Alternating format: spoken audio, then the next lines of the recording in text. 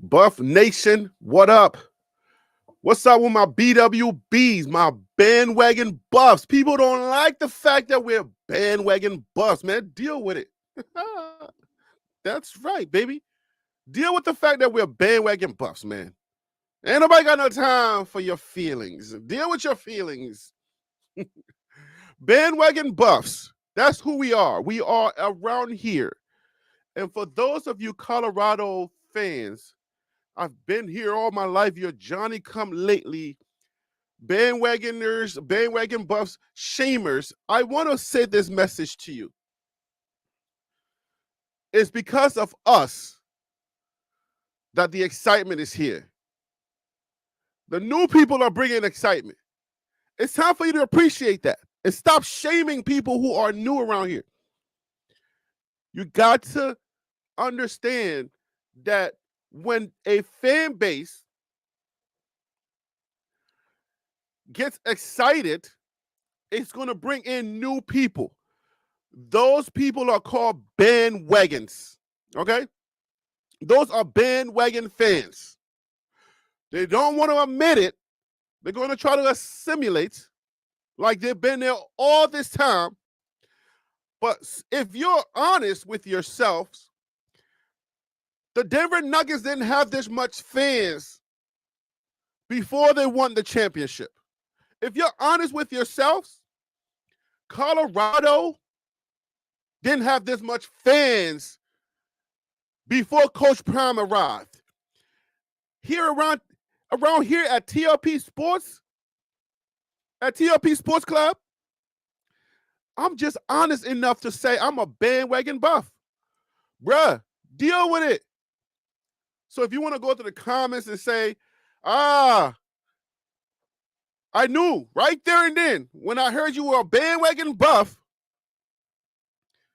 that you were not a real one. So that message is for you, my guy, my gal.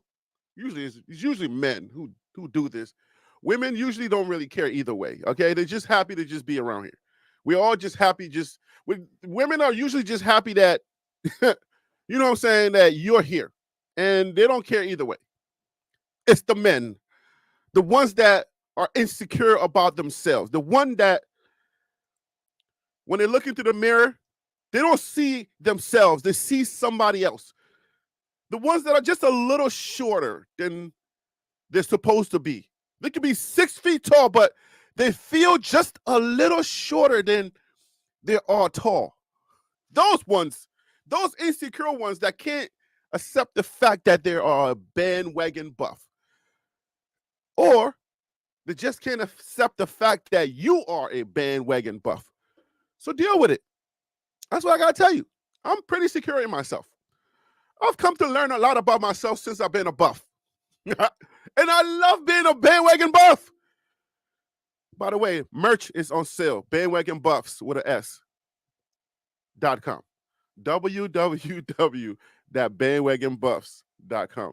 You can get your merch there. And if you watch any video from TLP Sports Club, you can click on the merch and you can buy your BWB shirt or your bandwagon buff shirt. You need us. We need you and you need us. So just say, yo, salute, man, welcome. The next time you see a bandwagon buff, the next time somebody sounds like they don't really know Colorado, even though I think I know Colorado more than a lot of y'all. I've been doing the research. I know Colorado more than a lot of y'all fans. I bet you did not know that a former president, woman president from Liberia, went to see you. If you've been a fan long enough, if you did not know that one fact, I know a lot more than you think. So put some respect on my name. You understand what I'm saying? Welcome, guys. Welcome to TLP Sports Club. Ah, man, I had to get that out there. You know what I'm saying? I had to get that out there because I'm tired of dealing with people in the I'm going to keep doing it, but I'm tired of dealing with people in the comments who want to shame your new fans because at the end of the day, these new fans help you to sell out the stadium. These new fans, they help you to get excited. These new fans bring in revenues to the tune of $113 million. these new fans are buying merch.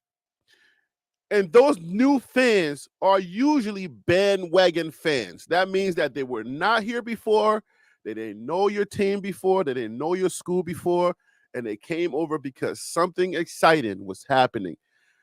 It'll behoove you to stop trying to shame those people and to welcome them with open arms. It's up to you.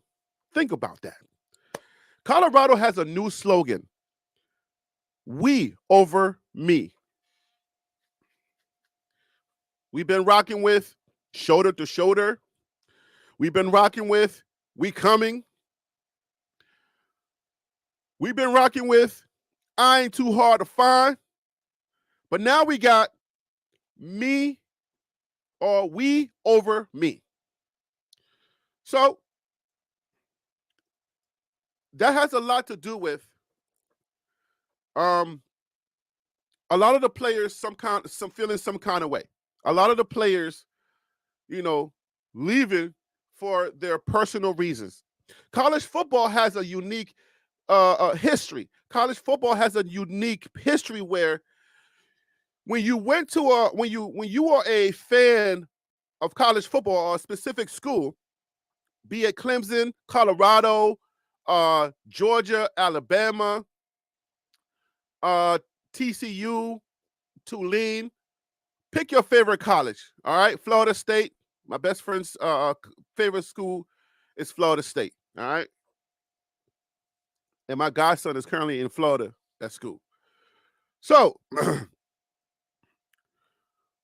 when you have your, you know what I'm saying, college football has this rich history of a young man gets to the school, and for the most part, barring any kind of crazy thing happening, you're going to see them for 4 years.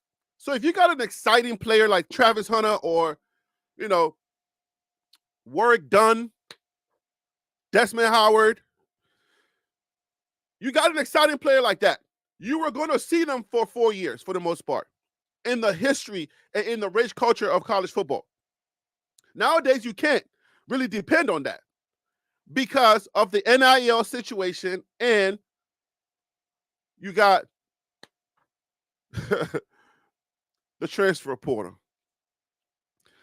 Unfortunately, the transfer portal has a lot of our players, or not a lot of our players, let me rephrase that. Some of our players, some key players, some not so key players, have succumbed to the transfer portal.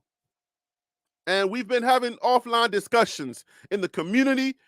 We've been having discussions, and I posted something in the community where I said, I actually got this from, I think his name is Mike McChesney. He was a former Buff. At this point, you should call him a Buff legend or something like that. I don't know, but he's a star Buff. He played in the NFL. He was a Buff. He played in the NFL. He's a little controversial when it comes to the team, and some people may not like him, according to himself. Some people may not like him because he's controversial sometimes. He says a lot of controversial stuff that the team doesn't really, some people around the team don't really find to be favorable. Because if you are an alum, you should speak favorably on the team so that recruits can come over. I get that part of it. So, but sometimes, when something's going on, some people feel like they have to speak their mind to correct the path of the school. And you got to also respect that point of view. All right. So that's where I'm at with it. Now, Mike, his name is McChesney, and he has the 0 to 60. All right. And he said this quote, and I posted it already. We had a discussion about it, but it was so profound the way that he made it, the way that he simplified it, that it struck a nerve in me, and I was like, man, that is correct. And he said this quote, and let me see. I'll help us out. Give me a second, guys. This was not part of the program. I just wanted to add it because it struck some nerves. And I thought maybe if we open up the show with it, then, maybe we could just go ahead and discuss it again, and then we'll be done with that, because it struck some nerves. And I don't know if we were 50-50. A lot of people were, you know what I'm saying, a lot of people were kind of like on it. So I wanted to bring it up so to see if are we the ones that are for it, are we crazy, or are some people just not understanding what this is about, like what this is all about. So let's discuss it a little bit. Let's discuss it a little bit, and then we'll move on, and we'll get into the show. So right there on your screen, Matt, not Mike, I'm sorry, Matt McChesney at 0 to 60 Academy. Boy, that Prince George's County Public School Education been kicking in. Y'all forgive me. Lord have mercy. All right, so here it goes. The players leaving Colorado are running from competition, but the players Colorado's getting from the portal are not running from competition. He says, make it make sense. So I created that graphic and I threw it up, and I said, well, that struck a nerve because I said the same thing, but not in the most simplistic way that he said it. Yeah, it makes sense because schools are losing players to the portal. Colorado's losing players to the portal. So if we're going to have an opinion on the students that are leaving us, we don't know why they're leaving. None of y'all know. Only the young men leaving know, and the coaches, well, some of the coaches know. Sometimes the coaches don't know, because as it was stated by Uncle Neely, that some of those young men are so disgruntled, or they're so upset that they don't even do their exit interview. Like, they don't even tell the coaches, do they not do exit interview? Or they don't even tell the coaches that they're leaving. So on that note, I mean, that part of it right there, I don't agree with it. No matter how upset you are, don't burn your bridges. Always, at least, be respectful of the coaches that gave you an opportunity to be at a D1 school. Be respectful of that, and let them know that you want to leave. I don't care how hard that conversation would be. It doesn't matter. This is what being a man is all about. So that's for the students. If you're a man, if you want to be considered a man, you're not a little boy anymore, you don't want us to call you kids, then be a man and let your coach know that you're leaving. That's what men do. Men have to deal with hard situations. Men have to, grown-ups, okay? Because women have to deal with hard stuff too. But if you're a man, just man up and say, I'm leaving. It doesn't matter how hard that is, how hard that conversation is going to be. If Coach Prime saw something in you and he gave you an opportunity, you better be a man. You better man up if you're going to leave him. That's just how it is. That's life, all right? Deal with that. You're going to have to owe that. You're going to have to eat that, and that's just that. But when it comes to the fan base and it comes to certain people on that team, all right, if you are an unofficial spokesperson or you are an official spokesperson, you have to be neutral. It's very important that you stay neutral, because draft stocks are on the line, because we just saw the NFL draft. If any of those people that were on those panels said anything negative or in a negative tone for any of those recruits, it dropped their stock. Okay? Let's understand that. It dropped their stock down. And teams will start to question that young man's workability, his mentality. Some were obvious. All right? We all agree that Cormani was the most obvious. Okay? Everybody else was like, I don't really know. Maybe it's the bag, maybe it's not. We were all speculating, guessing. When we speculate here at TLP Sports Club, we do it in like, okay, what's going to happen with the team? Why did he leave? When we do it, we're on the outside looking in. When a coach does it, it holds more weight than when we do it on the outside. Because usually a recruiter would call a former coach and say, who am I getting? If they have a rapport, they'll call somebody and say, who am I getting? So I believe it's very important that you do not disparage. And if you are an unofficial spokesperson, just don't do it. That's where I stand with it. And then we also have to understand that we are here for these young men. We're fans. The fans are for the team. Who's on the team? The young players. That's our priority. Those are our guys, not the old men coaching them. Y'all got it twisted. A lot of y'all got it way twisted. Your priorities, way twisted. We're not here for the old men. Understand that, okay? Our best interest is for those young men who are going to get on the field. A lot of us came for Coach Prime because we follow Coach Prime, but the team that we're rooting for are the young people.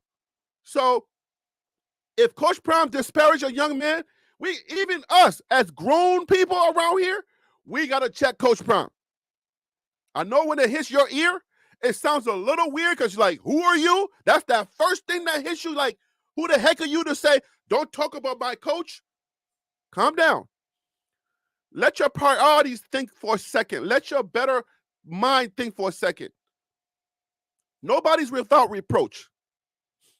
So if anybody gets disparaged, no coach is supposed to disparage any young man. Just stay neutral, stay diplomatic. Just say, you know what? The young man left. That's it. We don't know why he left, but we wish him well. And whatever other diplomatic thing you can find to say. I ain't putting no words in your mouth. I'm just saying, instead of saying the young man did not want to compete, which then is going to send a negative message to the ears of somebody that's recruiting hearing. If it's a motivational tool, find a different way to motivate. That's what it is. Find a different way. If you are official or unofficial, you got to stay classy. I do not hear it often from other coaches saying these people are lazy, they don't want to compete. I don't hear it from other institutions. I just don't hear it. That young man may want to come back after beasting out at a different school. You never know. So they can burn bridges and we can burn bridges. It goes both ways. The transfer portal, that window swings both ways. So I wanted to make sure that I got that out. All right. So Matt McChesney was right when he said that. You know what I'm saying?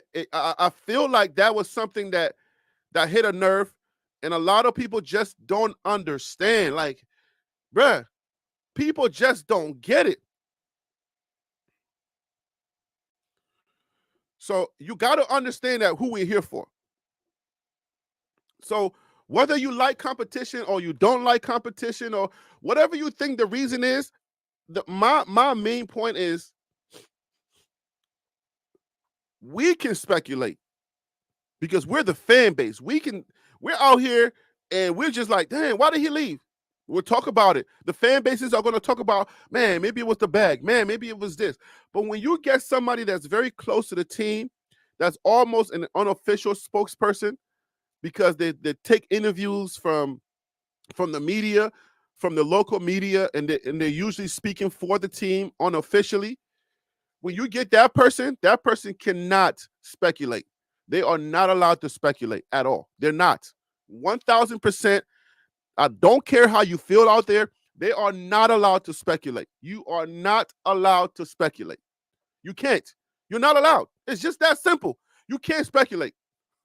Leave that speculation to your other minions. Let the minions do the speculation. We got y'all. Y'all stay classy. Y'all stay running the organization because that door swings both ways. So y'all stay classy, stay running the organization. Keep us on our pivot, because we're getting young men that are also running so that they don't feel some kind of way when you send that message and deter them from coming to this program. So y'all stay classy. We got it. TLP Sports, the other channels, we got it. The fan base has got you. So that frustration that you feel, that urge you feel to just say what you feel like in the name of keeping it real, don't keep it real. That goes to Uncle Neely. That goes to Coach Prime. That goes to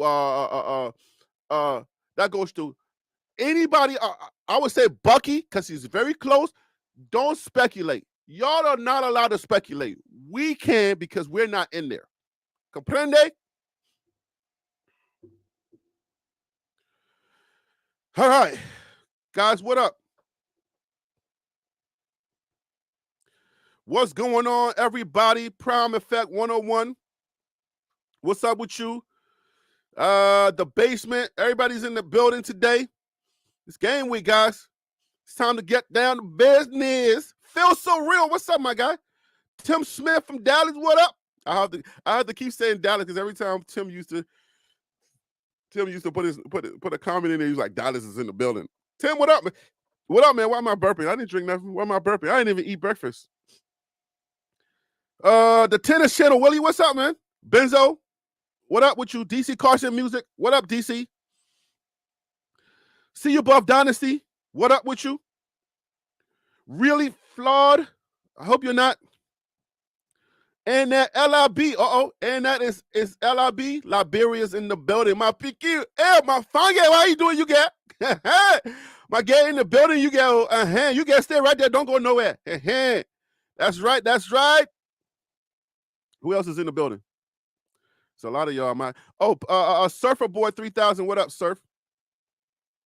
Yardman. Bless up. Bless up. Hey, Nathan. How you doing today, Nathan? Y'all be seeing those Nathan videos? I can't barely understand what Nathan be saying half of the time, but that laugh track kind of helps it out. So whenever they put the laugh track, I just realized that they just said something funny. All right. John S. Garlington, what's up with you? All right, guys, we got to get to this show, man. ICH, what up with you? Let's go. Marcus Barnett, what up with you? The basement. What up, everybody? Join TLPlive@gmail.com. It's the email, guys. All right, let's stop. Let's get this thing off the screen. Let's get going. Let's get to business. Let's get down to business. Let's go. Let's get down to business. It's game week. Let's talk about the new. Actually, let me bring on a few people. I don't know who wants to come on and give their opinion based on what I just said. If you disagree with me, I don't mind debating for a little bit before we move on. I don't mind at all. If anybody disagree, let me know that you disagree on what I just said about the people that are the unofficial spokespeople of the team. They are not allowed to. TR, what up with you, TR? The people that are on the team, that are close to the team, that are unofficially spokespeople, they are not allowed to speculate. Leave the speculation up to us. What do you think? Let's do the invitation, guys. I don't know why I didn't send the invitation. Y'all said, Harry B, send the invitation to us. We shouldn't have to wait. And I didn't do that this time. Charge it to my head and not my heart. All right, so how do y'all feel in the comments? Let's talk about it a little bit before we move on. How do you feel about that? Because some people had different feelings. You know what I'm saying? Some people had different feelings. Some people felt different. Like, if you feel different, this is the time for us to discuss it live. I want to know how y'all feel about the unofficial spokespeople actually having opinions and speculating. I'm with the opinion that nobody unofficial should speculate because you're going to drop the draft stock of the players, and that's just not right.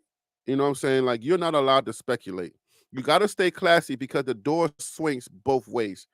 It swings both ways. And if you don't believe that it swings both ways, then those young men, because none of us know why they're leaving, you can argue the fact and say, hey, listen, we know why they're leaving. We just don't know why the other guys are leaving. None of y'all know why anybody's leaving. It's just that simple. None of y'all know why the other guys are leaving. So can't nobody say,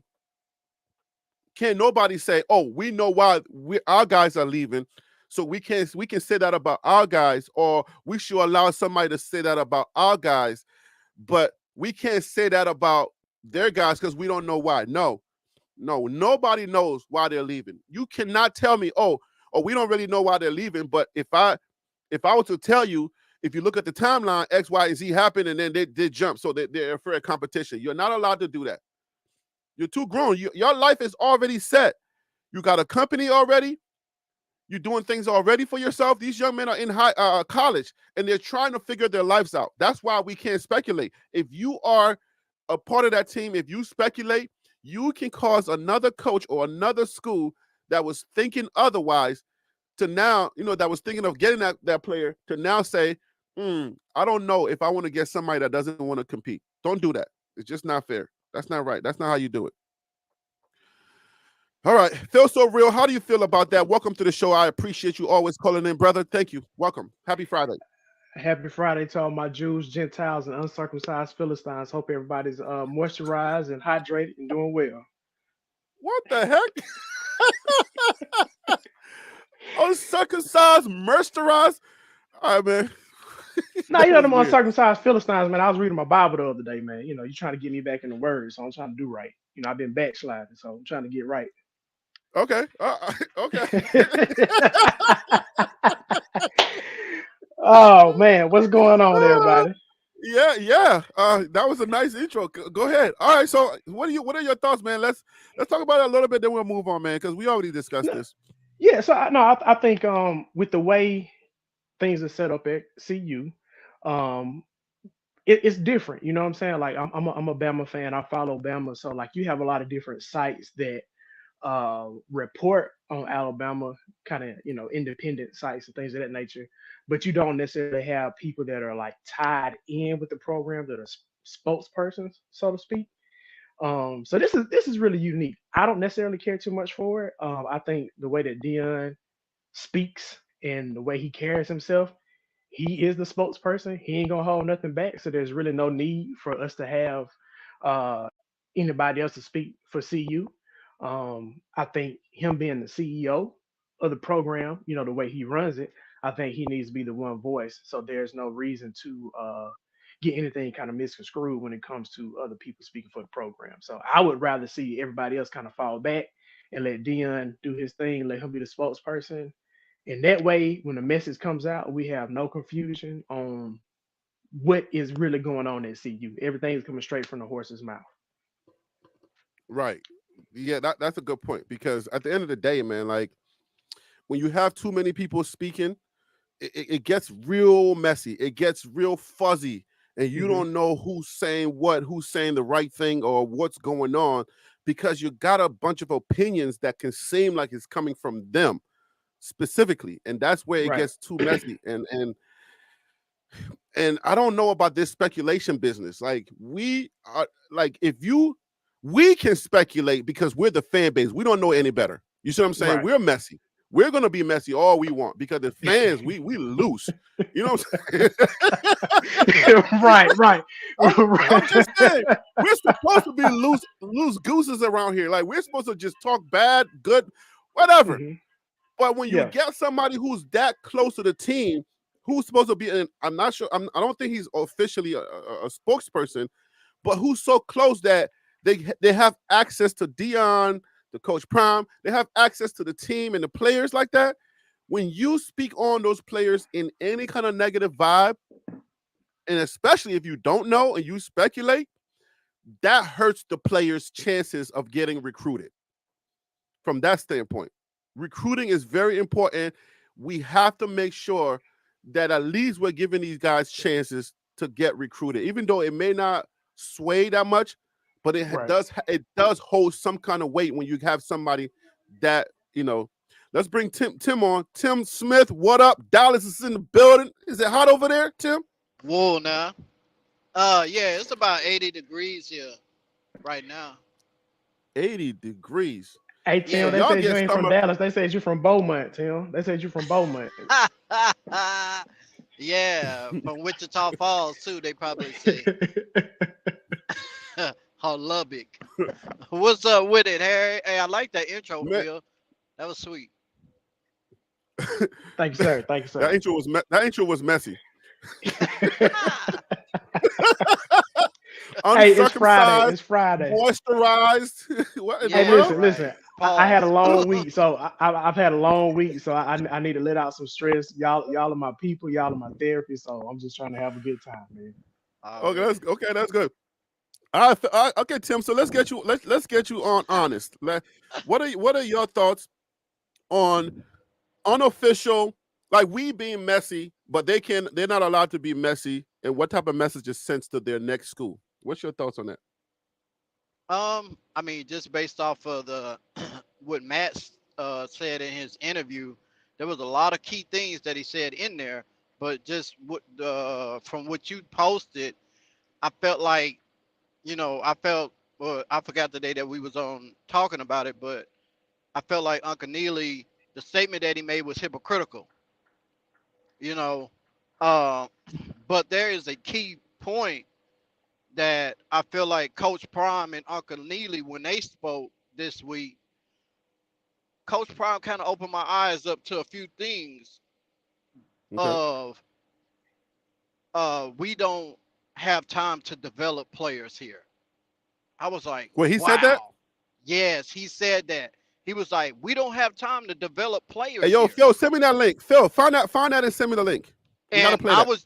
I was just like, okay, if y'all don't have time to develop players, then that means that those players, because they are going to that NFL style, where in the NFL, those players do a lot of things on the off season with other individuals to get faster, to get stronger, to work on their footwork, to do. It's a lot of small detailed things that they do on the outside. So would that make kids that are coming from high school level that's sitting 2 years that maybe feel like they're, and I'm just speculating because all of this is just speculation. Would that make them feel like, you know what, hey, we I are need to allowed go to speculate. right, We're allowed exactly. to speculate. So Hey, it was real just quick, like, Tim. yeah, Real go quick, ahead. what interview was it that he said that on? Because It I was the haven't seen that clip. Was it it the was the Up in Smoke? first, huh? Was it the Up in Smoke interview he did? I think so. He had on the white hoodie. Dude, he Okay, always that wear might have been hoodies, white yeah, hoodies, bro. that might have been the press conference because I know with Up in Smoke, he had on like the overalls, the tan overalls. So No, he didn't have on the um overalls. They were sitting in brown chairs. But this last one that he did, Prime had on a black and red Hey Tim, you hoodie. think you can find you can find that? Yeah, let me find it and I'll send it to you and I'll come back on. Let me look for it. Okay, yeah. Hey Tim, do that for us. We All need to right. play that. That's Uh, important. Let me bring yeah. on See You Buff Dynasty. See You Buff Dynasty. Welcome to the show, brother. I appreciate you calling in. What's up with you? What's up, my guy? How y'all doing? We are doing just fine. We're digging a little deeper into this comment that was made by Matt McChesney. And if hopefully I'm pronouncing his name correctly, but the players leaving Colorado are running from competition, but the players Colorado's getting from the portal are not running from competition. Make it make sense to me. We just spent a little bit of time on that. And the position that we're discussing right now is the fact that we can do that out here away from the team. We're messy because we're fans. That's just simple as that. We're going to be messy. But when it comes to the organization, they got to stay classy. They got to protect the organization's positions because the same could be said about kids that are coming from the portal as well. And you don't want to mess those. You don't want to cause a parent or somebody a coach to say, if you go over there, they're going to talk about you. If you decide to leave, don't go over there. Right. What's your thoughts on that? I think we all understand that Neely is the unofficial mouthpiece of the program or of Coach Prime specifically. I don't have a problem with it. I just think that he needs to be a little bit more strategic with what he's saying and not kind of rain down on the kids, kind of keep his comments in the middle of the road, and everything will be fine. Yeah, I mean, I totally agree. I think, well, first of all, I'm not okay with it. I'm not okay with him speculating. Like, I'm not. Yeah, I'm definitely not okay with him speculating. I didn't approve, as much as I approve of Colorado and the things around. I didn't approve of him saying that about they don't want to compete and red flag this and red flag that. I didn't really like that. Like I said, if you tighten up the way you talk about it and keep everything in the middle of the road and more so on a positive step, it'll be all right with me. Yeah, I'm cool. I'm totally cool with him. I'm totally cool with him being an unofficial spokesperson. Yeah, because if you really look at it, like Matt McChesney said, that kind of is a true statement. As much as I don't really like Matt McChesney, that was kind of a valid statement. You know, what are the guys that you're getting in the portal? Are they running for competition? Are you saying your guys that you're picking out the portal are better than the ones that you have going into the portal? So yeah, I understand the comment, and I actually agree with it. Yeah, so we got to be very careful. We cannot we cannot be halfway. We can't. It can't be better. It can't be for us, but then it's not for them. You see what I'm saying? And that's why I'm like, because you're so close. And then from this perspective also, I want to hear your thoughts from this perspective also. Mm-hmm. Who are we really rooting for? Are we really rooting for the young men or the old guys that are coaching them? I'm actually rooting for the program. I'm rooting for the program, which includes the old men and the kids. I'm rooting for everything as a whole. All right. I'm not separating anything. So if we're rooting for the program, right? Which I'm glad you said that, and I can adjust to I can adjust to saying yes, we're rooting for everyone to win. Mm-hmm. So I'll adjust that. But if that's the case, should we not necessarily if somebody decides to leave, we should just be neutral if they decide to leave because we're rooting for the program. And if you are rooting for the program, then it's in the program's best interest to make sure that we are neutral and not disparaging. Right. So, Phil, do you feel the same way as far as like rooting for like what See Above Dynasty said? We're rooting for the program, not necessarily. We don't necessarily have to separate Coach Prime or the old men because that's what I've been. I said I'm for these young men, but I mean when it's put like that, it makes sense. No, I mean I get what you're saying because if the program is successful, then that means the young men and the older coaches that were coaches were successful. So I mean that makes sense to me. I think when you're an alumni of a school, it hits a little bit different. You know what I'm saying? Like I like watching Bama. I'm a fan of Bama, all that good stuff. But I'm never gonna care about them more than I'm gonna care about Grambling. So when you hear Matt talk about the things that he talks about and provide some of the constructive criticism that he provides about CU, I mean, obviously he cussed. He's a he's a big guy. He's a tough guy. All that kind of stuff. So maybe you may not like the delivery, but I think that if you really just take a step back and listen to what he's saying, it's coming from a pure place. I was in a band at Grambling. I don't think the band has been as good as it should have been the past couple of years. So sometimes I speak critically of them. A lot of my crab brothers and sisters think I need to step back. But I'm like, no, I bust my butt for 3 years being in the band to try to make it be better than what it was the years before I was there. And I feel like the guys that are there now aren't taking it as serious. And I feel like I have every right to speak on that. And so when Matt comes out and says what he says, I understand where he's coming from with that. Good point. Good analogy, and thanks for adding that part of it because then it makes sense. We if we're an alum, I mean, where do you separate criticism? Hopefully, it's constructive. You know what I'm saying? If you're going to be critical, even if you're an alum, if you're going to be critical, hopefully it's not destructive and it's constructive because there are some comments that can be destructive, and then people use it in the guise of I'm just trying to keep it 100. That part kind of it disturbs me because sometimes if we look at certain types of criticisms, we can tell our spouses or our special person, hey man, this food was mad salty. You see what I'm saying? Like, man, you spent all that time cooking and man, you just couldn't watch the salt. Like, you know what I'm saying? Like, you're trying to keep it a buck. You're trying to keep it 100. Like the food is salty, but is that the way to say it? Is that the right way to, you know what I'm saying, to do that? Because it's regardless if you're trying to be constructive, you're still going to hurt their feelings. You see what I'm saying? Truth without compassion. Hey, Harry. Truth without compassion is cruelty. Like I said, truth without compassion is cruelty. So sometimes people say mean stuff just to be able to say, "Oh, I'm keeping it 100." No, you're just really trying to be insert whatever bad word you want to about the situation. You know what I'm saying? And I think people just need to be honest about it. Hey, Harry. Okay. Yeah, man. Go ahead. I sent it to your email.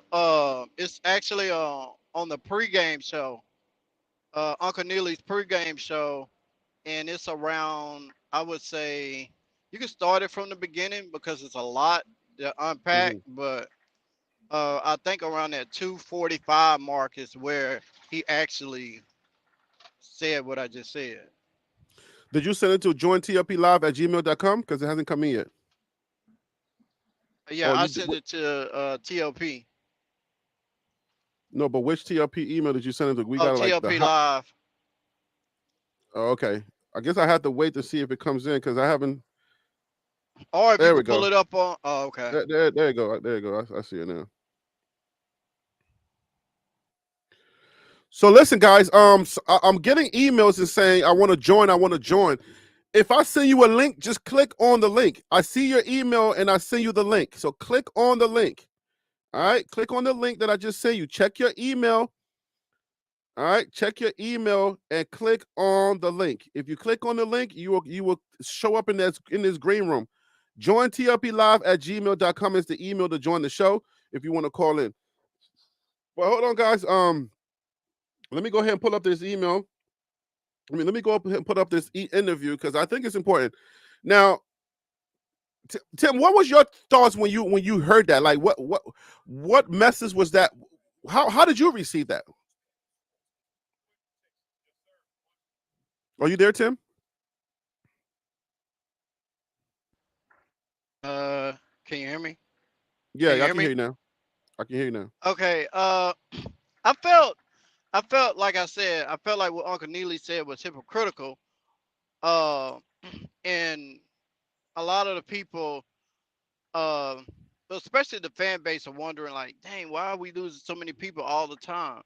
Well, this new day and age, the way CU is going toward that NFL style of play, it requires you to go out and seek the best. And if you're not a Jordan Seaton coming in, then which is like Jordan Seaton is kind of like a 5+5 star, or if they had 6 stars, he'll be a 6-star. So what I'm saying is, if you ain't coming in with that high level skill set, don't expect to really play as much or see the field, because he's going in that portal, because that portal is going to be where he heavily recruits out of to continue to keep that program alive, because he don't want to do it the old-fashioned way. So that's why we're seeing so many kids, and we will see them over the course of years. As long as he's there, he will you're gonna see a high turnover rate. So now my mind is at ease, because now I got clarification that, okay, this is exactly the way that you're going. So I could care less who jump in the portal now at this point. All right. So at which point did you say? No, 245 is where he actually said it, but you can start around. All right, so you can start from the beginning if you want to. Let me start. So, all right, guys. So let's go ahead and listen to this interview, and then we will talk about it. Just a moment. If you guys can let me know, please, on the panel, if you can hear this, I will appreciate it. Players, but you'll be fired. Coming through. 30 fresh, coming off of. Y'all can hear that? Yeah, we can hear good. All right, cool. So let me it's 2 minutes in, so y'all can stay put for like 2 minutes. Let me skip the intro here. All right. Okay, here we go. Let's just start it here, and then it's not that long. This is gonna be very, very random. I was sitting here looking out the window. I like the mountains better with snow on them. Yeah, it's beautiful. They look much better when it's covered with snow. I love the look. I love the feel. I just love, because it says Colorado. Yeah. And every day when I get here, most days probably about 4:40, 4:45 a.m. And I can't see nothing. It's pitch black. And I go through my morning routine for today. But when daylight arrives, it's just also coincides with the opening of the portal. Right. Spring practice. Mm-hmm. One thing about the culmination of spring practice, it also coincides with the opening of the portal. Right. Nobody gets more attention portal wise than us. Because that's how we built it. We're different from a multitude of other teams, and you can't say what's good or what's bad. I know what works for us, what has worked for us tremendously. We pattern this thing like the NFL. I mean, NFL only have several draft choices, 53-man roster.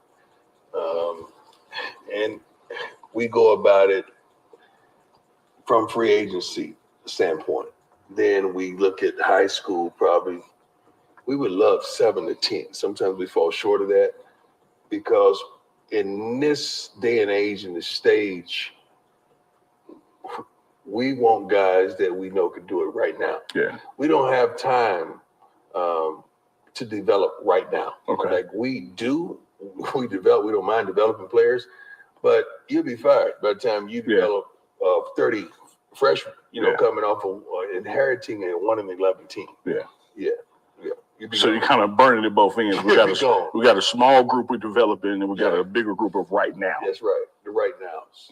And you try your best not to miss on the right now. And then what people don't realize is for us, when you see the consistency of people getting in the portal, that should alarm you that, man, these guys got better. You know that, but you're on the inside, but they don't. Yeah. Because when guys start jumping in the portal, that means, 1, they're unhappy. 2, they're unhappy because I don't know if I'm going to play there. Absolutely. Because they've gone up another level. Mm-hmm. So guys start saying, I got to play, and I'm not going to wait. Yeah.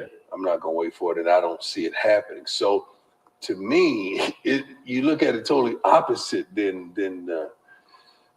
I'm trying to think of a kind name. The non-understanding crowd. Yeah. Not understanding. I got you. I got you. No, I totally understand. I get it. That makes sense to me. Yeah, man. Some people hear what they want to hear, bro. I don't think they're listening to it, man. I mean, from what I hear there, it's not gonna sound good to everybody's ear for several reasons.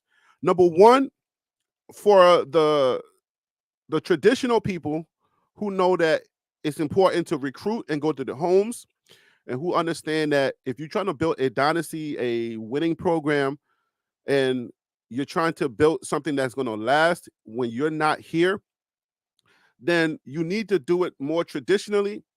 To those people, to those ears, it may not sound good because, number one, for you to say in college, we don't really develop. If you stop there, then you're going to miss that second little part where he says, we do develop, but we're not developing everybody like for longevity. We're developing like the nouns, right? Like we're developing, but we want players. We want a big percentage of players that's going to come in ready to go, and they just need a few adjustments to go. But our program, our way, and our style is not necessarily like developed for long term. Like have this longevity of developing a player that comes in and knows pretty much nothing about what's going on. So, what are your thoughts on that? And let me bring in some other guys from the. Let me bring in Tell me, welcome to the show. Thank you for calling in. I appreciate you. Are you a first timer? Yes, I am. All right, so welcome to the show. Are you a Buff fan? I am. Okay. All right, so what are your thoughts when you hear Coach Prime say what he just said there? Oh man, people have to understand my point of view that he's in a pickle. He is a coach that was, offered a job out of an HBCU, and society as a whole is looking at him to be a winner instantly. Now, despite all how he came in, who he got rid of, who he brought in, he has to win. You see how everybody's on this guy for not winning last year. All of the Louis luggage talk, everything is thrown in his face consistently and constantly. Kids are leaving, talking about the program, and people saying it's okay for them to talk badly about the program because what they didn't get and what that program wasn't, but they don't want the program to say anything about the kid. But Prime is trying to win instantly because not winning the natty, but winning games. He has to win games because we all, the society, are looking at his program to win now because who he is and what he's saying to society, i.e., we're here, we're coming, this and that and the third. And you know how we are. We hear all that stuff. We get excited, and if it's not met immediately, that's when the bash is going to.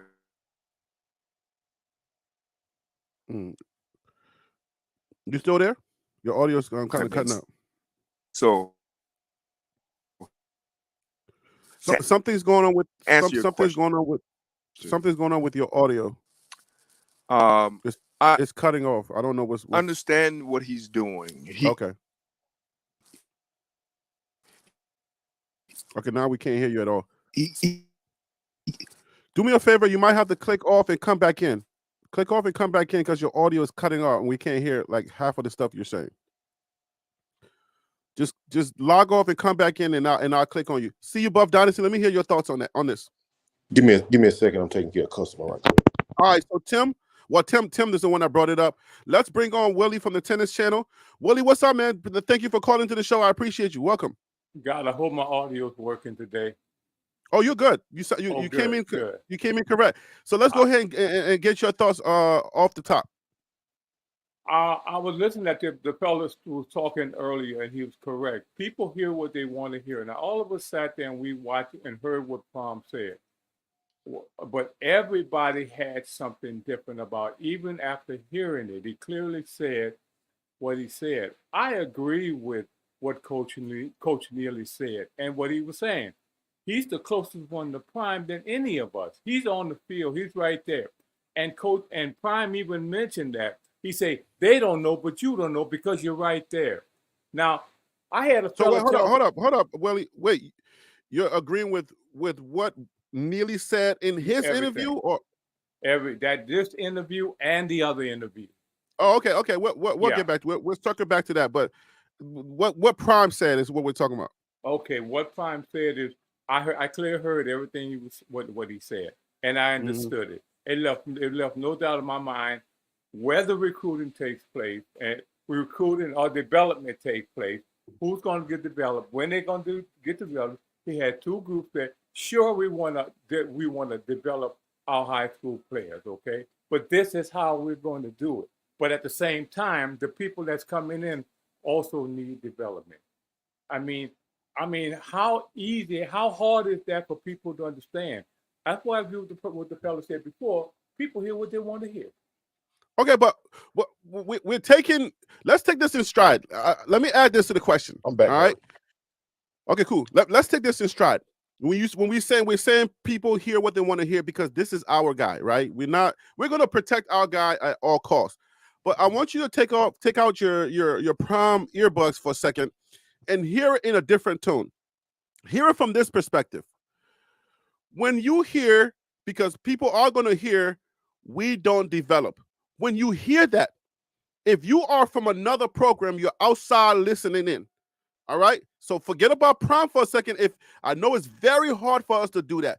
If you can, I'm just going to ask you that way. If you can, hear it from the ears of somebody who has no skin in the game. If you hear a coach say, we are doing it like the NFL, we do not have time to develop. What are you hearing, Willie? I'll give you 30 seconds to answer that specific question. If you can. If I can. If you can take out your Prime earbud for a second and then answer the question from outside. If you hear this is an NFL style, we don't develop kids. What are you hearing? What are your response to that? Well, I'm going to be very critical of Prime because, first of all, there's only one thing I want to hear from him is how well he is feeling. That's the other perspective. That's the other side. So I'm not on. I don't care how well really, he's feeling. No, I didn't say that. I said how well. What did I say? Hey, let me help you out, Willie. I'm going to hear. From his perspective. From this other perspective over here, I'm not going to hear what Prime's really saying. I'm going to hear what I want to say. I don't want to hear Willie, about. Willie, hold on one second. Hey, Willie, hold on one second. There's some new people in the chat. Just hold on one second, guys. Let's run this back. Just a second. Let's run it back. Let's hear it from Prime's mouth, not my mouth. Yeah, because I think we get people are saying that's not what he said. Let me make sure we're honest. Let's keep it a buck. 1 second. Your best not to miss on the right now, and then 30 fresh guys that we know can do it right now. Yeah. We don't have time to develop right now. Okay. Like Let's verbatim. We don't have time to develop for right now. Yeah, but keep playing it. I am. I just want to stop. Don't cut me off. I'm trying to pick it apart so we get it in. All right, that's all. I know what he said. I'm not trying to miss. Prime's my guy. So calm down, Buff. Calm down, bro. That's my guy you talking about. You're acting like I'm one of those other channels. We doing good here. Relax. Stage. We want guys that we know can do it right now. Yeah. We don't have time to develop right now. Okay. Like we don't mind developing players, but you'll be fired by the time you develop 30 freshmen, coming off of inheriting a 1-11 team. Yeah. So you're kind of burning it both ends. We got a small group we develop. All right, that's it, right? So I just want to make sure that we got it in honestly. We got it in honestly, and we're not putting words in Prime's mouth. Now, that's the question. I know how we hear it because that's our guy. But how is a coach that is thinking about sending a player over here, or how is a young person who's thinking about coming over here, right? How are they hearing it? Let's take out our Prime earbuds for a second and answer that question based on that specifically without, it's very impossible to do that because if you like Prime, you're going to hear it differently. Hey, Harry, real quick. That statement, I'm not taking anything away from nothing and not trying to throw any shade around. I'm just trying to get people, like you just stated, take your earbuds out for a second, because the way a kid or a student athlete is going to view that, he's only going to hear that one part. So if they hear that one part, their desire is to go to the next level. They have a desire to go to the next level. If not, they wouldn't even be playing the sport. I don't care what sport it is. Because what did Cormani say? Cormani said, I want to go somewhere where they're going to develop me. But they're going to develop me. But in Prime is stating that I don't have time to develop right now. But to develop the players for right now. For right now. That's still not what he said, man. What are you not listening, bro? I'm listening with 4 ears. What he said is, if you put the back end in the front, identify the 4 ears so I can understand. I'll just around. But if you put the back end with the front end of what he's saying, see, you guys don't like Prime, so you're hearing one thing. Oh, come on! So you know, I'm gonna throw it in there. But what he said is, right now, I don't have time to develop 30 high schoolers at one time. You guys you're not adding the back end of the comment to the front end. That is what he's saying. That's exactly what he's saying. He's saying I don't. What he's saying is I don't have to develop a whole freshman. So what I'm going to do, I'm going to get portal guys, and I'm going to develop freshmen at a small group at a time.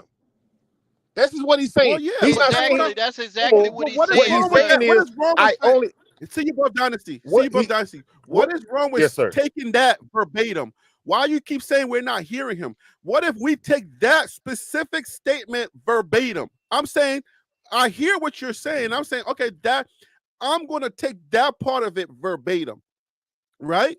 I don't have time to develop 30 players at one time. You take that verbatim, and I'm saying, right? You're saying we don't like Prime, but what about the player that don't care either way? What about the coach that don't care either way, that has no skin in the game? How are they hearing what you're saying? That's all I'm saying. So we gotta discuss it. Be honest. There's no other way to go. I mean, whether we like Prime or not, it doesn't matter. It's just about recruiting.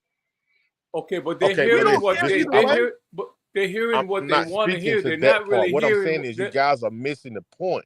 What he's saying is you guys are, well, some of you guys are clinging on to the part of I don't have time to develop. I'm not going to develop. Yes. There's another. Perfect. Listen, That is let right. me finish.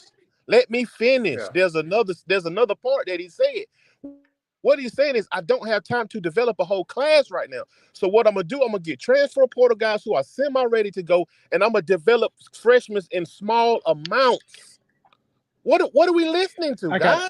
I got a I'm point to saying that. yes. Hey, We I got are some agreeing pushback. with you. I got some pushback on What that. is it that you're not hearing, See You Buff Dynasty? We're agreeing with you. Yeah, I'm I not. understand it. I understand it. See, Him is not agreeing with me. saying you're 100%. You're 100% right. I'm agreeing with you. But the second part, my question to you is, if I'm a supporter of Prime, I hear that and I understand that. But I'm asking you in honest to answer the take question Prime based out of on the a recruit. equation. Yeah, take Prime Take out of the take me out of the equation and stop Yes. trying to battle me. Battle Yeah. the recruiter. Yes, the young Or- man that's 17 can I years old, jump the young in? man that's 18 years old, that have a Right. desire to play for Coach Prime. He sees, and I agree with you, See You Buff, on everything that you're saying. But there's this one little key factor. If I am a 17 or 18-year-old child that has a desire to play for Coach Prime, and I hear that statement, it's going to raise some red flags in my ear. It's going to make me think, okay, am I a part of the 5 or am I a part of the 30? Do you understand what I'm saying? Yeah, you keep focusing on us like we got a skin in the game. We don't care either way. But that is not understand Coach. what you're That's not Coach Prime's fault. He just not said his it, not his Dennis. fault. What are you missing? It's not. He's He choosing said, to do it that way. He's choosing to have he- that recruiting tactic. So whose fault is it? It's not ours. no, He's it's not choosing to go Coach. about it that No, way. it's not Coach Prime's fault on what you hear because people have selective hearing. People. I mean, I Why agree y'all with. keep I focusing agree on with what you're us? saying. No, So let I'm me ask agreeing with you. Coach. I'm agreeing. But you're talking to the base right now. That's what you're talking about. Our base But there right are there. kids that listen to me. There I are young know. recruits that listen to me. So we're trying to clear this up.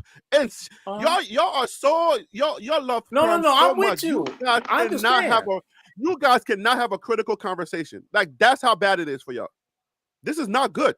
I want you to know that. Like you cannot separate yourself and talk to a recruiter. This is how bad it's gotten. So let me ask you this, Harry. You misunderstand what we're saying. I'm Let me asking ask you you to this. talk to the recruiter, and you keep thinking you guys are not hearing what he's saying. I'm like, talk to the recruiter. Don't talk to me. Let me ask you this, Harry. What do you think? Let me ask you guys this. The comment that he said, he has over 20 kids up there this weekend. What do you think they're thinking? And he made that comment a couple days ago. What do you think that they're thinking? What do you think that the recruits that he's bringing in, what do you think that they're thinking? The question is, I don't know. The answer is, comment I don't doesn't know hold that much weight. But what you have to understand, so listen, See You Buff Dynasty, this is what you have to understand. Yes, sir. What you're doing, this is what you're doing. And you know you're not going to slip one past me. Right. This is what you're doing. You're saying, oh my God, we got a bunch of people coming over there. So whatever you say doesn't really hold water because those guys are there. That's what you're doing. But I'm trying to submit to you that we can close on some of those guys, but there are others. There are others. There's a lot. This is recruiting. We're recruiting for 5 to 10 years. This is on Prime. Remember, Prime said, hey, I'm going to be the CU at CU for 5 to 10 years. We're still recruiting. Recruiting is a revolving door.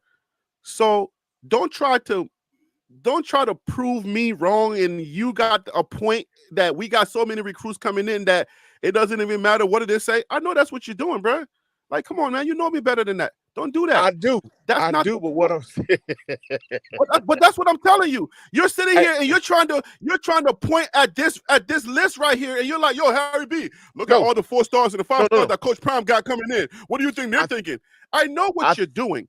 So but I'm trying to take your ears to the child that's still trying to decide. I just want to So have what that I conversation, and it's so hard for me Can to I do that can I with you. po- so what I can I think point we're out something doing, Let, real what I quick? think. let Phil speak Go because he's ahead, been Phil. trying to get in here for a second. Go ahead. Let Phil speak, and then Yeah, I'll come back to you. See you, Buck. if you don't mind, really quick. So I just want to point something out. Lance Leopold, the head coach at Kansas, when he took over that Kansas program, they were 0-9. The year that he took over, they lost 27 players into the portal. They only brought 13 into the portal. The first year he went 12-10. The second year he went 6-7. The third year he went 9-4. If Dion wanted to do things that way, he could. He's choosing to do things this way. He's saying he doesn't have time to develop. If he wanted to, he could. So I'm saying that there is a way that you can develop high schoolers and to build a program. Again, he took over a 0-9 team. It was 0-9 because it was a COVID year, right? So why can't CU take that same approach and actually build from the ground up instead of having to win right now? I'm trying to figure that out because And why people are is making Coach it seem Prime like so it's scared to impossible. do his job? Because It's, if Why it's, is it's Coach making Prime it seem scared? like it's impossible to even recruit told high you. school guys. Prime It's not even- impossible to recruit but high school guys. Prime just told you why. Because he said in 3 years I will be out of a job if Right, I but do why it Okay, that but guess way. what? But wait, real That's what he quick. Let me said. make I want to let me keep make my this last job, so I'm point. gonna do what's gonna keep Let me my make this job. last point. Okay, Right. but guess what? Again, like Leopold took over a 0-9 team. First We're year, not talking 2-10. about Leopold, So, man. We're not okay, but talking about. We're listen, talking about Prime. Example. Let him okay, give but the listen to example. what I'm then. saying. Okay, so he took over a 0-9 team. First year, 2-10. Second year, 6-7. Third year, 9-4. Why can't CU have that process and build off of that? He doesn't have to Okay, win right now. He's prime. He has the cachet to get the benefit of the doubt. can I speak to that right quick, Yes. please? Okay, go All ahead, right, speak, and then real let me quick, start bringing 10 people seconds. in. 30 I'm seconds. gonna say something to your point, Phil. So real, you are absolutely correct. But guess what? The transfer rules when he took over were totally different from what they are now. We're dealing in a different day and a different time and a different process. It was So just we 3 years can't. ago. He Right. lost Right. 20. He It was lost still different then. 27. He lost It, 27 recruits in the transfer portal. Only brought 13. we're in a He only different brought in time. 13. He We lost double of what he brought in. That is a fact though, right? Like 13 is half of 27. Well, technically it's a little I bit agree less than with half. you. I agree with you. Okay, I cool. agree with you. But Well, I see agree you with you. above dynasty. Yeah. Transfer portal is not any different. We're in the transfer portal era, so that's not that much different. So what What I'm different telling times are you we talking is, from 3 years ago, the transfer portal is used differently from what it is today. So the process is Yeah, different. So we can't judge about what happened 3 years ago.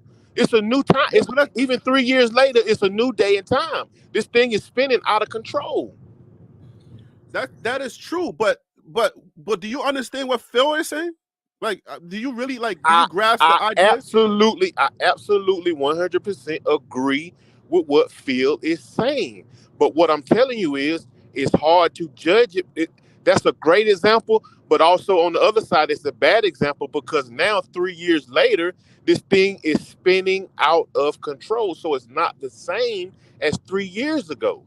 You understand what I'm saying? Well, okay, I understand it, but I think at the end of the day, we have to please be able to have a conversation without focusing on us. So let me bring on Alpha Rule real quick, and then I'll articulate it more. Alpha Rule, welcome to the show. Thank you for calling in. I appreciate you. What's up, guys? I see y'all here cooking. What's going on with you guys? Hope everybody's doing good. What's up, see you, Buffs? What's up, my brother? What's up, buddy? What's up, buddy? Hey, guys, I kind of wanted to look at the comment from a different standpoint. If you give me 60 seconds, I promise you I'll get through it.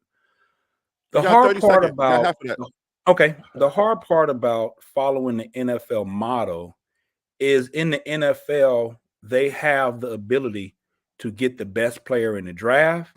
They have the ability to get the best player in free agency with having the bag. In college, you don't have that ability. The kids choose you. You don't choose them. So let me give you an example. What Coach Prime is saying is, I'm going to, instead of having 7 draft picks, I want to only have 2 draft picks. I don't have the bag, so I can't pay for the best free agent. So what I'm going to do is give a little bit of the bag to all the practice squad players around the NFL. So what I'm asking you, that's kind of the model that he has. The best players on the team, he recruited them. Travis Hunter was a recruit. Shador was a recruit. Seaton is a recruit. Omar Miller is a recruit. All of those recruits, the top players don't transfer. That's one thing I want everybody to understand. The best players do not transfer. So you're picking from the practice squad players that are leaving because of playing time, or they're leaving because they have a better opportunity somewhere else. That's that, and I'm not trying to throw shade, throw hate. I want you guys to take the comment that he made literally, and let's just have a discussion. If we compare it to the NFL team, is it plausible for it to work? If you're not draft picks are high school kids, if you're not drafting players and you're drafting 1 or 2 players a year, you don't have the bag, so you're not getting the best free agents. The only kids you can get are the third team special teamers or the practice squad players. So if we follow that model that he's doing, what do we think the results are going to be? Let's follow the model. Let's follow exactly what he's saying. So let's look at the freshman class that he brought in this recruiting cycle. How many did he get? What was it? 8 or 9, I believe. 6, and I would say the top pick would definitely not 8 or 9, bro. Oh my God! Pull up the data, Harris, so we can be correct. So we can be. So we can. I'll pull it up. Just pull up the data so we can be correct. So Phil, just send me the link when you got that, so I can post it up. Okay. If we look at the class that he brought in and we assimilate it to the 7 picks that you get with the NFL as far as correct, right? So 7 in college will equal 25 high school kids. So most schools get you about 25 recruits. So let's do it like this. You got what on the NFL team was it 53? 53, correct. So you get 7 picks per year, correct? Yeah. Well, you might have a little bit more, but let's just use that number. Let's use that number for conversation. Correct. So in high school, in college, you have what is it, 85-man roster? Is it 85? 85. Let's say 85 scholarships. I think it's 88 scholarships. I think it's 88 scholarships. So if you do the percentage of 7 to 53 in NFL, then that same percentage in college should be around about, let's say, 10 or 11 high school picks, which would be the same, which would equal out to the same percentage, correct? No, it's a little different. So let's do No. So listen to what I'm saying. If you have 53 on the NFL roster, and every year you get to pick, let's say, 7 draft picks. So you look at that percentage. So you're looking at 7 out of 53. So if we bump up to 88, we're looking about to hit that same mark. You will have to draft about what, 11 kids or so. I would guess so. I'll go with you. I'll say yes. You understand what I'm saying? You see where I'm coming from? Correct. So let's look at. I think this year he has about 8 or 9. So he's probably too short of the mark, I believe. There's a lot of things you're not including, and I don't think you can go apples for apples. So this is what you're not including. So go ahead and let me know. Just relax. Relax. Go ahead. You're not including walk-ons. You're not including non-scholarships. You're not including practice squad players. All I'm saying is most NFL teams have about 1 draft per 1 pick per draft, 1 per round. Most colleges, on average, and this is data that you all can look at, normally, even in the new time period of portal, they normally do about 25 high school students. If we just keep it that simple, 7, every NFL team normally has 25. The average is about 25 kids per school. So just keep it simple because there's a lot of other factors. You got walk-ons, you got practice squads, you got injured reserve. You got a lot of factors that tell you what number is on the team. Right. So we just keep those 2 numbers, we're good. All right. So now we go. So I was trying to keep it as plain as possible. No. That is plain. Just do the average on each one. Just do the average. I won't include in the non-scholarship. I won't include in the walk-ons. I got you. I'm just giving you the average. I'm giving you what every school. Wait a minute. I wasn't including the practice players. What I was including was. So what is the actual number on the NFL roster? On the NFL roster, so practice squad. When I was playing, it was like just give me a flat number. I don't want to. I want to say probably I want to say it's higher than 53. So I want to say probably at any point you can be ranging between 63. But if you have a lot of injuries, you can go all the way up to damn 70. Because once they get on IR, you might have way more people on your IR than you have on your practice squad. So it just varies.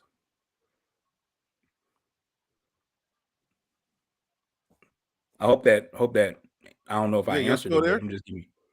Is it gone? The NFL, their active roster is only 53 players. Just want to. I understand it's 53, but you have once again, you have practice squad. Then that number can be changed if you look at how many people on IR. Yeah, that's what I'm saying. This is just active roster. Keep it simple. If you say every NFL team, let's do one draft pick per round, and for colleges, 25 scholarships is normally what they bring in for high school. Just keep it that simple. It's not. You don't have to deflate it or put it apples in. Just keep it what it is. Just what it is.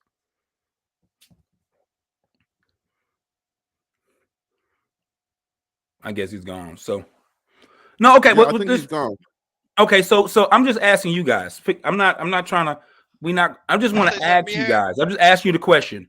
When it comes to the NFL, what was the thread? What was the thread? What was the question that we were trying to arrive to? So the question was, I understand people can hear what he's saying differently, whether it's a recruiter, to a fan, to a high school student.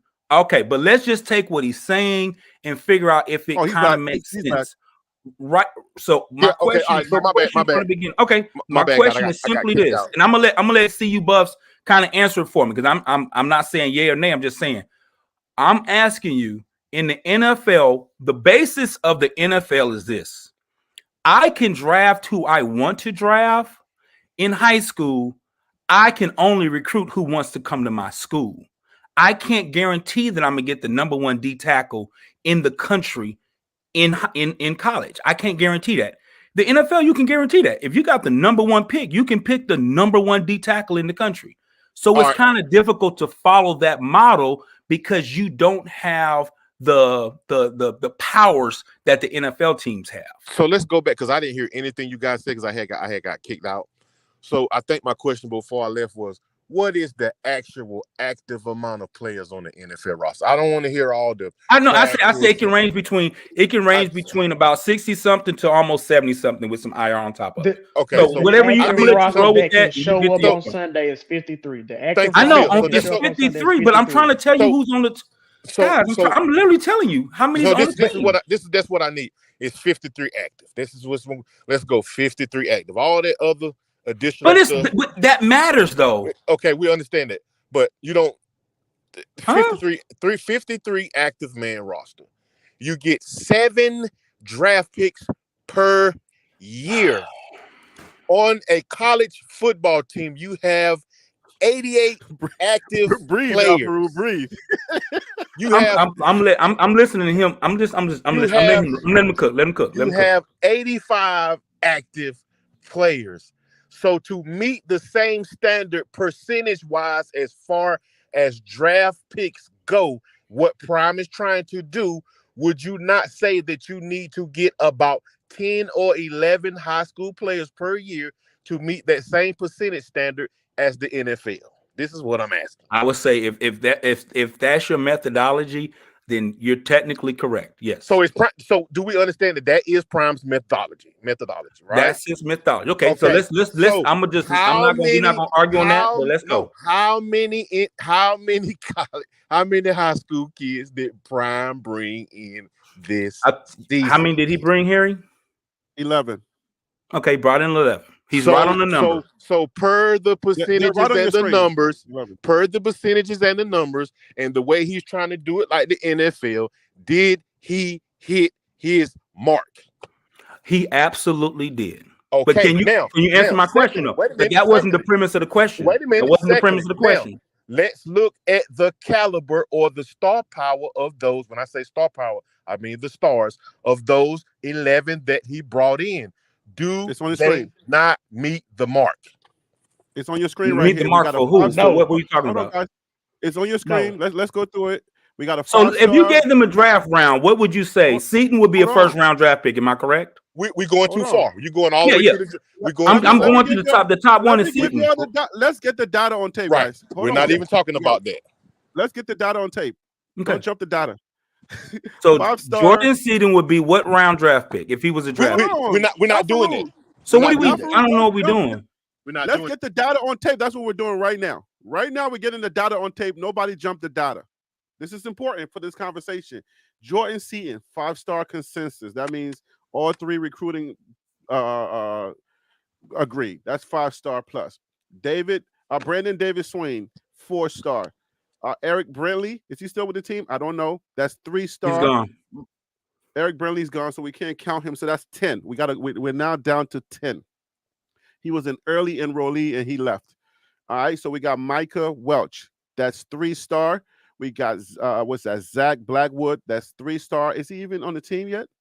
I don't know. All right, and then we got no star, and then we got yeah.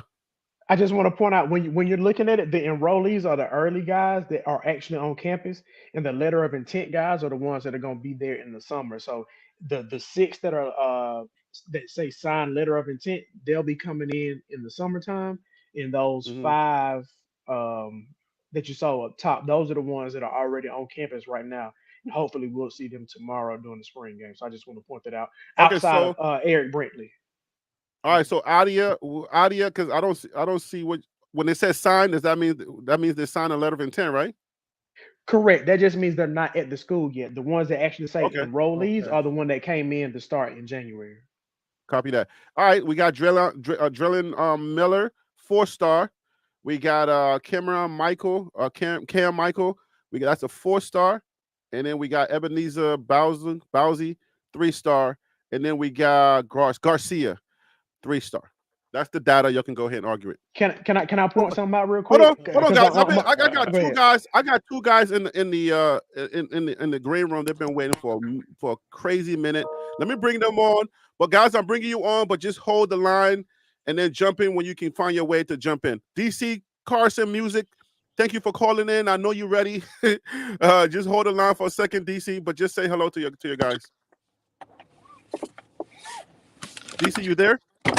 What up, everybody? Hey, what up, cool. DC?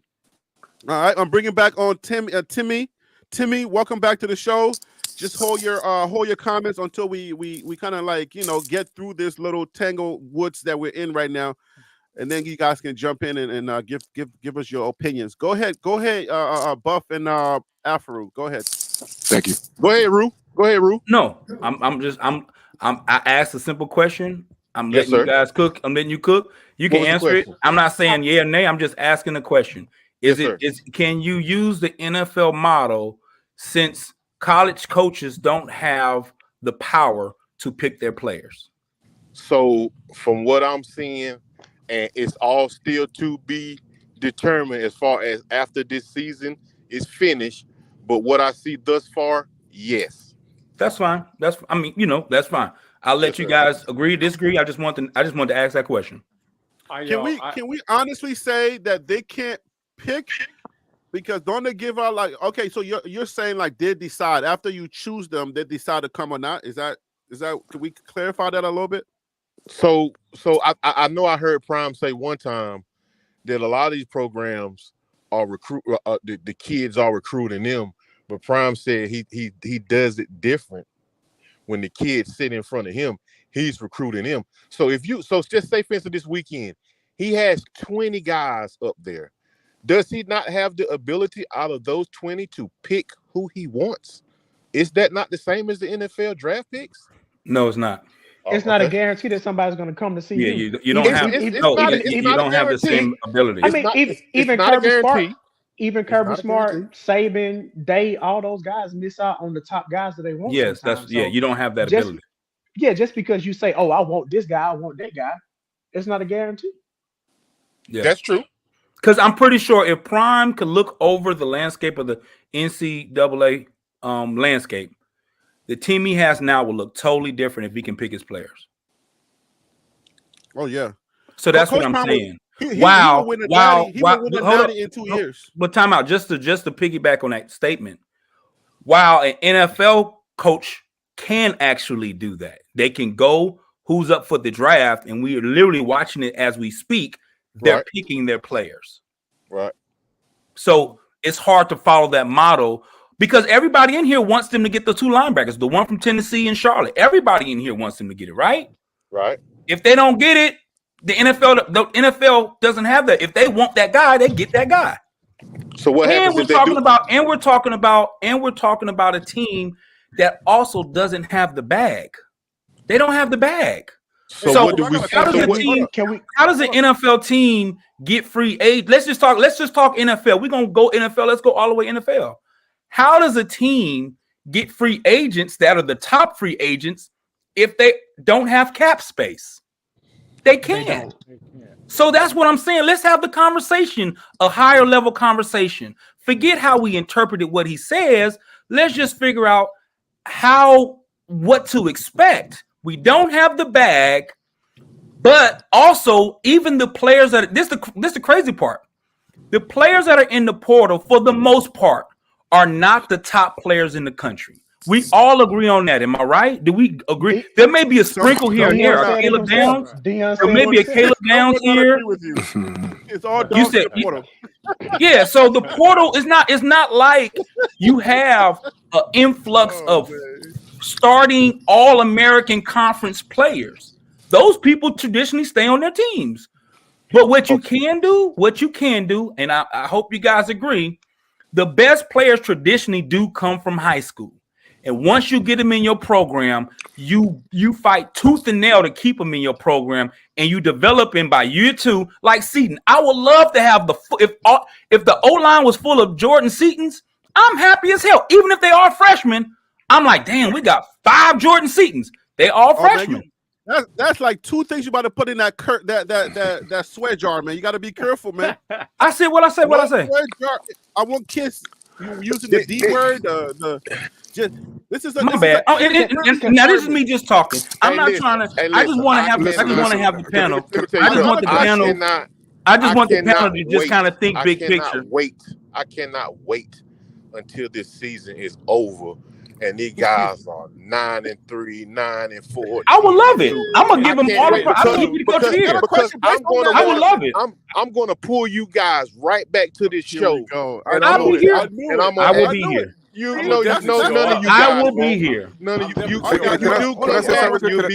be buck dancing. Hold on 1 second. We got too many people in this. We got too many people in the discussion for everybody to be talking at once. But I have a question though, and what See You Above Dynasty just said and what you just did, I want to address that because I feel like if you are a fan of Coach Prime but you want to have a critical conversation, it's almost like you're trying to say we're against Coach Prime for even bringing up the critical conversation. And then I'm not even talking about you, Harry. No, I'm just saying, but there are people here that want to go into that critical lane and just discuss it without any type of variation. You know what I'm saying? Like, we know we like Prime, but don't say, because when the conversation goes down too far down the line, then we get stuff like, oh man, I can't wait till we start. If we win, then you're gonna come back and say, I told you so. But that's not the conversation we're having. And I want everybody to please understand, we're not on that we're not having that conversation. Ain't nobody said Coach Prime can't win. Nobody here is saying that Coach Prime, his system is not good. So I want everybody to please understand the conversation. This is what I wanted you to do. Why is it difficult, right? Why is it difficult for us? Let me finish, and then you have it. Why is it difficult for us to have a critical conversation about our team and how it recruits without somebody getting in their feelings and thinking that we hate Prime? I don't think. Yeah, go ahead, brother. Go ahead. Hey, hello, everybody. This is Tim, man. Timmy. I don't think we should have a problem being critical of Prime because who he is. But on the other end, we got to realize this is 1 year that he's been coaching in D1, right? That has nothing to do with anything. Listen. What do you mean? Listen. Let me just say this. All right. I know. Okay. All right. So Prime didn't. I am. So Prime didn't win. He's a coach in D1. Period. He didn't win a natty last year. So he's going to get all the ridicule that a new coach gets, and compared to the coach who's been coaching for 10 years. So let's be critical of him not coming in with all that big bad talk he was talking, and he went 4-8. So now we could talk about him. He ain't a good coach. He can't develop people. Because if he was that good, he was prime time. He should have won all his games and won an Atlanta last year. Exactly. That's exactly. So wait. Listen. Why do you always pivot to this? No, it's not pivoting. It's 1 year. Why do you always pivot to something else? That's not the conversation we're talking about here. I just answered your question. You can be critical with him because he's a coach in D1. Every coach. I'm saying, like, why can't we have? Okay, I asked you the specific question. I said, is it possible that you can take the conversation away from me and focus on the recruits? We're having a difficult time getting to that place because you guys are so focused on trying to protect Prime. No, Prime only been here for 1 year. Prime can do this. And, like, the recruits have about Prime. The recruits have the power. I see what you're doing, Harry. The recruits have the power. Hey, let him finish, man. Who said earlier that we're for the program? That was to you, Buff Dynasty, right? You said we're for the program. If we're for the program, is it possible that we can get out of protecting Prime for 1 second and focus on the program as a whole? The program as a whole needs to bring in recruits for every class, right? And I'm asking y'all a question about the program, not about Prime. Not trying to say Prime is a bad man for saying that. I'm saying at the ears and at the detriment of the program, where people are still, even though in this transfer portal environment, right? But at the detriment of the old school guys, the people that are still thinking about legacy, the legacy way of building a championship team, at the detriment of that, when they're here, I don't develop right now. What are they hearing for the program? Don't focus on me. Focus on the recruiters, the recruits. What do you think they're hearing? But y'all can't have that conversation. It's real difficult for y'all. Why? Okay, if the recruits are hearing that I am not going to develop you, but you still can come out and try for the see if you can get a starting position, that's on you. This is what I'm going to provide for you. I have NFL coaches here. I have Hall of Famers here. I have a lot of good players here.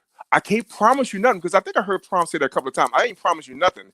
You want to come to the school and try, you can come try out. But if you are a recruit that can make your own decisions now. If you don't get a starting position, you have an option to leave. But I would like you to come to the program because I'm just getting started here. But I still can't promise you nothing because every year I have to recruit. There might be somebody behind you that is better than you that comes here and take your position, but you still have the option to come. You have an option to go to all these schools you want to, but if you choose to come to my school, these are the intangibles I can teach you right now, but you still have the option to leave if you don't like it. Well said. Can I jump in? Can I jump in real quick? DC Carson music. Let me get DC's thoughts on here because he's been quiet. I don't know why he's so quiet. That's unlike DC. Unless maybe somebody's DC, wave your hand if you're okay. If we I'm good, man. I'm just sitting listening to it and taking it all in. I think what people are, that I get it under. We want to make sure Prime is supported. I think supporting and protecting, overprotecting is two different things. But anyway, I would say this is that I get where he's coming from, but I agree with some of the people in the comments. It could have been said better, more clarity, more precise, because we're explaining it. I don't think anybody, to include myself, think that this program can't be successful. And when I say successful, I'm talking about at least, over 500. That is great. It's hard to get the 9 wins. I think it's just to a point of when you say that, the way he said it, I can see how that could be used against him in recruiting. And I could see how that could be concerning to fans. And let me piggyback on that and saying, look how they took the I don't go into homes type of situation. You see what I'm saying? Like recruiters are actively recruiting against us with some of the stuff that Coach Prime is saying. And I want y'all to please take this to heart. Understand that we're for the program. I'm not against Coach Prime. But some of the things that he says, people can, when you leave it up for people to make up their own narratives about it, it can detract from recruiters, and people, and recruiters are actively going to say, I can guarantee you somebody's going to go into some kid's home and say, hey, listen, I know that you got Coach Prime on your list, but I'm here in front of you. This is real. I'm right here in front of you. He says he's not coming to your house because you may have roaches. Okay? So, and I don't see no roaches. I think you're pretty cool. I like your house. Stop it. I'm just saying. No, listen. You think this is fake, but this is real. People are going to use what you say against you, even if you think, like, if you think they're not, regardless of how you support Prime, recruiters are going to recruit against you based on what you say. So it's Harry, Prime. Harry, can I say this real quick? But Harry, you saw how they took the whole idea of, I don't go into homes, right? I don't go into homes to recruit. You saw how they ran with that. So we add this on top of that. I mean, people are going to say stuff. I mean, as much as I like Prime, am I crazy for even thinking it, or are we not supposed to think nothing of it? No, you right on, because bad information spread faster than good information. Right. That's just point blank. Period. What is but we don't have you guys listen. We don't have any control over how people receive the narrative. We can put it out there. Prime can put it out there, but who's going to receive it? The ones that want it, the ones that like Prime. The ones that don't like Prime, no matter what he said, it ain't going to win them. Okay? Let me say this, Willie, though. Let me say this. Okay. It wouldn't have to do with liking Prime or not liking Prime. Let me just say this. Like Prime? I'm talking about recruiters. Hey, let me just say this, though. Let me just say this. Is that there is a difference when you're direct. Like, for example, man, if you're asking a lady out, you tell her, hey, I want to take you out 7 o'clock to X, Y, and Z. Boom. There's no ambiguity in that. If she needs feedback, we can ask for that clarity. But when you make short, concise statements, this is what we're going to do, or what I would like to do. If you don't want to do it, that's fine. But the thing is that I get what people are saying, and there's some great points. But I mean, and again, messaging is important, and at that level, I mean, Willie, you have a point, but messaging at that level, man, because every little thing, even your nonverbal cues says a whole lot. So you got to be careful. I don't see why he has to be more careful than the president of the United States. Because the president of the United States, they shred him. We're talking about narratives. We're talking about getting the information out there. Who's going to receive it, what they say, and who's not. This is not politics, though. This so is wait a minute. So narrative is the same. The words, that communication is the same. This one right here, Willie, is about, do I have a job today or do I not have a job tomorrow? Yeah. Right, because Prime is trying to get to 5-year mark if that's what his intent is. So are we saying that the old school model of don't let the left hand know the right hand doing, don't say nothing, get in that plane or whatever, go to every recruit your own house. If it's 45, go to 45 houses. I think personally, if a coach called me and say, hey, I want to fly you and your family to Boulder, instead of me coming to y'all, why don't y'all come out here? Now, I'm showing better interest by spending money to get you and your family out here to look at the facility. But they do both. They do both. They do both. So I'm saying this. So why is Prime saying I'm not going to every recruit house to recruit them? Okay, so on that, and I'm not even trying to hate on Prime. I promise you, if Prime went to the top, hold on, I'm be done. I'm about to go. If Prime went to the top 50 players in the country's houses with his personality and his cachet, man, Prime might be able to get 20 of them kids, dog. To be real with you, not without money. I don't even know if he needs the money. With his personality, and he goes into their house, I'm being honest with you. I know he doesn't want to do it because he's a star, but for him, that's easy, bruh. That is so easy to come into your house, talk to you about. He could talk to you about what it was like playing in the Super Bowl. I'm a DB. Hey, mom, this cooking is good. Oh man, that plantain is delicious. If he did that with his personality, sitting at your table, like, you know, I'm only coming to you because you that man. I need you, brother. I need you. Hey, they coming to why I gotta be plantain though? Before you say something, Prime. Oh, hold on. Hey guys, hold on. Oh, hold on, guys. Okay, so this is very interesting because I got people saying, Harry, you're on some bull today. You are, man. That's cool. That's cool. And I'd rather ask the questions, right? Because to some ears, we're the Killermongers, and to some, we're the Black Panthers. Okay? You want me to continue to support Prime regardless of all the positive things, but you just told me, See You Buff Dynasty, that you're for the program. You're not just for Prime, you're for the entire program. Right. If that is the case and you are for the program, then and you're telling me I'm on some bull, then I submit to you that messaging is important. Messaging is so vital to the survival of your program. Messaging, if you send the wrong message, it can deter some players out there that you may need to win. Messaging is vital.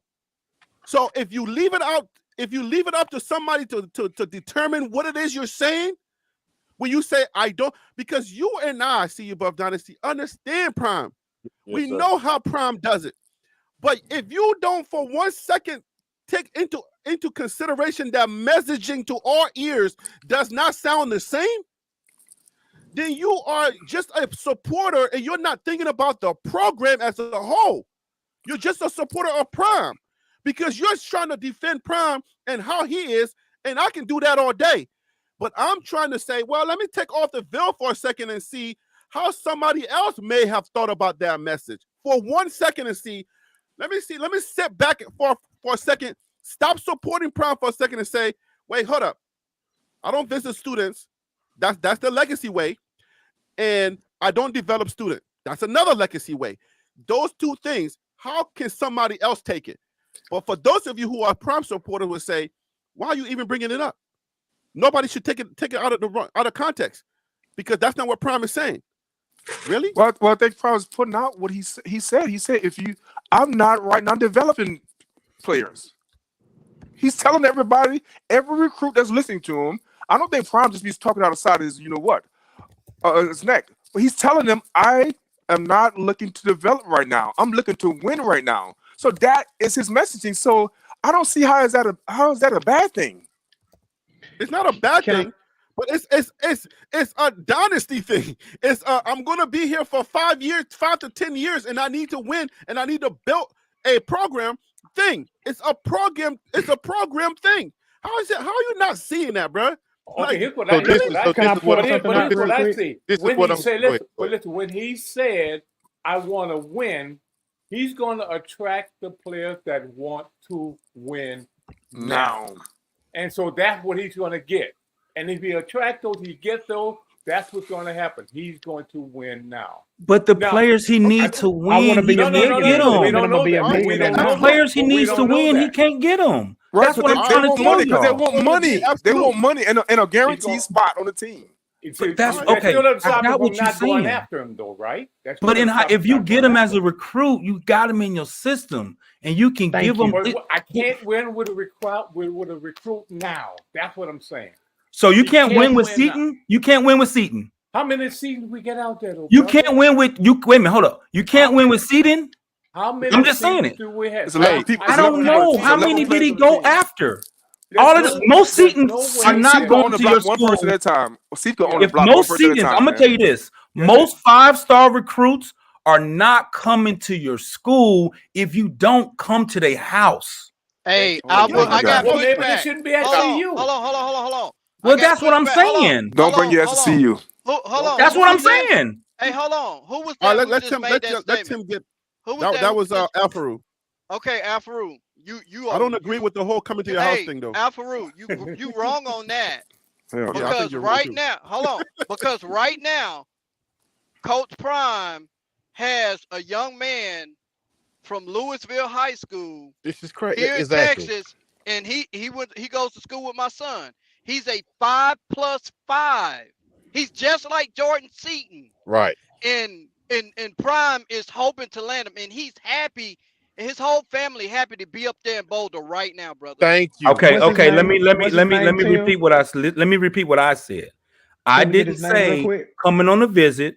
I didn't say hoping to land. What I said is most 5-star recruits, if you look at this year, last year, ever, all of those recruits that ended up going to their schools, the coach came to their house. That's all I'm saying. Now, if it's one or two of them, if there's one or two of them, it is what it is. That's like saying, since Oprah Winfrey is black, the black people are doing well. That's what you guys are telling me. I'm not talking about anomalies. I'm talking about what normally happens. And you guys are arguing with me that saying you can recruit 5-star recruits sitting on your couch. That's not it. Well, okay, so let me just make it clear that I'm not having the argument of whether Coach Prime needs to go to the homes. That is not the premise that I'm arguing here. That's what Alfaru is trying to interject, right? I'm not on the wave of, oh, you have to go to the homes.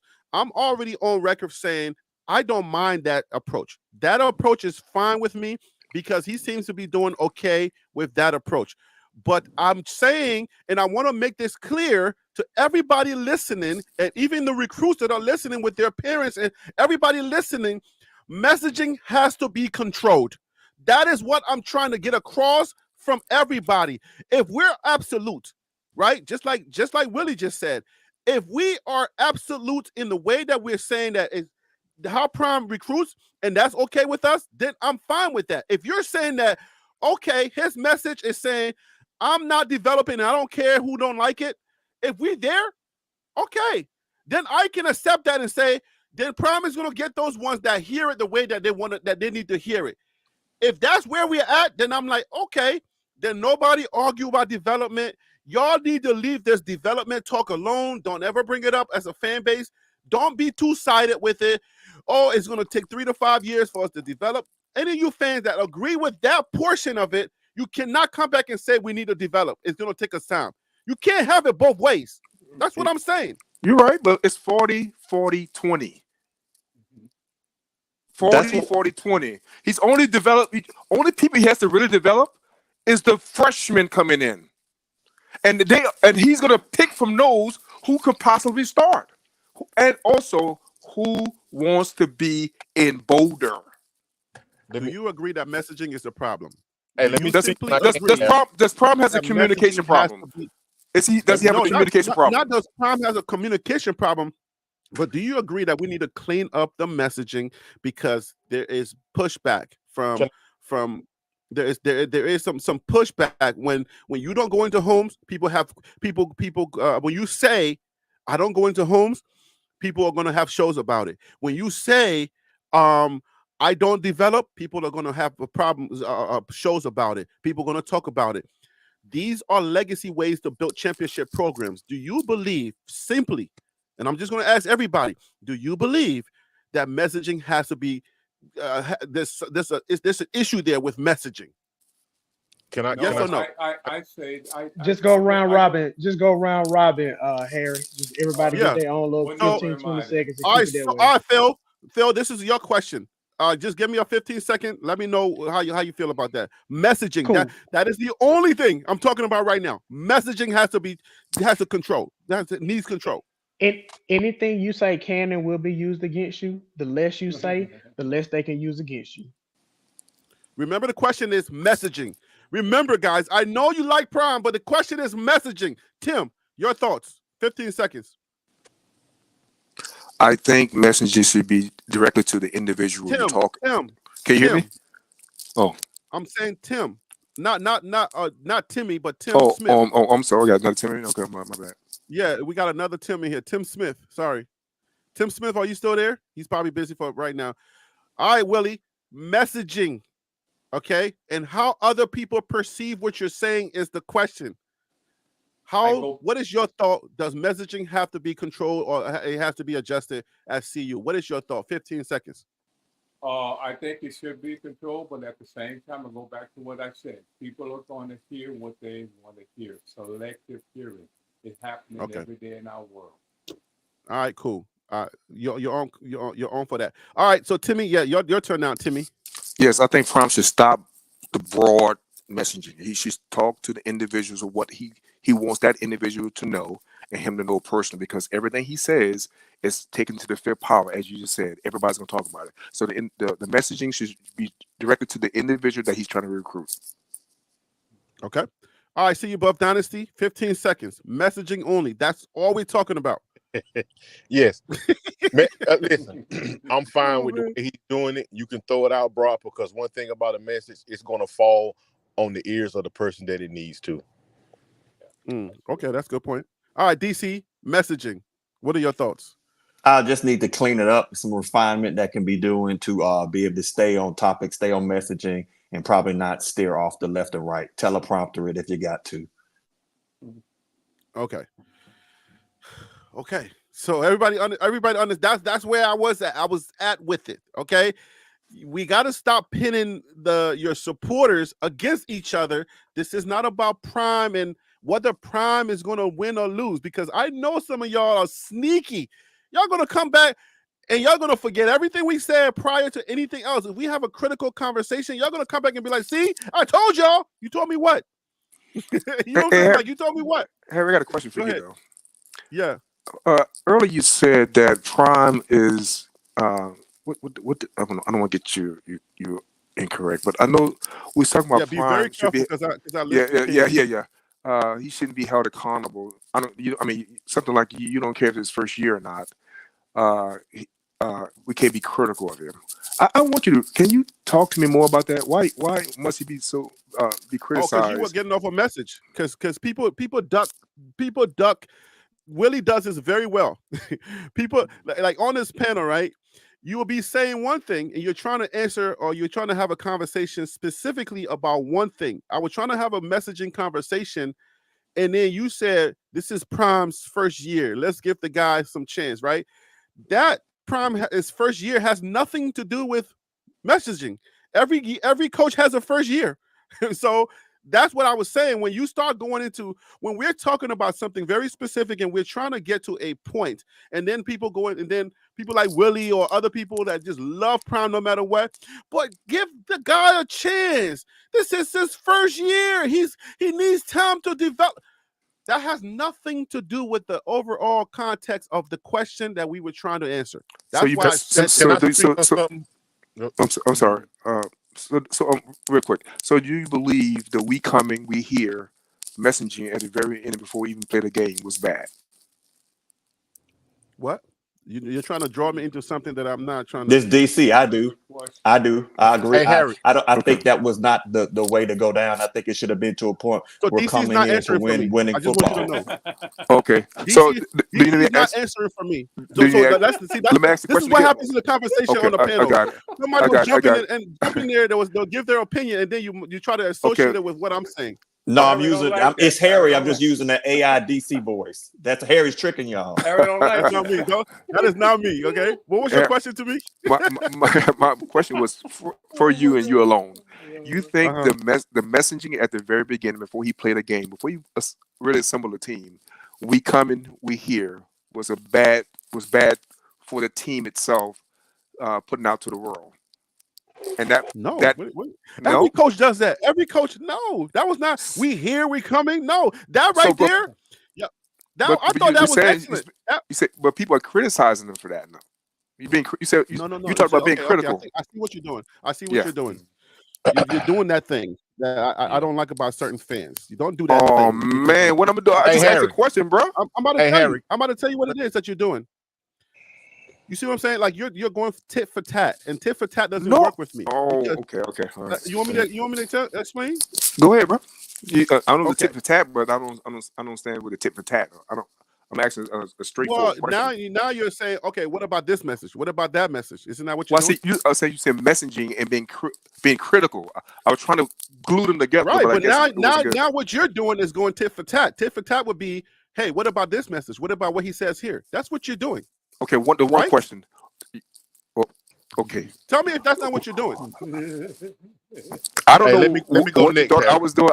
I'm just saying is. Let me just bring it up. So forget the second question. Tell me what you're doing. Let me stop the second question. Do you think the we here was a wrong message to send? See, that's what you're doing. I want you to agree with me that you are doing that. Are you not doing that? You're not going tit for tat? You're not going message for message and saying this wrong? Is that wrong? Is not what you're doing? I asked too many questions. Yeah, you're right. I asked too many questions. Okay. All right, cool. So Hey, if Harry. that's what you're doing, go ahead. if that is what you're doing, I want you to understand that when it comes to certain messages that Coach Prime sends out, I don't agree with every single messaging that Coach Prime puts out, but there are some that I champion, and I'm up there with Coach Prime. I think that's the general answer that you're looking for. Do I agree with everything that Coach Prime says? No. And I'm on this show, I have been critical of Coach Prime on certain things that he says and the way that he says it. So I think that's the answer you're looking for. All right, thanks. Hey, Harry. Go ahead. I just want to ask the panel and the people in the chat. We say this 40-40-20 model is not going to work. We heard Prime say it. Did anybody Let's hear not say we though. I think that's DC and that's Phil. Well, that's very specifically. Let's get at those two. That's the we though. So like I said, panel, that's the so we. like wait a minute here. So like I said that's about we, messaging, not me. So like I said about messaging, your message will fall on the ears that it's supposed to, right? Right. But did anybody hear Prime say, this is what I'm doing now to establish a winning program? But I hope to move into getting more high school recruits. But I have to establish a winning program right now. Did anybody hear that part of the conversation? Where did you hear that? I'll answer that question. Did you say Prime said that, or you saying that's what you're interpreting it as? Because let's be honest, I can play it again. So he said, "Yeah, we're doing the." I'm paraphrasing. I'm paraphrasing. Yeah, we're doing the 40-40-20. But yes, I hope to. I'm looking forward to doing more in the high school ring. I'm looking to bring on more high school players. Where you hear that at? If it's not on the one. If it's not on the one you had, I think it's on the one where he has the cover off. It's a more recent one. So I'm getting ready to head up the highway. I'm gonna pull my other phone and try to find it and send it over to you. But I do remember him saying. So can I comment to that real quick, Harry? Can y'all mute your audio because there's a lot of background noise, guys. Go ahead. Go ahead, Phil. So regardless of what the messaging is, I don't care if it's Dion saying it. I don't care if it's any other coach saying it. I don't necessarily believe in that. Moreover, I don't believe it will work at CU. I think the only place that 40-40-20 can work is at your more traditional powerhouse schools, i.e., your Bamas, Georgias, Ohio State, Michigans, and the etc. If Dion were to go to Florida today and were to go with the 40-40-20 mindset, I would believe in it. I just don't think at CU it is going to be effective. That is my official stance on that, and I'm leaving it at that. DC, go ahead and take care of that. All right, Harry, it's on All the Smoke interview. Wild Dog just pulled it. What I just said is on the All the Smoke interview. So that's what I'm saying. Sometimes I think and that changes haters, nothing what I said. That changes nothing about my opinion, just to be clear. And what did he say on the smoke? Y'all want to send me the link so I can play it so we can keep it honest? Hey, what's his name? Wild Dog. I don't bring Wild Dog up on the show so he can put it in the back chat. Well, no, I mean I already sent Wild Dog the link. He just hasn't come on yet. But if Wild Dog to send me the link. Just email me the link to the same email, and I'll play it because I don't want to take anything out of context. I don't want to take anything out of context, but give me a second because him is back. And before I bring him on, him left the show and we were trying to defend ourselves against him saying that we're bandwagon busts and we don't know what we're talking about. And then he left and he didn't want the smoke. So I'm glad that him didn't catch no feelings. He's back. And now we can at least have a conversation so that we can properly defend ourselves because I don't think it was fair that you're going to drop that kind of mess and then leave us to our own devices. Hey, Harry, welcome back to the show. Thank you for calling, man. Once again, Harry, you and the boys are wrong again. But I know we're wrong. It's good. I'm here. It's all good. But I want to address something with you. Harry, I don't like the fact that you come on the show. You told me, you said, y'all bandwagon bucks. Y'all don't know nothing about no football. We started defending ourselves, and then all of a sudden you hung up. You ran like a little chicken. What happened? No, Harry, I got a life. I had to go to work. But let me say this. Let me say this. At least we're clear. This whole messaging thing that you're pushing is outdated. And I'm gonna give you an example. There's a player. Before you go with your example, all know this player. Hold on, him. Before you give your example, I like to talk in context because this generosity stuff, it doesn't help the conversation. Okay. You understand the you. context. I got You understand in the context in which we were talking. Let me just clarify the context. The and context correct me was, if I'm wrong. Correct me if I'm wrong. Hold on. Let me say it, and then I'll give it to you. The context in which I was trying to speak was that there's a lot of ears listening. While we are on the side of Prime and we get it, right? The young people that have not made the decision, that are still trying to, think out their decisions, other coaches may hear that and interpret it in a different way. So that messaging may get lost on some ears. Like, for example, the I don't visit students in their home message. That message got lost in the sauce and people had their own opinion. And now this message where I don't develop players, some may hear that and run with it in a different way. So that's the context. Go ahead. Okay. Now that is true. I understand what you're saying, but what Prime is saying that's the 90s and the early 80s or whatever. These, like, for instance, I'm going to give you my example. There's a player who's not only committed to USC, got offers from Georgia, and is the best quarterback in the nation. He has been to Colorado 3 times. Prime has never been to his house. So what I'm saying is that Prime has he has something about him that's different for college. He don't have to go chase players because what he's offering for is looks, NFL experience, notoriety, YouTube clicks. That's something that college football never seen before. So to say, for instance, like you want him to build up a player like Miller, the receiver that he got right now. If Shador and Hunter leave next year and Miller leave, this player that he done built up to be this top 5 first round receiver, that what Prime? How do Prime look bad in that situation? What's the question? I'm saying that he should basically go to living or go meet kids at their house and go to them. But I'm saying he has the best quarterback in the nation.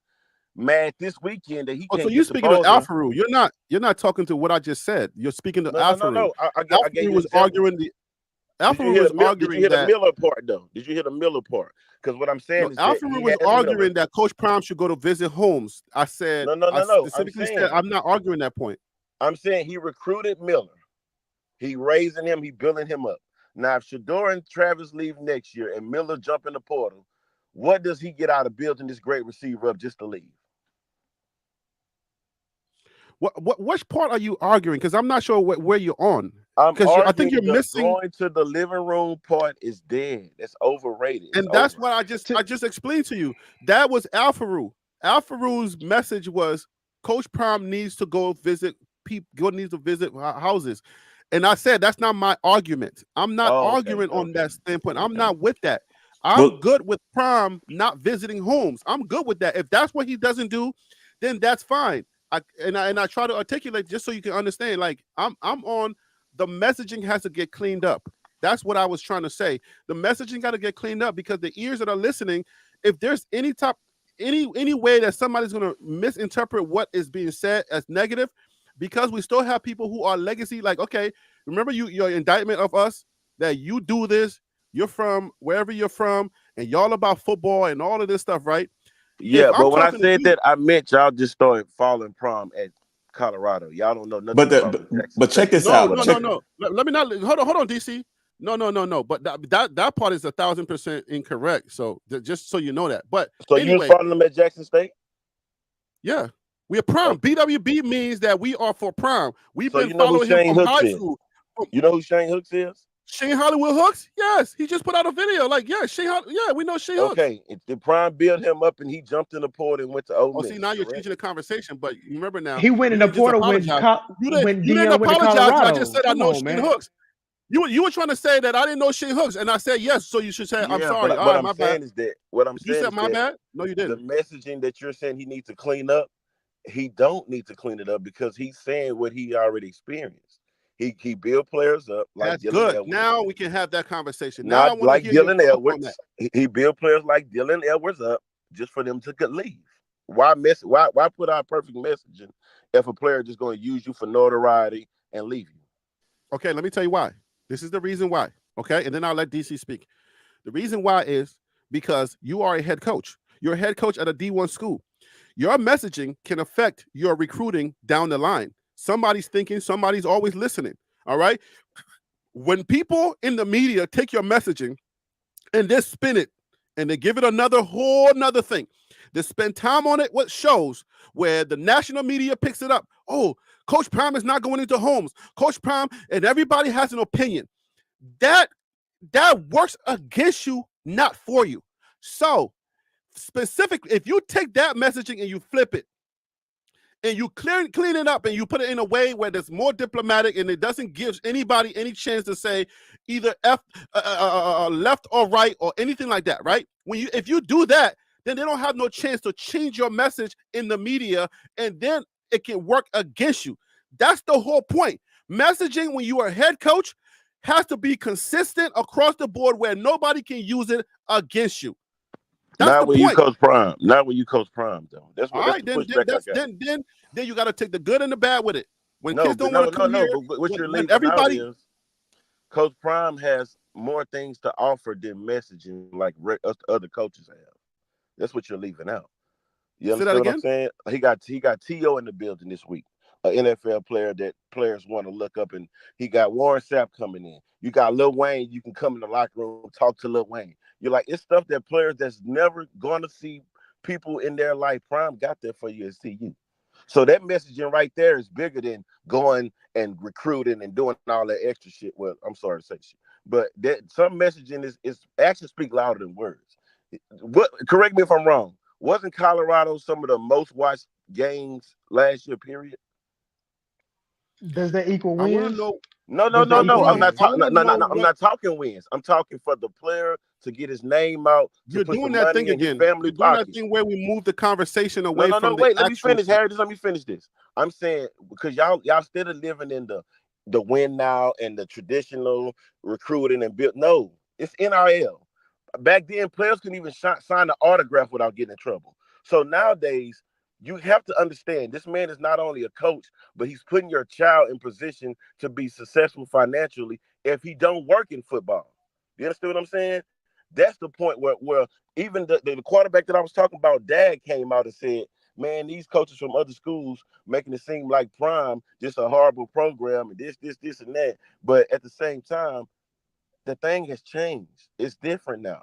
It's about sales, money, ticket sales, money for players, NIL, families. Like, just why you can't knock Dylan Edwards, because the money that he was getting at Colorado, he might be getting more somewhere else. You understand what I'm saying? It has nothing to do with the recruitment and all that extra shit. Well, man, I keep cursing. My bad. Stop cursing. So, but okay, let me bring you 360. Let me just say this softly. Do you understand the context in which I'm speaking? Yes. You sure? Because you're not. Okay, let me ask you this question. Basically, what you're saying is he needs to watch what he say because he might scare off top recruits. That's what you're saying. When you say like that, then if you're saying watch what you're saying, then it pricks the ears of certain people. Then they're gonna say, Harry B, who are you to tell Prime to watch what he's saying? No, I'm not saying you. I'm saying everybody is saying watch what you say because it might rub out to parents and recruits the wrong way. That's what you're saying. In general, yes. But if you look at the message that he said when he said, do you remember the news cycle with when he dropped the I don't visit homes? Do you remember how much that stayed up in the news cycle? Yes, it's just like when he said he don't want Shador and Travis to go to certain teams. Everything he says is gonna stay up. Right. But stay on course. Stay on course. I'm taking you somewhere. So that cycle, that news cycle, do you think that news cycle and people taking it and then talking about it in a bad way, do you think that it affected the program in recruiting in any way? No. Okay. You know why? You know why? Right. Like I just said, the number one quarterback has been to Boulder 3 times, and he's mad because he can't make it this weekend because he got to go to a camp. That's the number one quarterback that's committed to USC, and Georgia still won. Coach Prime haven't been to his living room, bro. All right, Ham. So let me jump in real quick. So I didn't say anything about living room just now. I was saying messaging. Right. So Ham, here's the thing. You're true on that. Not going to argue that point. So what if you can get that one guy by being in Colorado But if you went to a couple, let's say you went to 20 houses, and out of those 20, you got 5. Out of those 20, you got 8 5-stars. Would that be better? Yes. Okay. So my point is that am I knocking Coach Prime's strategy? I will say this: Coach Prime does have some very innovative things, but then he also has an old school mindset on some other things. For example, playing players. So I'm gonna keep it funky and 100. If Prime wants to go with this strategy, 40, 40, 20, however the numbers you want to slice them up. Truth be told, if it's all about winning now, then he probably needs to get some people that go backdoor ways, just like all these other major programs do, and start offering bags, like Ohio State did, to get all the stuff that they got. If you're going to fight this fight, because what is happening is he's trying to fight it in a way that has some success, but it's almost like it's a little bit in between the old, but a lot more new. Go all the way in. Folks don't realize is that Prime wasn't the first person called a portal king. That was Lane Kiffin.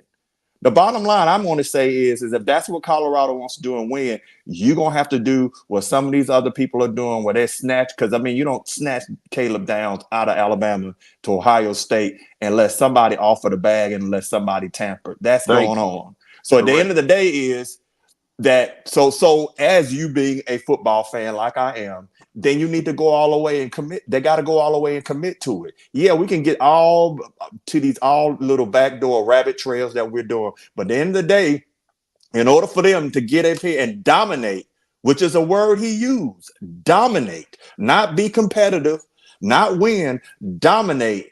And you're not trying to develop but very few percentage. We're not going to argue that point. That CU Buff said, then go out there and snatch all them 5 stars and 4 stars that's balling out and pay them the bag. Probably drop about 500 to $1 million on each of them, and then you'll have the team, and then all of y'all will be satisfied. But if you're not going to do that, then you're going to kind of stay in this no man's long. And personally, just as a football fan, I'm actually kind of tired of hearing about it. If they're going to go all the way, I want to see Prime be successful, but you can't have it both ways. And it can't always be when something doesn't work, there's an excuse. Okay, that's all I'm saying. Let me push back on that real quick. Let me push back here real quick. So I want to bring somebody in before you push back. Give me 1 second. Okay. Hey, Ron Tate, welcome to the show, brother. We got a pushback on the panel, so if you can just hold on for a second. After the pushback, you can have it. Okay. Okay. For instance, like Jordan Seaton, Shador and them leave next year. If a school like Alabama or Ohio State come and offer him $2 to $3 million, is that bad? Is that on Coach Prime, or that's the portal affecting his team? That's the portal. Okay. Of course. So listen to what I'm saying then. So what I'm saying is that Prime is doing, he's playing the game that college football has dealt him. You got to understand, it's basically pluck what players you can pluck, build what team you can build, because he got to understand he's coming into a program to where he wasn't recruiting the year before he got there. He's coming in on the fly. He got 4 wins, should have been 5, real quick with some put together second string, third string, 3, 4 stars from here and there. But none of these players were committed in high school before Prime got there. You understand what I'm saying? So you want him to build. Yeah, I do understand what you're saying. I do understand what you're saying. But here's the thing. I'm going to say this. Thank you. That bottom line is this. It's good if everybody is comfortable with a 6 to 8 win season, which I am, then we're good. Colorado is going to be fine. If you want to get into what dominating territory is, which means you're beating some of these teams by 3 touchdowns, and that you're going in and, I mean, it's just, you're just balling out, where you're constantly getting those great players that just maybe need tweaking. Do you think where you are right now is going to consistently get you, is going to get you there and consistently keep you there? We don't know. Right now, no. We don't know. Right now, no. We don't know. Okay, so then you gotta say no because he said think. You know what you think. Hold on, you gotta say no because the 2 best players that he brought with him to Colorado are leaving next year. So you can't expect him to continuously be good if he's not able to get his good players in there. Only reason why they were half as good last year because he brought Harry gonna get you. Shador He said and he brought it again, Travis. Harry. But the why can other programs be consistently good though? So why can other programs be consistently good and not Colorado? Because teams like Ohio State, USC, and all of them, they got commits from sophomore in high school. That's already committed. So what about Oklahoma State? They're not a team that is always going to be in the playoffs, but they always are going to give you at least 75% win every year. Yeah, that's a fact. Can Colorado do that? The Big 12. Now that's another thing y'all leaving out. Y'all watched the draft last night. How many Pac-12 quarterbacks went in the first 12, 15? Like 4 or 5? Three. No, it was more than 3. It was Bo Nix, Caleb Williams, and Penix, right? Caleb Williams.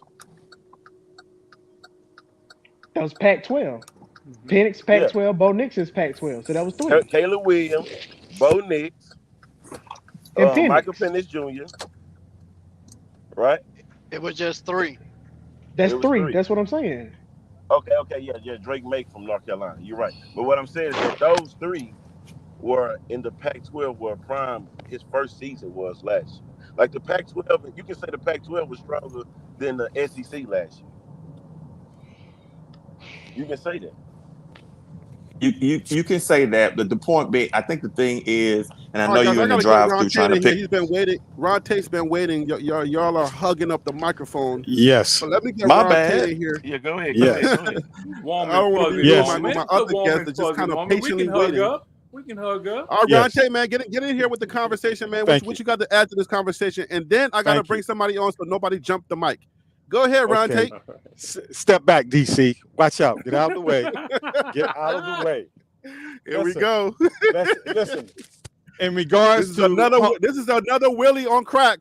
No, not at all. Thank you, Harry. Thank you so much for that. I appreciate that. Harry, don't help him, Harry, please.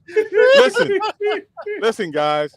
In regards to the home visits, way back when dealing with his blood clots, the lady trainer explained that it would not be good for him to do a lot of flying at that time because of the cabin pressure, altitude, and all this and all that. And now maybe because they have it more under control, he does do some flying. So in regards to messaging and recruiting, if I am a 4 or a 5-star and I am a dog, I'm going to look at what you can do for me to get me to the next level. I'm not going to worry about who says this and who said that. It's not going to sway me. If I'm a dog, I'm going to go where I can get the best of my ability. Now, as far as you guys were talking about, Coach Prime is not developed. That's his entire culture. To develop Ron, players, can you hold it right there? Ron. They can be, or the best they can be. Okay, go. Ron, your audio's messing. Ron, your audio's messing up. That's the universe wiping that takeout. Okay. That's the universe. Ron, just hold on for a second. Your audio's messing up, but don't move the conversation. I got a question for you. As far as messaging and what you just said, right? I got a question for you. Do you think a diplomatic answer like, "Hey, hold on 1 second." Do you think a diplomatic answer like on the recruiting thing, like, "Hey, listen, I've been advised by my doctors and my nurses to take some pressure off of my leg. You guys see that I'm you know what I'm saying? I'm only 8 toes down. I used to be 10 toes, do that whole Prime thing, you know what I'm saying? But I would love to visit more students.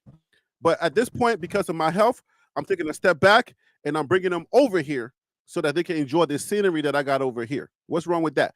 That messaging, you don't think that diplomatic approach, you don't think that sent the same message? And then it helps everybody out. So everybody's now running with it and going crazy and saying all these detractable things against the program. Oh, Coach Prime, don't visit people. You don't think a diplomatic answer like that works? Am I crazy for thinking that so Ron, does that not sound a little better to the ear so that we don't get detraction from that message? You up, Ron? You there, Ron? Yeah, I'm here. I'm here. Can you hear me? Yeah. So that simple message, that Can little you hear simple me? thing saying, listen, man, we can hear you, Ron. So you don't think that simple message of just saying, listen, man, I got some health issues I'm dealing with right now, and I would definitely love to visit more students, but right now, health wise, it's not conducive to for me to visit as many players, and just leave it like that instead of what he said that made the news cycle. You don't think that messaging would have been a little bit better? Yes, 100%. 100%. Yes, that would have been better. But he also said that it would be physically impossible for him to visit. You have to pander. You got to pander. What are you talking about? That's pandering. No, let me finish. He said it would be saying that's pandering. Of course that's pandering. You're a freaking head coach. It would be physically impossible for him to visit everyone that they're interested in, because then you would have one player saying, hey, you visited Johnny, you didn't visit me, so you're more interested in Johnny than me.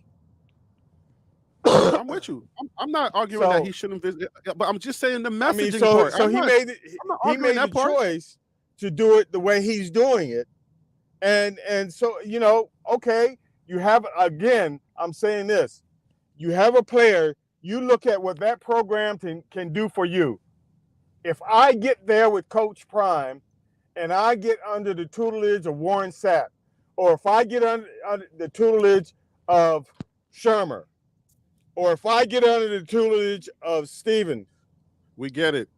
You know what I mean? You get what I'm saying? Then I know they're going to get the best. You're not talking on the message. Nobody's saying all of that stuff is bad. I'm just saying clean it up so that we don't have to deal with all the extra pushback from the media. The national media is climbing over a lot of the stuff that he's saying, and it's causing us recruits. Yes, you can get what you want. And if, like I said, I'm already settled with that whole part of, if everybody else thinks that let's just let Prime say whatever he wants to say and it's not going to affect the program, then that's fine.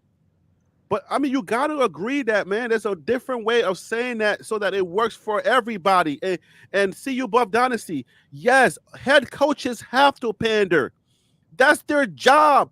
Their job is to pander. You literally have to pander. If you're a head coach, you got to say those diplomatic things so that you don't hurt another recruiter that was thinking about coming to you. Not if you coach Prime, Harry. Can I jump in and ask a question? No, he did. Listen, that you guys had for a while. Your audio's coming in real You're bad. in a blender, bro. You're in a blender.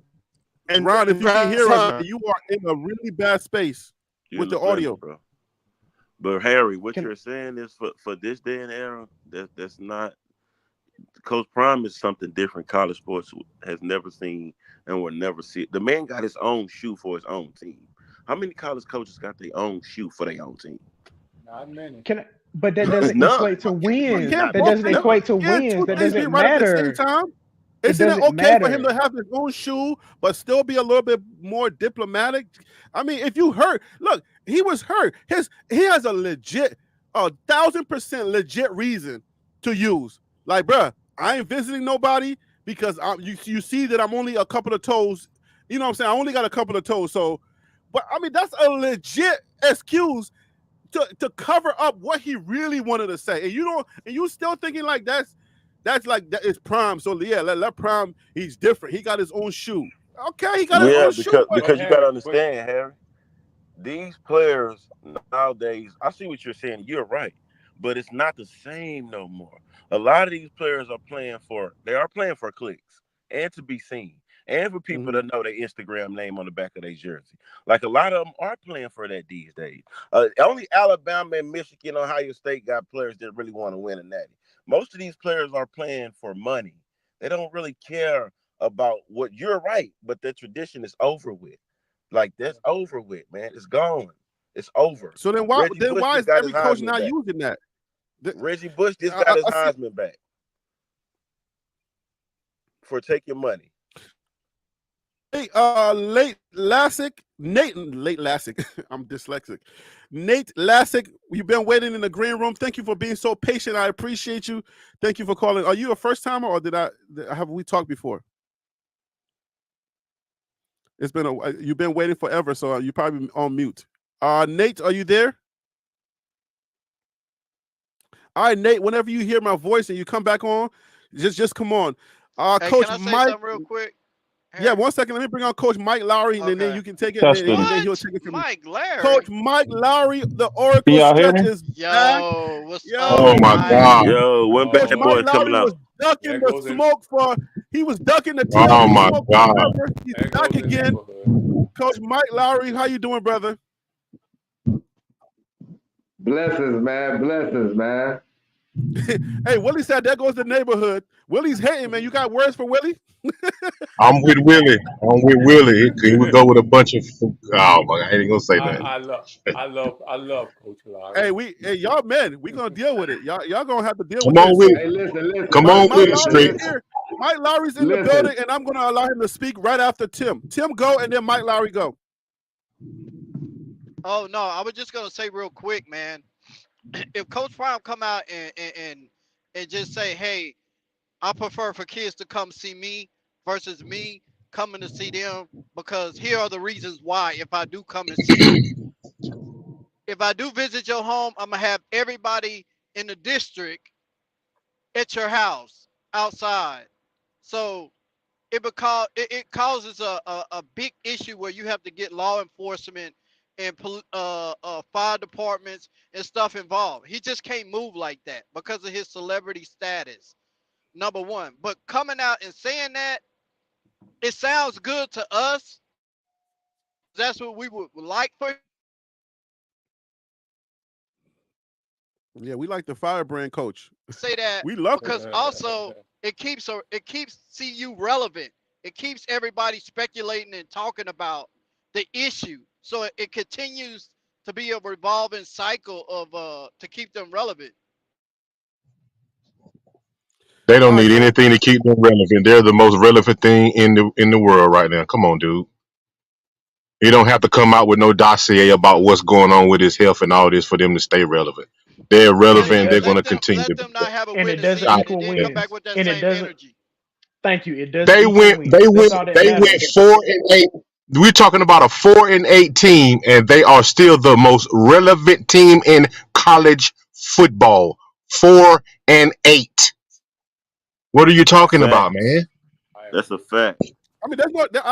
I don't see that there's any type of. They need to do a dossier about his health. All I'm saying is, just clean it up. Just a simple clean it up, and then we good, bro. Like, I love the Louis stuff. But when it starts affecting recruiting, then I got an issue, because I'm for the program, I'm for Prime, but yo, let's clean it up just a little bit, bro. Don't say I ain't developing. Don't say I ain't going to your house because you got roaches. Those two things are just too bombastic for certain people's ears. That's my only dig on this stuff. That's it, bro. Clean it up a little bit, and we riding, bro. All right, Coach Mike Lowry, you come back on. Then Nick Lassick, I got you next. The Oracle, you've been out for a minute, man. What's up with you, man? How you doing today? No, man. You know, sometimes when you listen to yourself and you hear playback sometimes, and you hear what the people be saying about you, I say, you know, I don't need to be on the panel dissecting and analyzing whatever going on with Colorado, but you know, and then sometimes people life change. I thought you was my boy, man. I thought you was doing it for me. I didn't know you was catching feelings. I thought you was doing it for me, not doing it for these dudes speaking against you, man. I thought we was cool, man. What happened? Kind of feel like Coach Prime, don't you? I changed my time schedule, man. My lifestyle changed. I go into work from 10 in the morning, and I get off around. Oh, you ain't gotta drop your schedule, because there's haters around here. People gonna be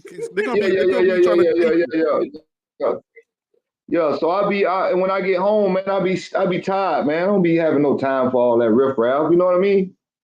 All right, so let's get your opinion. Let's talk football, man. Let's leave the personal stuff out there. You here now. That's what's important. You know what I'm saying? I appreciate your comments. I appreciate your thoughts. Just like I appreciate Willie being all the way left.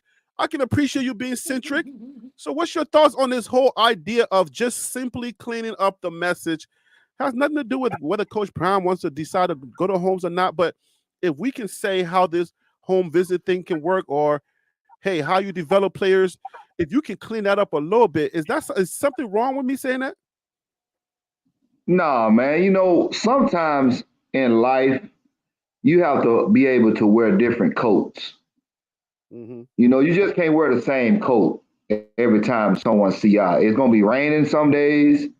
It's gonna be humid some days. It's gonna be snowing. It's gonna be thundering. It's gonna be lightning. You know, you got to be able to be a person that can adapt with the times. Yeah, we keep talking about the old school ways, and I'm one of those guys that's a rah-rah guy, and I love the old school way of doing things. But as time has gone on with my coaching style, I have developed different coping skills to allow me to maturate each person instead of being a favoritism guy, where I only focus on the elite guy or the guy that has a little more potential, as well as my coaching style. You know, like when you say there's nothing wrong with curbing your enthusiasm. There's nothing wrong with curbing your communication. There's nothing wrong with toning it down a little bit. There's nothing wrong with being prestigious instead of being flash and brash, you know? And so when you have that ability to be a chameleon, you can understand what it takes to have those type of life skills. You know, some people don't have life skills because at a certain point of their life, they got money, and money blinded their ethics and their morals. So when it comes down to Coach Prime and his situation, we're trying to encourage him and analyze things for him and help him. But at the end of the day, like people say, is he gonna do it his way? And you know, we see it our way, and we can give our opinions, but 9 times out of 10, people ain't gonna listen to us. Well, I mean, we're the fan base. We wild, so we're gonna do what we're gonna do anyways. But let me bring on Nate Lassick. Nate, are you there? Can you hear us now? Yeah, I can hear you. Can you hear me? Yeah, man. Perfect, Nate. So yeah, so here we are. We are having different opinions on messaging. I just brought it up because you know I had a whole nother show today, but then Tim dropped this video on us. And now we're kind of talking. It's free for all Friday. Today is Friday, right? It's free for all Friday. So wherever the energy of the conversation goes, I kind of lean into it because on Fridays, that's what we do around here. And sorry, this has been dominating the conversation. But I mean, maybe you'll be the last person to just give your thoughts on this, and then we can kind of pivot. This whole messaging thing that I brought up today, which was helped by Tim, do you see that we need to clean it up just a little? Like, it don't got to be the whole. I ain't telling Coach Prime to change his bravado, right? But I'm just saying, like, bro, hey, there's just certain words that you don't use because the legacy is still in.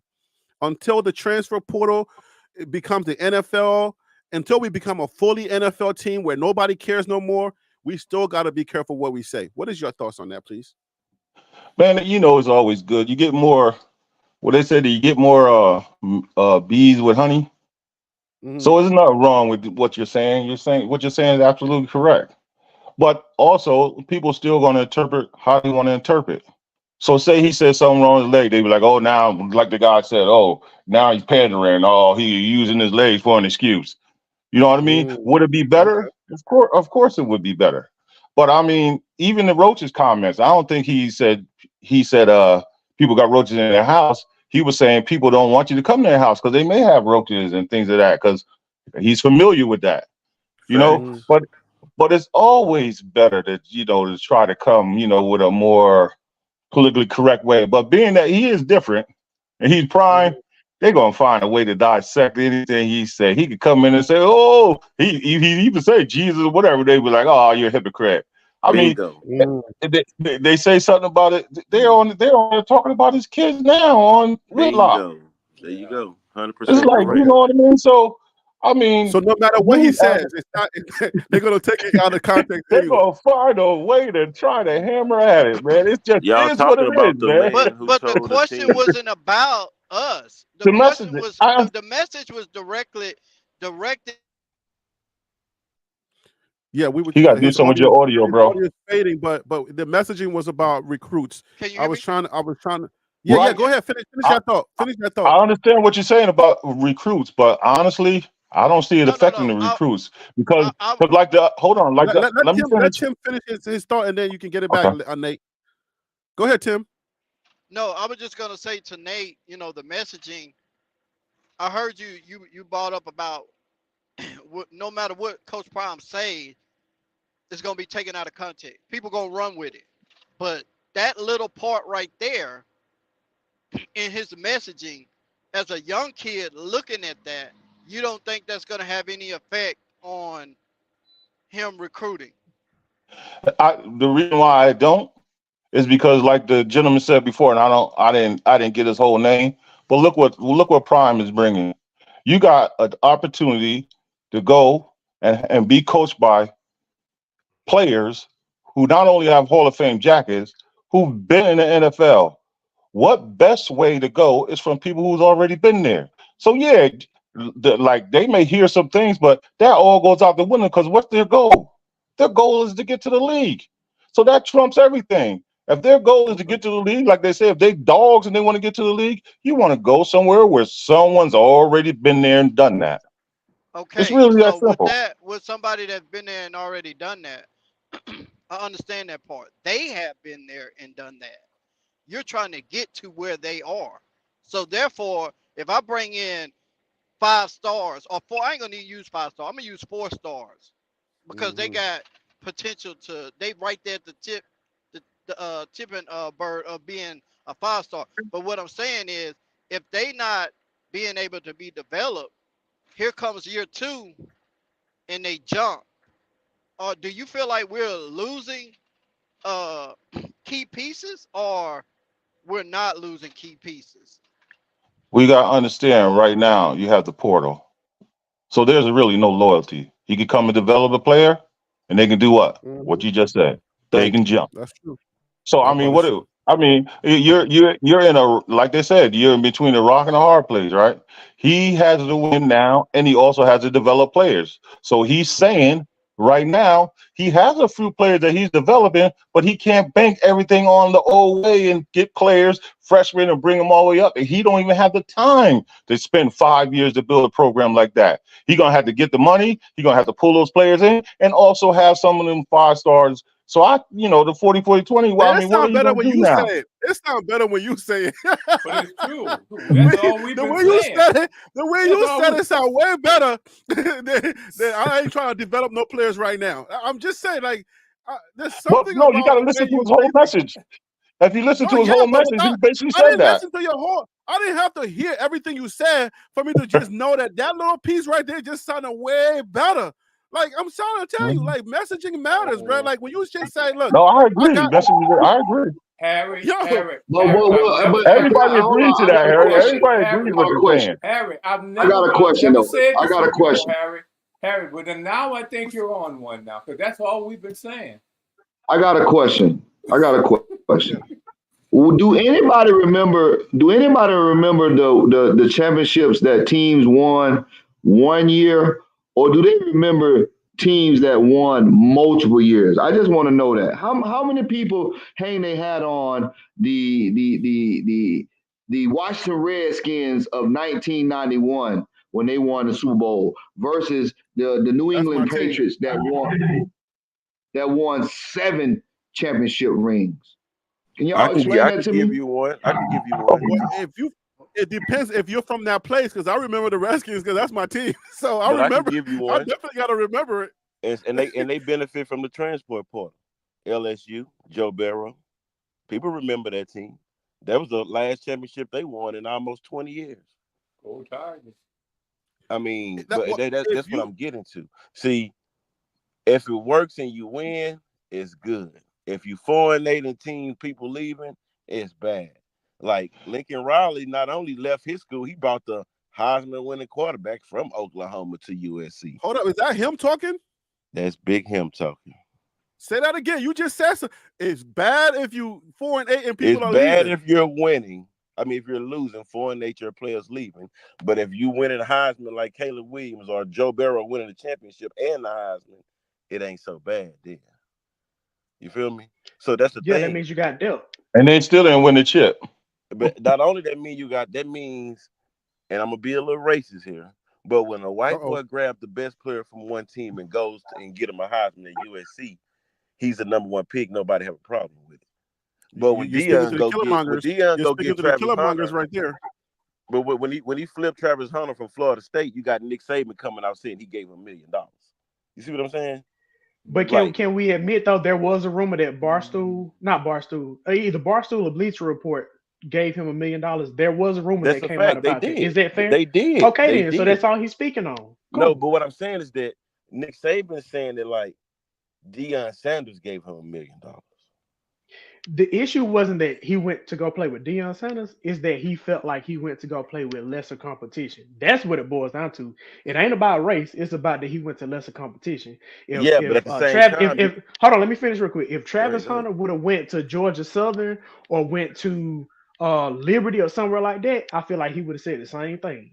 That's a fact. Personally. But that's a fact. But the player, the coach that was speaking against it, when he realized that he couldn't get what he wanted and Alabama wasn't winning no more, what'd he do? He retired. I have a quick they question. They were in the semifinals last year, right? I just want to make sure they were in the semifinals. Retired. Okay, and at some point everybody's gonna retire, right? No. Well, hey, Nick would have stayed around for a little while. I'm a Bama guy too. Nick ain't with this transfer portal and paying all this money and people not earning. Man, Nick ain't with it. Y'all really think that's why Nick left? Of course, that's why he left. When the last time Alabama won a championship? 3 years ago. No, I'm talking about the transfer. You think the transfer portal thing is the reason why he left? Yes, because Kirby Smart, his defensive coordinator, went to a program and was able to get players to transfer to Georgia. Now they the new Alabama. Correct or am I wrong? It's Georgia not just did not the transfer build their portal team either. through the transfer portal, dude. The majority of their team comes from high school recruits, man. Like, trust me. But what I'm Kirby saying is not all about the transfer portal. Since Kirby Smart been there, what I'm saying, right? But he's not building his team through the transfer portal. Yeah, Kirby ain't been there that long. He's been there like 2 years. Georgia already had a good program. You misunderstanding me. Mark Rick had winning seasons before Kirby Smart got there. What are you talking about? They already about? had a good program. Bro. You misunderstanding me. What I'm saying is Kirby Smart was an Alabama coach. He took his recruits that were going to Alabama and brought them to Georgia. That's why they're a powerhouse now. High school recruits that was going to Alabama for Kirby Smart. Now they're going to Georgia for Kirby Smart. That's all. That's all good. But listen, things have changed. So all the this is my take. All the dynasty stuff that we used to have, being able to keep those 5 stars and letting them stay full 5 years and waiting behind people to play, that's over. Watch and see. That is going to be over. I think we agree. It's going to be different winners every now and then. You watch and see. Let's just sit back and wait. With players, there's no loyalty. I agree on that. And let me bring on East Coast Cav. He's been waiting in the green room for a minute. East Coast Cav, what up with you? Thank you for calling in. I appreciate you. Hello, family. Happy Friday to you. What's up to the chat? What's up to the panel? Friday. Go ahead and give us your thoughts on, well, if you have, you were coming in to say something, you can go ahead and get started on that. No, my main thing is about, the stuff that Prime says. I'm going to go back to the recruiting about I'm not coming to people's houses. They got to come to me. I think a main reason, I'm going to try and keep it quick, but 2 points are going to tie into each other. I think the main reason of that also is because you got to remember, they don't have the collectives like a Georgia or a Texas, especially a Texas or a Florida might have. So he's not going to get the player yet that he really wants to get. So I say let him get some wins under his belt, so that way now the collectives that he does have can come to him and say, all right, we'll give you some more money because we see some results. And that ties into the whole house visit thing. You know what I'm saying? If Harry B is the number 1 running back in the country, I can't come to his house being 4-8 6-game losing streak, 1-8 in the Pac-12 conference, and I ain't got no money for him. Versus Dan Lanning shows up and got a winning record with $200,000. Where you think Harry B's gonna go?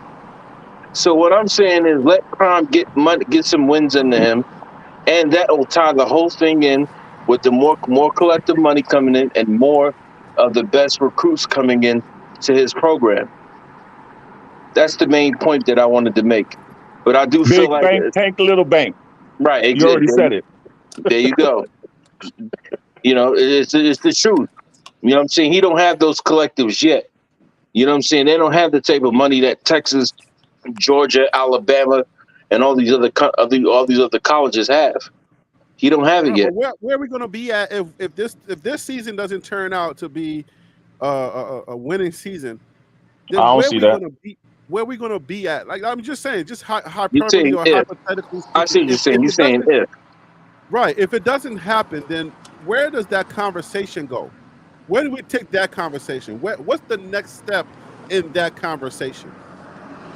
That's a good point because we don't know that it's subjective right now. We don't really know where this is going to go because that conversation is going to stay the same. It's going to be a replenishing conversation of the previous. It's going to be even worse, but it's going to be the same conversation because if they don't have a winning season, everybody jumps ship. They go back in the portal. They bring in another group of guys, and I'm gonna use the same word I used a couple of days ago. Overhaul their O-line or D-line to win now. It's gonna be the same conversation. Ain't nothing gonna change. But let me ask you, Harry. Does Coach Prime get a curve?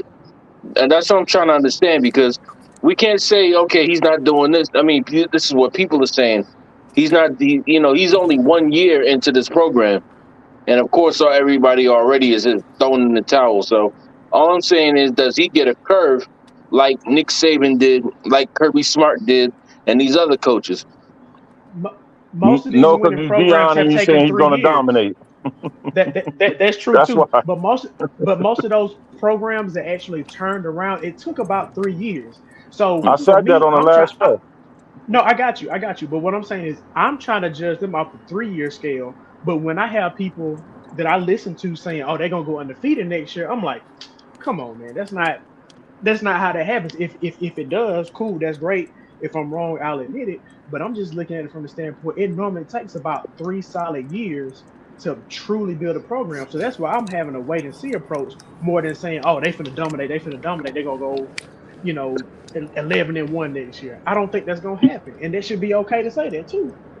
It is okay to say that, and I'm one of the ones that said that they would clean the slate. And the only reason why I said that, because I look at the 3 years or more. But the only reason why I said that, because when I look at all the teams in the conference that they're in, I don't see a game that they can't win. Like I'm gonna say, oh no, they can't win. You know what I mean? I've seen some games that might be tough, but I don't see any game that they can't really win. If they continue on with this offensive line and they get a couple more running backs, which I think they will, you better look at Oklahoma. Brother, you better look at Oklahoma State because they got that running back. Even though the quarterback is gone, that running back good, man. I mean, I still stand on. But I also like the defensive line that we got, and I like the way that defense is coming along in Colorado. They looking pretty tough too. Me too. I like that too. I like that. I got a question. I got a question for the panel. Okay, I got a question for the panel because me and Phil we were having this conversation some time ago, maybe a couple of days ago, and he sent me this list, and I was looking at it. If you look at how college programs are developed, right? Like we take the 3-year situation for example. Coach Prime comes in year number 1, he wins 4 games, right? Year number 2, we were saying one of my arguments was that Matt Rule hasn't really, Matt Rule came in, he won 5 games. So if we look at all of these coaches that are on this top 25 list right here, and we dissect it and say, well, when they came in, what was their year 1 win? What was their year 2 win? And then when did they start really winning? isn't Coach Prime on the trajectory where he's right there with a lot of these coaches? Yes. Is that not true? Yes. Oh, yeah, Yes, that- he that- is. that- He is. So then we gotta give He's him spot that on. grace, right? So okay, so you give him that grace, right? So we say, okay, Coach Prime, you're good at where you are when it comes to like, okay, what every coach does. But why do you think Coach Prime is so worried about his job in some of these conversations? Like, we get it. Like he has that grace, right? That natural grace that's built into how football teams are developed. I don't think Rick George brought him here to like go undefeated right away, right? I mean, am I missing something? That's us in the media, and because he's Coach Prime and the way he talks, we all understand that the time it'll take. You know what I mean? But everyone else, you know, hey, it's Coach Prime. You saying you're going to dominate? You're going to do this? You're going to do that? Let's see it now. Oh, and he hopped out and won those first 3 games. And you know what I mean? And got a little of his trash talking, and then they flunk out. That was the worst thing that happened to them last year, was winning those first 3 games. Harry, you got to remember too that Rick George was the one that brought Prime here, but Rick George didn't necessarily make the decision. There are people behind him that say, "Okay, yeah, go." Then he went. But you got to remember the power that are behind him. What are they saying? Also, they you saying know what I'm saying? extend him because They he's doing saying something extend now. But if they because say, the program hey, was in the hole and he's brought it back up. yeah, but at some point, what if they say, From a well, business Coach Prime standpoint, got to go? he's done well. But the way I look at it, the way I look at it, Coach Prime is fine. I don't know that Coach Prime You needs to be spot on, putting this Harry. much pressure. Yeah, you are. He don't need to be putting this much pressure on himself, because I think he's creating this pressure cooker for himself, and his messaging is being affected with that, because at the end of the day, if you look at it, he's good. Like, somebody should be able to tell Coach Prime, Coach, we know what your desire. We know you're highly competitive, but you're good. Like, you won 4 games your first year. If I'm looking at this list, you guys know this list a little bit better than I do. And Phil, you guys can talk. You can, like, if I can get anyone to just tell me some of these top coaches, what was their first year? Can somebody tell me that? Like let's just go down the list for a second and see what was some of these coaches' record? Like, where did this start off? And how did it? Hey, Harry, I'm gonna say this real quick. A lot of those coaches, they've been coaching for a while. If you want me to do the research, we can do that for another video. I'd be more than happy to do it for you. But on the spot, that's a lot of information, because a lot of these guys have been at the school for a few years. So I'll give you one real quick. What I'm saying is, when it started, like, how many games did it win? I know your question, but the thing is, Dan Lanning came in, that one for Oregon. He already came into a well-oiled machine, because Oregon was always a winner. So he came to count. You know what I'm saying? He came from another program and took over Oregon, which was already a well-oiled machine. Just like Ryan Day too. Like number 4, because USC was already good. A lot of these coaches failed other places and went to other places, bro. Like James, even Kirby, even though he came from Bama, Georgia was already good. They already was decent. No, but it wasn't winning no national championship. They were already good though. They weren't bums like Colorado was. They were going to Sugar Bowls though. They were going to the good like championship Oregon. games. They was good like Oregon, but they wasn't winning championships like Clemson and Alabama. Well, we weren't saying that they went in championships. We're saying that the coaches that came over there, they already had a good, decent program. So they only had to get a few people. They didn't have to, It's a fact. And they didn't have to do like Deion did. Deion's in a unique situation. He's taking over what they call like the bad news Bears. Yeah. Right. So a lot of these coaches that went to programs that had solid foundations. They had something to build upon. Yeah. Right, brother. What about Matt Rule? Matt Rule, is this Matt Rule 3rd year? This is his second year. Second year. And his This is his second year. He came back with Prime. He started the same time. He came from the NFL and he came back with Prime. But the word on the street is that He took over Baylor, and he took over some other schools that he really took to another level in his second year. Temple. It was Temple. The then word on Baylor. the street is that Matt Rule is a great college football coach because he takes losing programs, and in his second year he does a lot better. That's a fact. He's a second year kind of coach. Well, when it I comes sent to you that. I Texas sent you that football, screenshot, Harry. When it come out of when he went to Baylor, he got a lot to choose from the state of Texas, man. Some quality guys. Bingo. So coming to Baylor, his second year being able to turn that program around, that's really a lot of luck based off the talent that he has in his backyard. But can we also point this out though? Deion has also said he wants to go somewhere where he's needed. So he chose to go to a program that was a bottom of the barrel. He could have easily stayed at Jackson State last year and waited and then went to, let's say, a Florida or I don't know, maybe a Big 12 or a Big 10 school if he wanted to, but he chose to take this job at Colorado. So I'm not going to give him a pass because he's the one who decided to go to a school that wasn't as developed and their program. Who gave him a pass? No, I said I didn't say anybody did. I'm saying I'm not accusing anybody of doing it. I'm speaking only for me. I'm not going to give him a pass for deciding to go to a school that hasn't been built up because he wants to take the credit for building it up himself. I agree with you, Phil, for the first time ever. Well, all the others. Yeah, no, I don't think anybody was giving them a pass. I don't think anybody was giving them a pass. They asked the question of, where these other coaches, their record, their first year and stuff like that. Well, we have to also say, what they took on in their first year, whether they had a good program they took on or whether the program was crappy. But as a coach, you have the option to decide if you want to go to that program. Let me switch the question for y'all. Can we argue Coach Prime onto this list? Given all the elements we just discussed, can we argue Coach Prime onto this list? No. What do you mean argue him? He doesn't have the longevity. Not yet. He don't have the longevity. Yeah, he doesn't have the longevity there. So this is purely on longevity. Or winning. He's only been there, only 1 year. We can't say, all right, boom. I mean, we still got to see. I mean, you can put him on there because by week 3 he was ranked number 17. So you got to say something about that on his first year. Right. I mean, but the full season showed who they were, though. Yeah, man. I wouldn't put him on there. Wasn't he the sportsman of the year? Wasn't he the sportsman of the year? Yes. What was that from, though? If I'm arguing Coach Prime onto this list, there are a few things that I can use to argue him onto this list. Because he took a 1-11 team, made him a 4-8 team. He was sportsman of the year.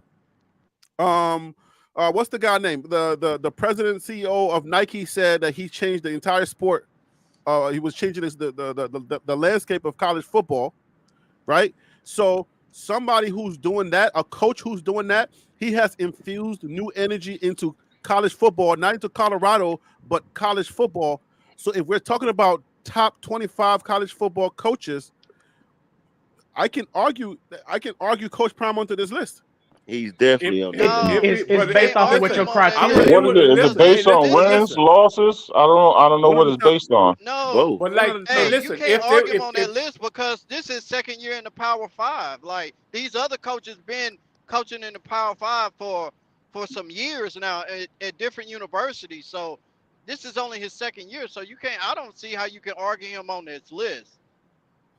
So those elements that I just listed are not feasible, or not a good criteria to put them on? Well, listen, listen. Year one, he was 2 games away from a bowl game, right? All they needed to do is win 2 more games, and this would have been his first year and going to a bowl game.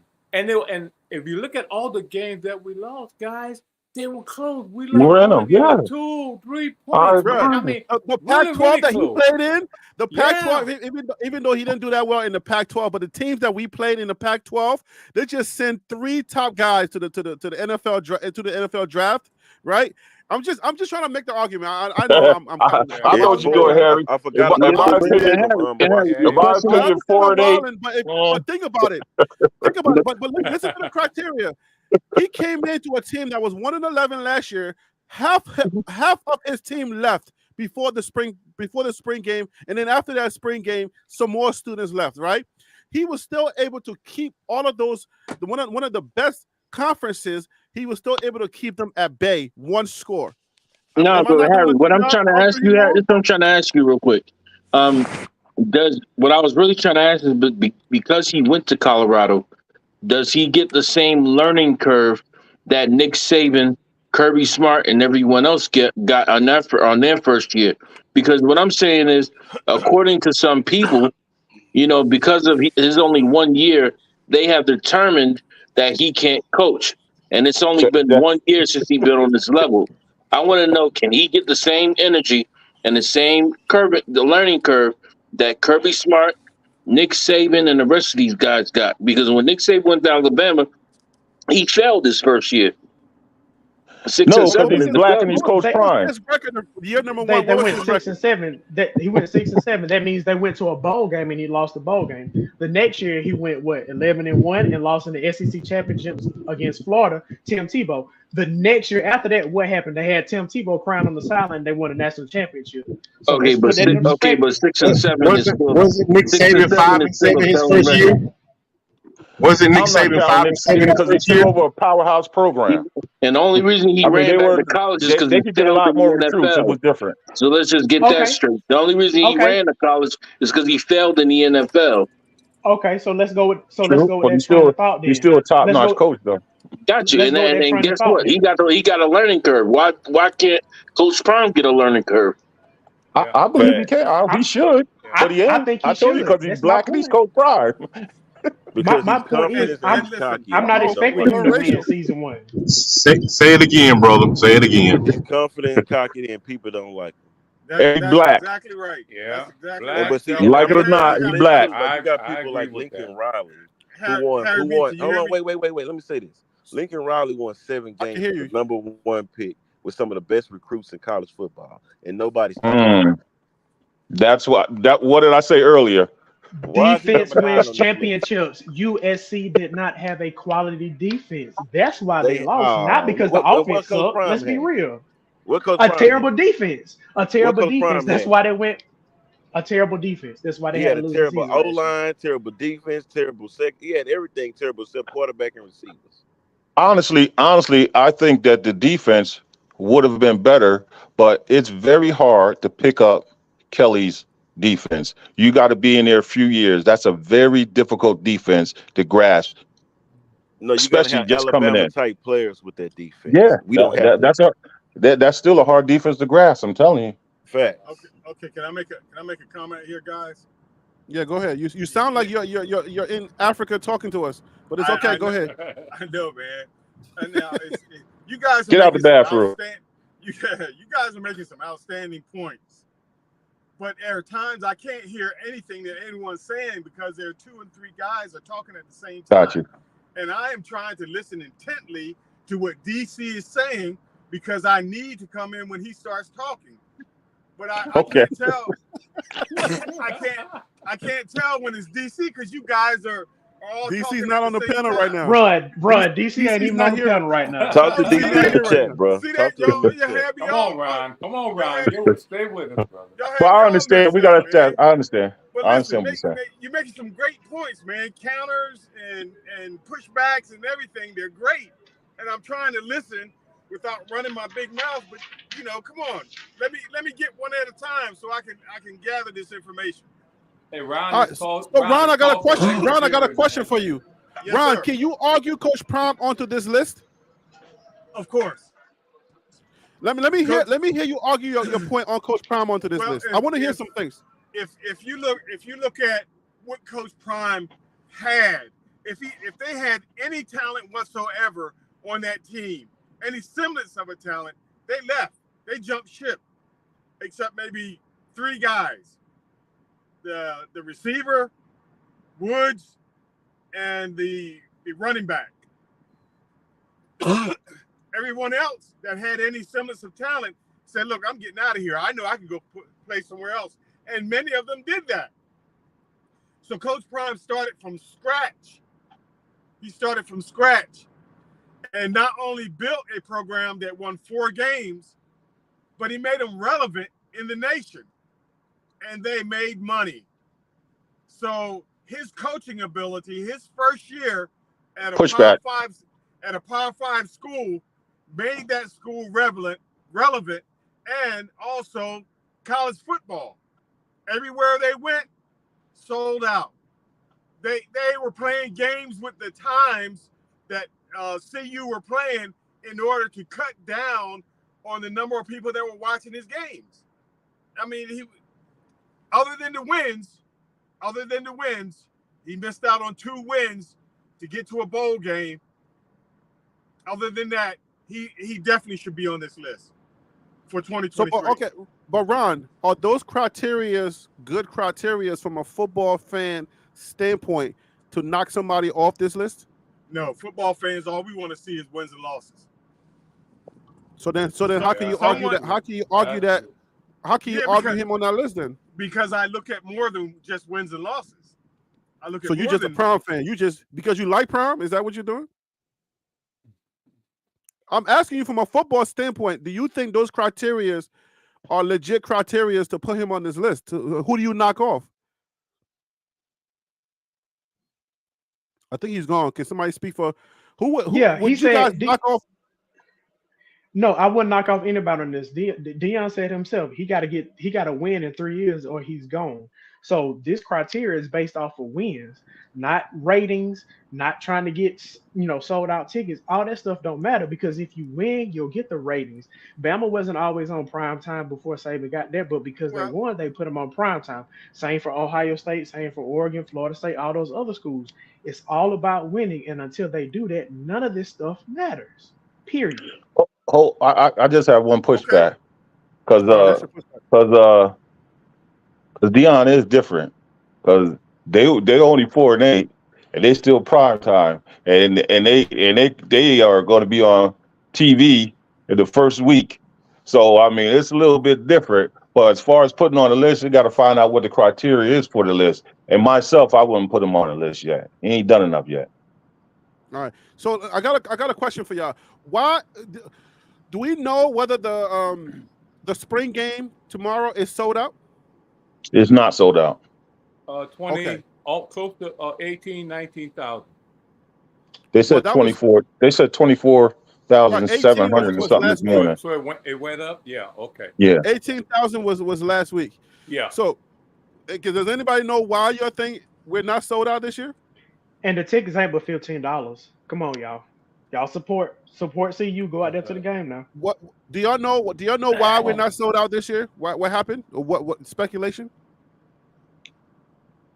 I think maybe I'm gonna say expectation. Maybe the expectation last year was really high. Even though the expectation here is not as high, it's still not low. So you still got almost half of what you had last year. So and I think the expectation just a little bit amongst the fans. I'll put it that way. I'll be dropping them voters tomorrow night. Yeah. I mean tonight. I think the weather plays a part too, but it has a little bit to do with it. We were having we had a snowball fight in the stadium. I almost got hit in the stadium last year. So I don't know if the weather is anything. Like in the morning, they were cleaning out the snow just so we can have the game, and people were throwing snowballs so I don't know if weather is an issue. I think it's supposed to rain tomorrow.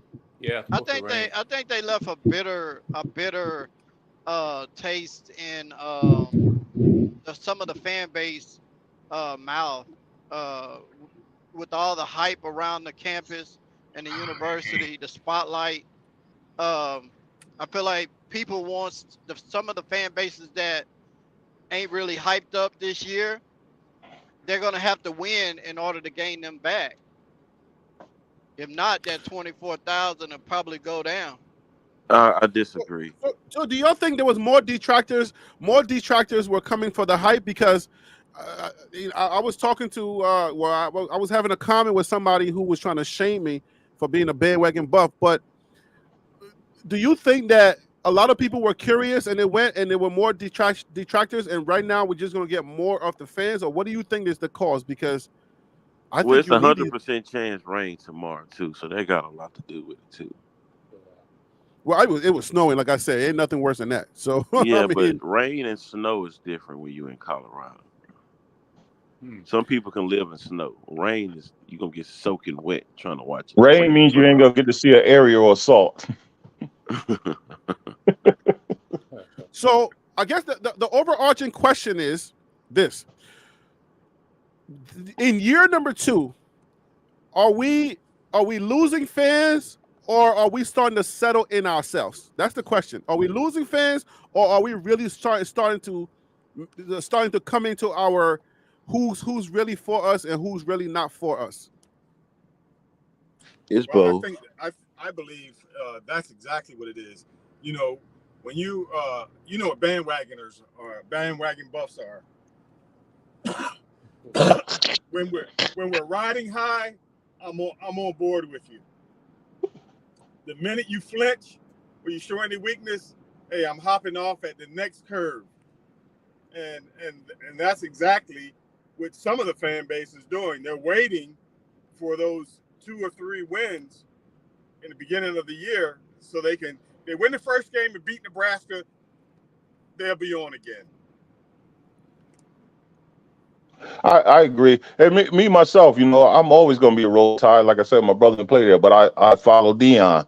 So whether win, lose or not, wherever he goes at, I love this. I like the brother's character. I like his bravado, and I like what he stands for with these youth. So, well, they ain't youth now; they're young adults. So, I'm going to follow and always be with him. So I told him, hey, Bama was my number 1 team. Clemson used to be my number 2 team because my cousin played for them. But now I push Clemson to 3, and now Bama, now Colorado's 2. Yeah, I had 2 friends that played for Clemson soccer. East Coast Cav, thank you so much for the super chat. Neely said they sold the tickets late. Last year, they sold tickets in January. I did play the part. I mean, Sabotage. Oh yeah, the TV stuff had something to do with it too, because it had to be late because they still under the Pac-12. So game number 1, everybody know. This is an update. They sent out this update. I think it was last week that the North Dakota State game is going to be August 29th. Yeah. So time and television time is going to be to be determined, but we gotta look out for that game. I want to ask the panel before we end soon. I want to ask about expectations for this spring game. With all of the players that are leaving, right? With all of the players that have left, we got a report that we only have 1 healthy running back that was for that last scrimmage. What is our expectations, and what is this spring game for? Like, what are we looking to find or to achieve with this spring game? And we can start with Ron Tate. Well, I believe that number 1, we're going to look at what are they going to do in an emergency situation, because having 1 running back, having 2 running backs, heck, that's an emergency situation. I heard someone saying something about Jimmy Horn doing some things in the backfield similar to Dylan Edward. So we'll have to see. I look forward to seeing the defense. The offense is going to be what it is when all the pieces get together. But I'm looking forward to see how the defense does, especially the middle linebackers. I have zero faith in those guys that came back from last year, excluding the ones that were hurt. I'm telling you that defensive scheme has something to do with it. Watch. Well, I want to see that. I want to see that. So that's my thing. I'm looking for a big move by the defense. Hey, did Jeremiah leave? Did Jeremiah jump into that portal? No. Jeremiah Brown is still there. I know we lost a Jackson State player. Yo, Ron said he has zero faith in. Yo, what are you looking for in the spring game? Watch out for Bentley. I mean, what's that going to look like in the spring game? What is it going to look for like second and third string. I don't think he's going to show the world too much. He's just going to let the backups get some PT see who can beat out who for positions. But you won't see the starting lineup on offense or defense in this game. He's not going to show what he's bringing this year. It's chess, not checkers, bro. All right, so Nate, what are you looking for in the spring game? What is this spring game going to look like for you? A dog and pony show. That's a military terminology. But for me, I'm just looking at that offensive and defensive line. I just want to see where they're at. But it's really a dog and pony show, especially if it's raining. You're gonna get a bunch of running. You ain't gonna get a whole bunch of passing. You got to protect the players. You know what I mean? So just a dog and pony show. Okay. But you can't dog and pony up front. So, are we looking for Ryan Stubb to show out? So we're looking to see if we got depth or not. Do we have depth? The Oracle stretch. What's up with the depth? What are you looking for in this spring? And tomorrow, what are you going to be looking for? I'm looking for all the festivities when the documentary come out behind the scenes. All the festivities. I don't even want to watch the game no more because it's just like last year. You know, you got 30-something players that hit the portal. You don't even get a litmus test watching this. So I just want to watch some of the well off and the reach the people videos or the behind the scenes stuff. That's all I'm amped up for. Who all there? I'm with you. I'm with you. I ain't gonna lie. I'm with you. Yo, you never disappoint, Coach. Man, that's why I say I need the drama and I need you on my show. You gotta come on here more often, bro. I need you. Tim, listen, your times. Hold on, real quick. Your times got to line back up again. You're gonna have to change your times. You can't be doing Friday night, Freaky Fridays, and don't sleep doing Freaky Friday. No, I didn't change the Friday time. We still on at 12, but I do Monday Night Football now. And Monday Night Football actually got me my most views. I got 5,000 views when we was watching one show. I was like, what's happening right now? So I'm trying to get Monday Night Football going because, the season is coming up. Okay, yeah. That's fine. All right, Tim.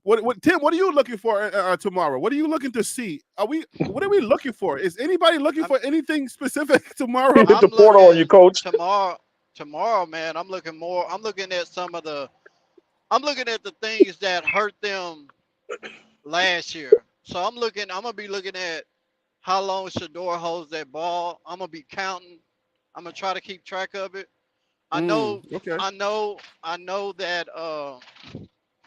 I know Warren Sapp gonna have that defensive line ready to go, rain, sleet, shine, or snow. He's gonna have them ready to go. So I want to see how well they protect the edges. I want to see if they gonna adapt to those crossing routes. Little things like that really killed us last year. Yo, are we being racist? The reason why I'm asking is why are we not giving Livingston his due credit, the white boy his due credit? We're giving Warren Sapp having the defensive line ready. Like, why we can't say we're looking forward to seeing Livingston having that defensive line ready? Like, what are we doing? Dion was the one that said he wanted to help promote black coaches and then hire white offensive coordinators and defensive coordinators.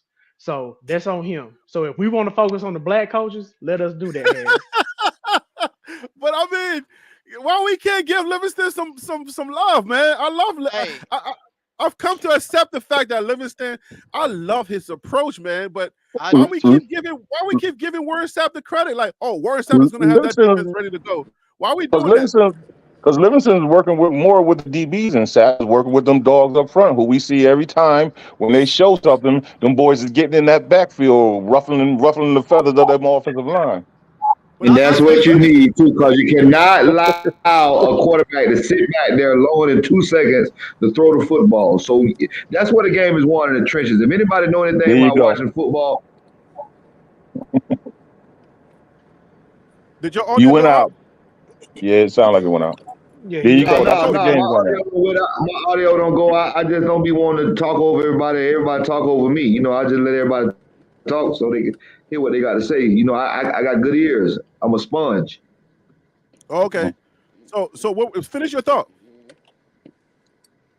So what I was saying is, okay, I think like 3 days ago, someone posed a question: how does the team look? And at first, I said the team looked like a junior varsity team probably about a month ago. But as I've been watching since Damian Lewis and Coach Sapp been teaming up together, that defensive line been getting a lot of pressure on quarterback one and quarterback two. And so, Okay. you know, with a little bit of film they are putting out, I believe that with those guys that are there, they're teaching those defenders how to use rip, swim move, club, spin move. It's a lot of different intangibles that these guys are going to be teaching these front four, you know, as well as the front five with Shadur. And I asked somebody a question. I said, man, do you think that they'll have lesser than 25 sacks this year? If they have less than 25 sacks this year and they want to throw the ball at least 60 times a game, 50 times a game, I can see Shadur putting up some numbers. But you got to remember, those other guys haven't made it to camp yet coming into the summer. So when the well-offs come out with their little snippets of those guys in the summer, the team's going to be looking a totally lot different because they got like 9 to 10 different scholarships open now since the guys have left, because 29 guys are coming in. So they had like 4 or 5 scholarships left. But with the guys leaving now, you know, they're going to have probably about 19, between 15 to 19 scholarships open. You feel me? I know you ain't been here for a minute, and I haven't gotten you on tape to give me your thoughts. And Tennis Channel and Phil, hold on for a second. I'll come to you that question. I haven't forgotten about you, but let me just press Coach for a little bit. Coach, how do you feel about Colorado's chances in the Big 12? I'm still on the fence because I'm still got them at an 8-4 record, even though my record was reversed last year. Mm-hmm. I still with Coach Sanders and his mantra and his ability to be a motivational speaker. I believe he can motivate players to get some wins. Now, what has to happen is everybody has to be stroked. Not one person got to be stroked or 2 people. You got to effleurage the whole team. You just can't build up 1 or 2 players and then get in the media and tarnish your whole offensive line because they got beat by a better team, which is the Oregon Ducks. You know, you can't get in the media and break down the dichotomy of your team when you're trying to establish a dominant program or some type of winning institution. So you got to change some things that you did last year. So when you get into a situation where it's heated, the whole team and the development of the team don't break down like they did last year. That's a good point. That's a good point. All right, Tennis, what are you looking for tomorrow? What is your one area that you want to see happen tomorrow? Well, I was the thing that we didn't have a lot of last year. We had some of it last year. We have a lot of it. I'm looking at the offensive line to see how well they number one can open up some holes and how well they protect the quarterback. I'm really interested in the defense because, I'll mention Livingston. I like his attitude to what the job that he's taken on. What I like to see a black coach in there, and I just want to see somebody that's gonna perform and help us win. If he's black, that's icing on the cake. I like that. But I'm gonna be looking at both of them a little bit. I'm looking at the offense and the defense just to see how well maybe they could gel together, just even in the scrimmage game. Now you got to remember, that's going to be the most important thing. And the team that we have now are almost going to be the ones that are going to actually, start off in the season. We're going to have a few changes, but we pretty much who's going to start off in the season. All right. So Phil So Real, what are you looking for next tomorrow? I'm gonna be honest with you, man. The only thing that I'm looking forward to tomorrow is the block bully. I think that he's gonna be the cog in that defense. If he's a guy that can command a double team, that will free up some of those average to below average linebackers they have right now to be successful.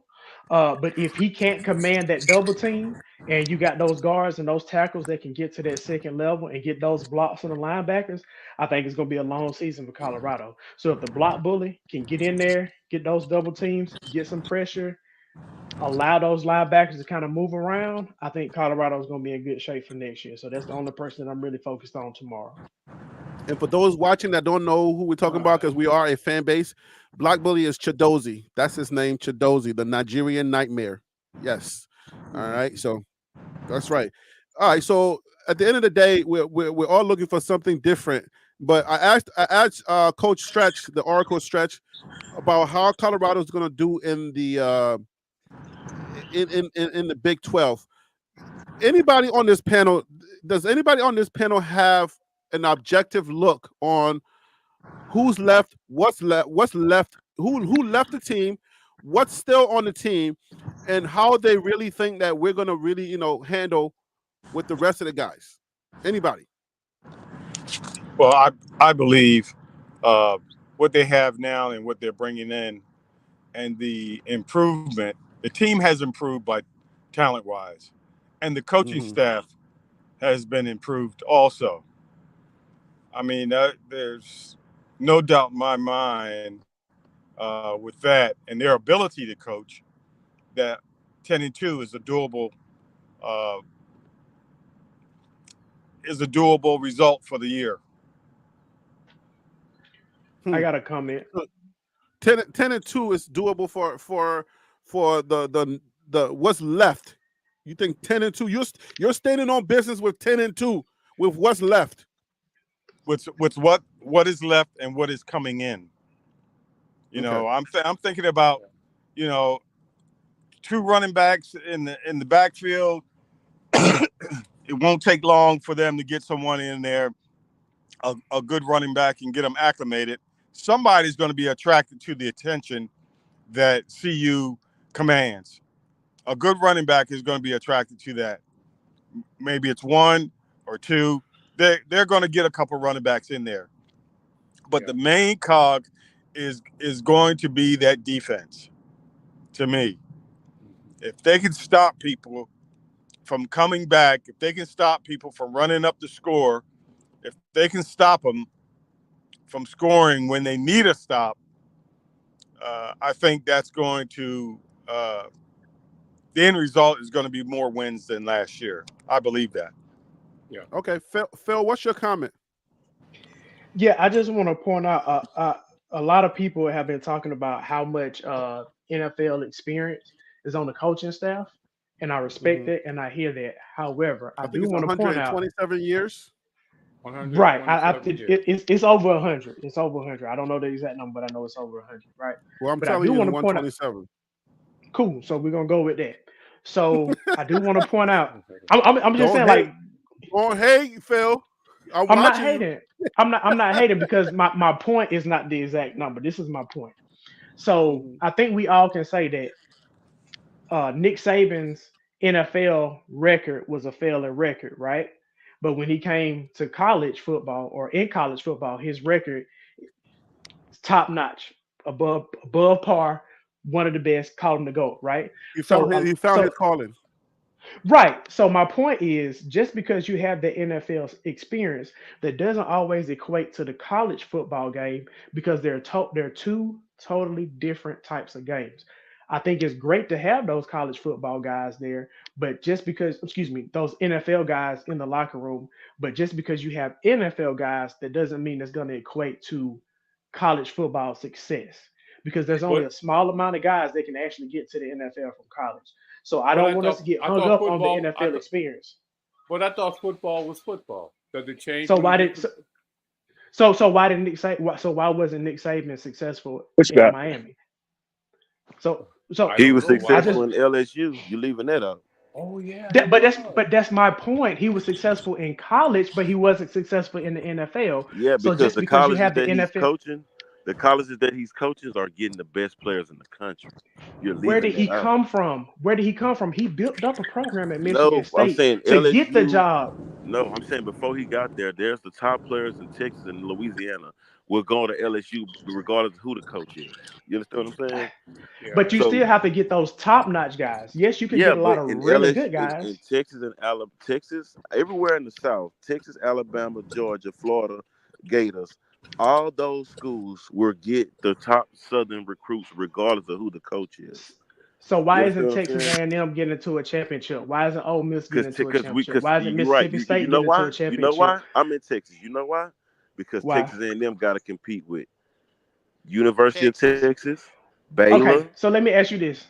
So I can University of be quiet. Houston. So I can be quiet. Do you at least understand the point that I'm making, regardless if you disagree with it or not? Do you understand the point I that I'm making? understand In the the point you're NFL, making. Yeah, I cool. do. That's I all do. that matters. I do. I do. Cool. I do. But Phil, Push back. I Why do you want to feel? push back on that, Harry. We gotta push back. Go ahead, Ron Tate, push back. I want Us. to push back on that. You That got data? is the most idiot. Can you hear me? Don't can say Can it. you hear me, Don't say Harry? it, brother. Don't say it, Yeah, we brother. can Don't hear say it. I can't help it. I mean, I'm about to run into a wall here. That is the most idiotic thing I've ever heard. That the abilities and the teaching that you get from NFL experience does not correlate on a college level. Come on, that is really, really reaching when you're trying to disparage CU. That is really reaching. Come on now. So Let's so if so we're Matt gonna talk Rule. if we're gonna talk about So Matt Rule. football and abilities, whether it be athletic or coaching, let's do it. Let's do it like we know what we're talking about. Let's not I do know what I'm stretch. talking about. So okay, so cool. So Matt Rule, he coached at Temple, coached at Baylor, was very successful. He went to the NFL, he wasn't Yes. successful. Now he's coming back to college. Okay. So what I'm saying is Testing. there's a distinct difference between coaching I in can't hear college me. football and coaching in the NFL. I think that's a fair statement There's to a make. difference in relationship. Okay. I'm sorry, go ahead. Oh, no, I mean, you disagree. That's fine, but you're more than welcome to be wrong in this opinion, and I'm okay with it. No, I didn't just say I disagreed. I identified that thought process as being idiotic when it comes to So why would you football. agree with something idiotic? So obviously that means you disagree, right? If you seem to be a very smart individual. I So disagree why would you agree? 1,000% of what you just said. Okay, I don't then agree cool. with what And you you're just okay to be said. wrong. I disagree with what you said. Okay, that's what I'm saying. You disagree with what I'm saying, and you're okay with that. I was trying to understand because the mentality of a professional player, he's gone through college already. He was good enough to make it to the pros. Now he's bringing that same knowledge and understanding and wisdom back to the college team. So why would that equate to... But are y'all understanding the point that he's trying to make? Because I feel I like do. y'all miss. I feel like y'all missing the point. Please, hey Harry, explain it because I I'm not do. understanding. Okay, so the point is, okay, if I don't know if I'm gonna do it any more justice than he did, but if we're very bullish, and we often talk about Go Jackets, and we talk about how many years we got on the NFL, and if you're going to the NFL, if your end goal is the NFL, then we got the NFL coaches over here. So he's saying, well, let's take a look at some of the coaches that have coached in the NFL, but weren't successful, right? So they come back to college, and they may be successful. So coaching in the NFL may not necessarily translate to coaching in college. You see what I'm saying? So I think that's the premise he's trying to come at. Like, and that's a fact. NFL, and I agree with him because if you listen to what Dion says, when they ask him about coaching in the NFL, what's the first thing he say? It's hard to get through a young man with millions of dollars. He said he'll cut the whole team at halftime. That's what he said. He said he'll cut all of them at halftime. Hold on, but what I'm saying is that it's like Hermione McLean. It's the same thing with him. You give a player money, nobody never said nothing to him. He comes to your program, and you can't get through to him. You're the best motivational speaker, best cornerback ever, and you can't get through this guy. So what that's telling you is, if anybody is playing at the college football level with any kind of notoriety or money, it's hard to coach them. Now, his son is easy because that's his son. He's groomed him to be what he is. But it's like you got players like Barrett Alexander, who transferred from Georgia to USC. he's playing with the portal to where he's basically seeing who can pay him more money, or he gonna stay in USC. You understand what I'm saying? Like, it's like the running back at the bottom right now, Mississippi State. Mississippi State probably couldn't offer him what Colorado can offer him. You feel what I'm saying? And he decommits. That's just how it goes. And on the college coaching level, look at Urban Meyer. He was a great coach in college. Went to the NFL, Jacksonville. What happened? Couldn't make it. But here go the thing, man. And I got to push back on Ron because disagreeing is one thing. Idiotic, come on, man. Come on, Ron. Yeah, Ron. I Really? want to know if Really?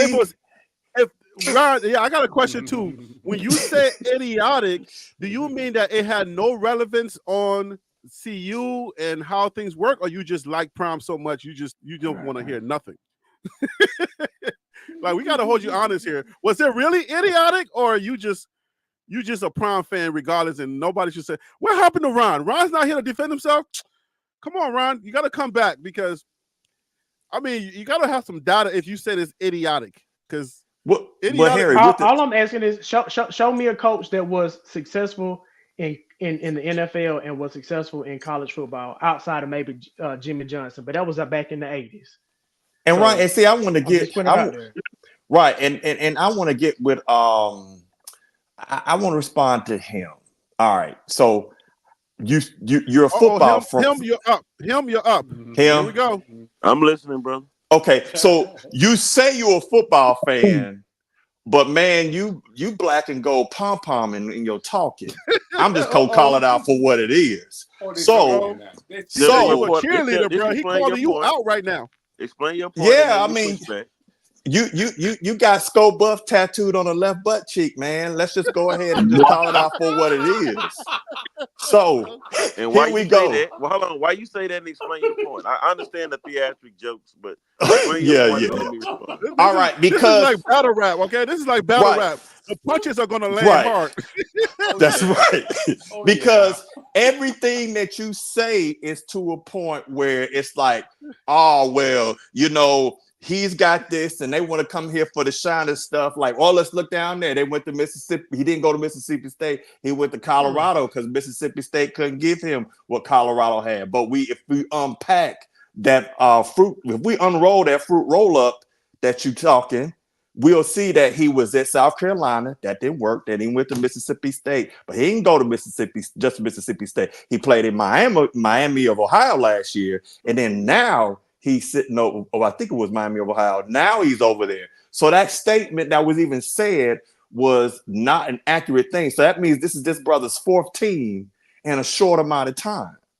And the thing is, not saying that he won't be good, but notice that we got all these things that may seem like that might be an issue, but we just excuse that. That's why I'm saying it's a little pom-pom shaking, because it's saying there ain't no other programs that develop people to send them to the league. Because I can name 10 of them right now off the top of my head that get folks in the league repeatedly, that get them shine. It might not get them to shine, but I'll also sit back and say sometimes the shine in Colorado is not good shine. So most of the time it is, but sometimes it's not. Okay, so, now let me push back on that. What you're not saying is Mississippi State don't have a top 10 quarterback that could have won in the league this year. Mm-hmm. They don't have one of the best receivers that could have won in the league this year. Mm-hmm. You understand what I'm saying? So what I'm saying is, when I say Mississippi State can't offer him what Colorado can offer him, what I'm saying is that if he go to Mississippi State and he rushed for 900 to 1,000 yards in Mississippi State, it'll get overlooked. He'll probably be a second or third round draft pick.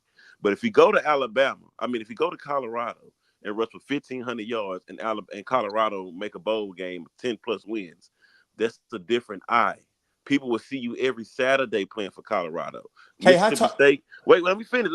Okay. You try to I gotta disagree with that. Then you can go. Mississippi State don't have as much televised games as Colorado got. Nor do South Carolina, nor do whatever other school, Miami, Ohio, he went to. So when I say that, I mean you got the eyes. If you're a running back, I'm pretty sure none of us in this chat room, before he said he was going to Colorado to visit, knew who Amos was. Correct? Yes, but let me just ask you just one question before I say something, and then I'll shut up so somebody else can. So just real quick, first of all, how tall are you? Me? Uh-oh. Yes. He's getting How personal. tall are you? What's your How waistline? tall are you? No, I ain't gonna ask that. I'm just saying, how tall are you? I'm 6'2". Okay. The ceiling in you 6'2", the ceiling in your house must be 5'8", because you tearing your head up, bruh. If you think that in the Mississippi state that all because y'all sitting at home. Hold on, no, wait, get your point across. And Yeah, I I'm getting it understand the across. joke. The joke What is I'm funny, saying is but that I'm you talking real bumping football right right. now. You knocking yourself out because you can't sit here and tell me you don't think that Mississippi State, which plays in the SEC, that they ain't scouts at them games when they play No, I Auburn. didn't When say they that. play, No. Wait. you did say that. Wait. Stop right there. I You didn't say saying they that. ain't getting the shine? No. What I'm saying is that if you look at a team, for instance, now listen to what you just said. Mississippi State is in the SEC. It's a lot of great. We don't got to go through them. It's a lot of great teams in the SEC, right? Right. Which means Okay. scouts are in the Now, game. wait. Look at the Pac-12 with the data. The data that we've been seeing with all these top 5 receivers and quarterbacks going in the first 15. Colorado was still the most watched team.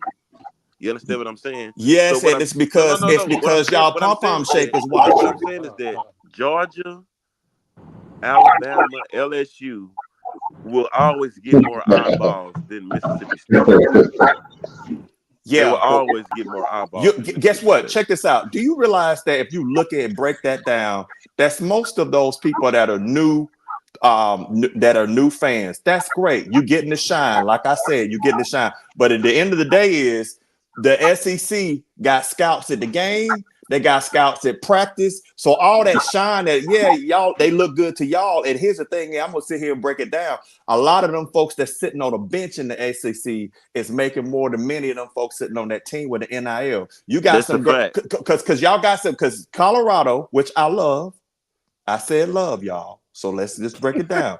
I said Colorado, your top ceiling, your Travis and your Shadur is great, and even your Shallow is there. But at the end of the day, is when you start looking at your bottom though. Come on, that's kind of what I'm sitting here saying. Colorado's a good Yeah, team. but you being disingenuous because you're not saying he's building this in 1 year. What You're I'm talking saying about schools. is, Well, no, wait. Because what you're not saying is these other schools you're talking about, they've been building for the past 10 plus years, bro. Now you talking about Mississippi State. Besides Dak Prescott, tell me another qualified NFL player that came from Mississippi State. I can't think of one off the top of my head, but Exactly. So wait, now I can tell you one that came from Colorado that plays cornerback for the New England Patriots that Dion didn't coach. You understand what I'm saying? So what I'm yes, you saying is can. that Colorado has always been a powerhouse football team since the 90s. Even when they was not good or what, they've been the program. Jerry Rice's son went to Colorado. Now, the point that I'm making to you is Mississippi State would not get the eyeballs that a Colorado team will get with Coach Prime. But So you're most talking of those about players, like the block bully from Houston, I'm in Houston, bro. The block bully is not Ed Oliver. That's who he want to be. That's who Ed Oliver come from. He was the same number, 10 defensive player, all that. But what I'm saying is that the block bully, if he could have been the greatest defensive player in college football in Houston with that team, he wouldn't have got the notoriety. But in Colorado, if he ball out with that team, people gonna know who his name is next draft. Just like Xavier Weaver. Nobody knew who Xavier Weaver was in Florida, but when he went to Colorado, his name is on the draft board now. You feel what I'm saying? So hold on just 1 second. I'm gonna say this. He gonna go late. He gonna So go let me late. just say this before Stretch go in. He So ain't no Malik basically, what you're Neighbors. telling me, He not right? he not an Right. MVP. So basically, what you're saying is go to Colorado because everybody will know you, even though you might get drafted not on Thursday, Friday, or Saturday. You might get drafted Tuesday. Facts. But at least they know your name. Facts. Trevor Woods, we would not know who Trevor Woods was if Deion Sanders didn't coach Colorado. But I guarantee you he would play in the NFL. Right. And here's the thing I would sit back and say, I like Colorado. I think Colorado could get to that team. I do remember they were good in the 90s. But, I mean, think about it, just a quick correction. You said that they've been relevant since the 90s, but then you turn around and say, well, you took it more than 11 team to 4-8, even though they've historically been 4-8. Even Matt McChesney, who played at CU and was offense and defense in the NFL, has said that they were a bottom dweller for many years. And part of that was them going to Pac-12. And part of that also is because it was difficult for them to recruit. I stop.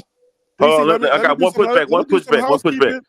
I'll let you push back, but let me do some housekeeping real quick, please. Gotta handle some business. Go ahead. Wild Dog is gifting 1 TLP Sports Club membership.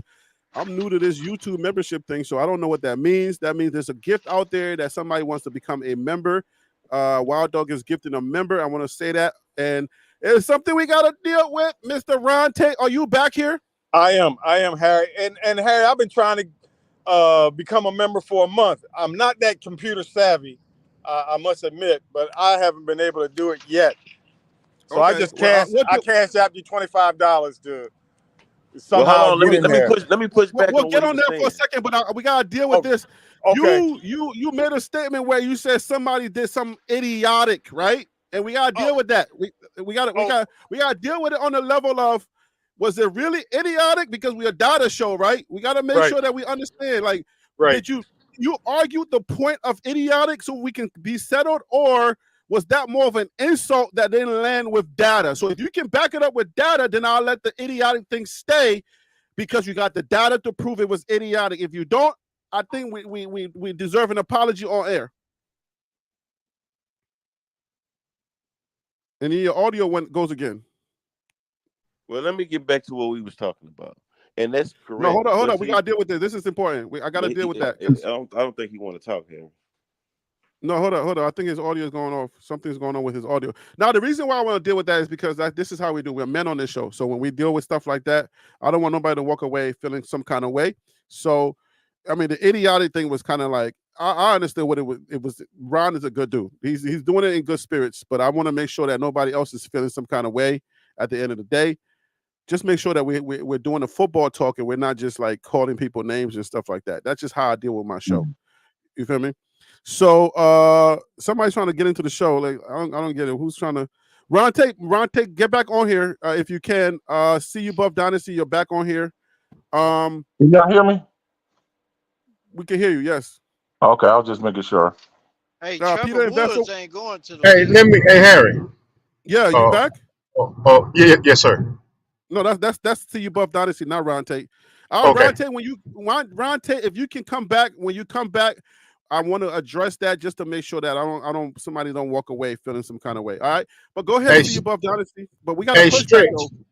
Okay. Hey, Stretch, I heard you say he's late. It doesn't matter if you go late or in the first. Xavier Weaver went to Colorado, and at least, at best, his name is in the conversation, and he will potentially be drafted. Thank you. Whether it be first or whether it be 263rd, it does not matter. The fact still remains. He would not be in the. Wait a minute. He would not be in the conversation. And he stayed at USC. What was he would have been drafted out of South Florida, man. You'd have been drafted out of South Florida. That's not Coach, true. Hey, That's Coach, not true, and bro. see you, Buff Dynasty. Hold the line. Ron Tate, are you back?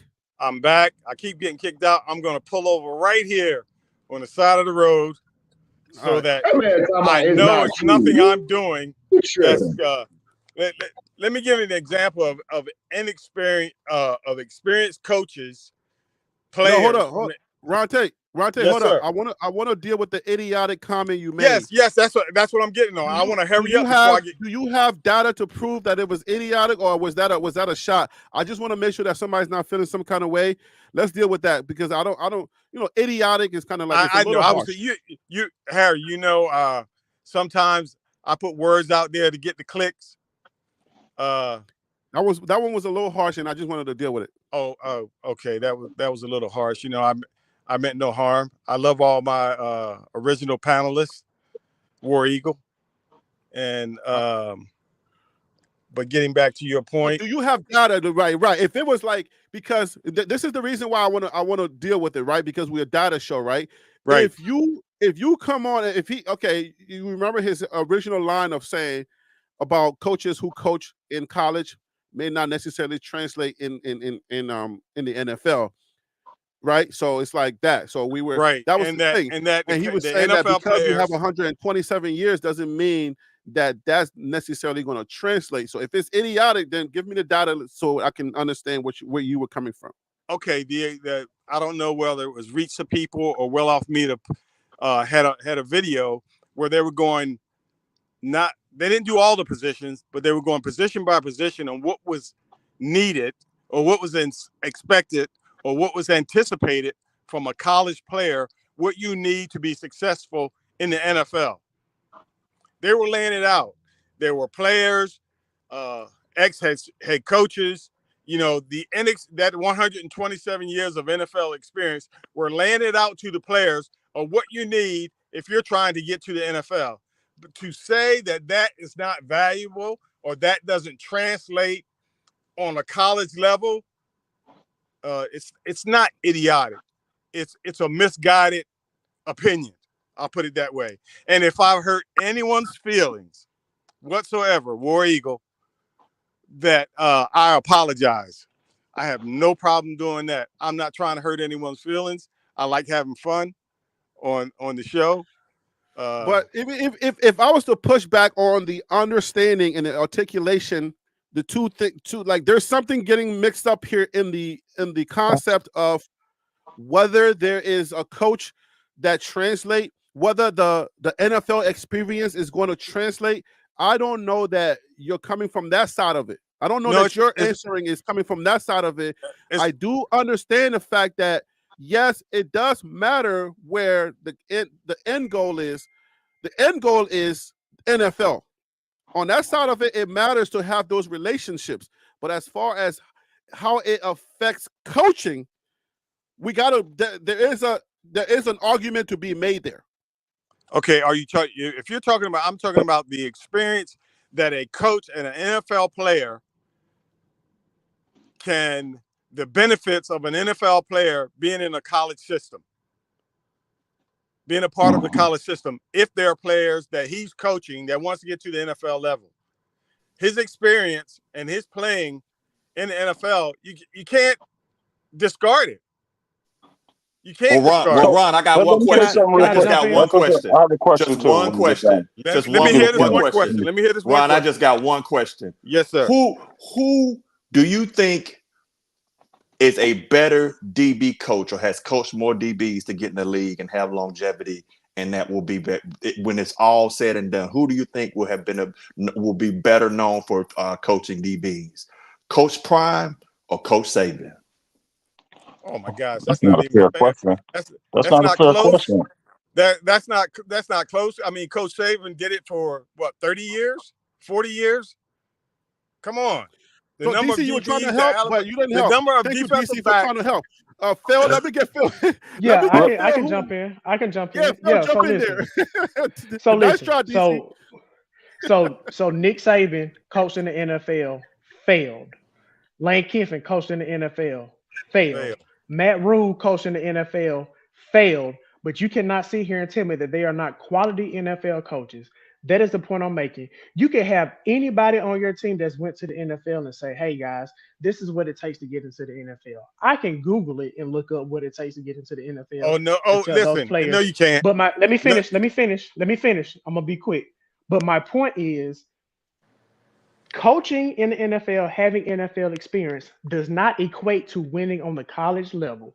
That is my point. They are two totally different games. And I still haven't heard a coach that was successful in the NFL and the college level. And outside of the one that I said was Jimmy Johnson, but that was back in the 80s and the 90s. So unless you can show me somebody that has been successful on both levels, I think I have a valid point, and I'll leave it at that. Well, let me push back real quick. That's why I wanted to differentiate. That's an idiotic statement, because if we have one example and it was the 1980s, then it's a plausible statement, not an idiotic one. Because we can debate the wins and losses based on the example of it hasn't happened in a very long time. That's like one coach. If you only got one, then that means that the rest of those coaches that are now coaching, Matt Rule included at Nebraska, that's not that's a plausible statement. You just got to agree. It's not a no. Harry, it could be debated. It could be debated on different levels. Then why go? Does it even validate them? He wasn't. I thought he was talking about the experience, the NFL experience that Colorado had.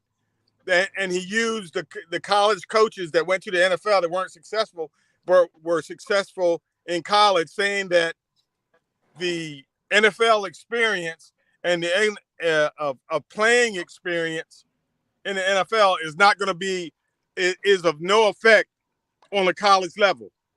Right. That's what I said. That's what I thought too. That's why I said there was a misunderstanding. That's why I said the context was off, and that's where I think that's where you were coming off and saying like it's not going to have any effect. That's not what he was saying.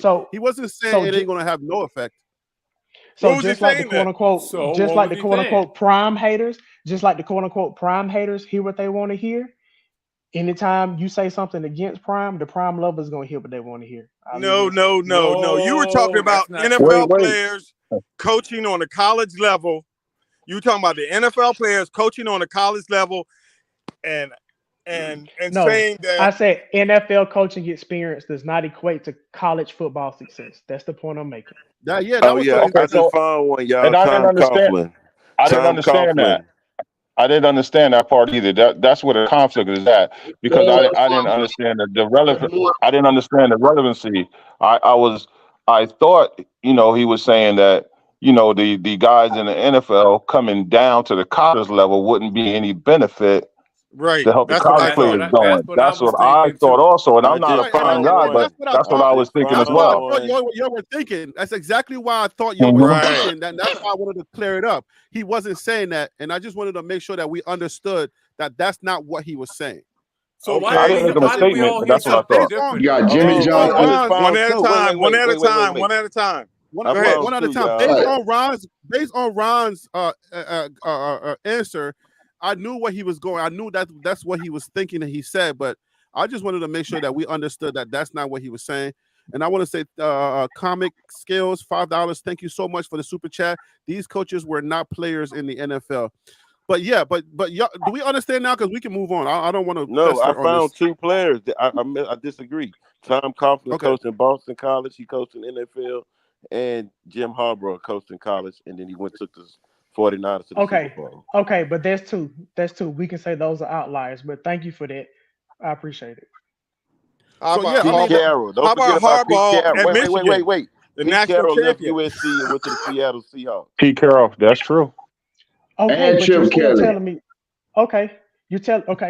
And those are outliers. What I'm saying is, if you look at it over longevity, it is not as realistic to see that happen. That's all I'm saying. Yes, there are going to be outliers. But you can't say it. Some of it matter about what team cool. You got to think about the teams that you're taking over. Bro. Okay. Give it time. But I will say this. You keep moving the goalposts, man. You keep moving the goalposts, man. I will say this though. Any of them that coached on the pro level, the majority of them were effective coaching on the college level.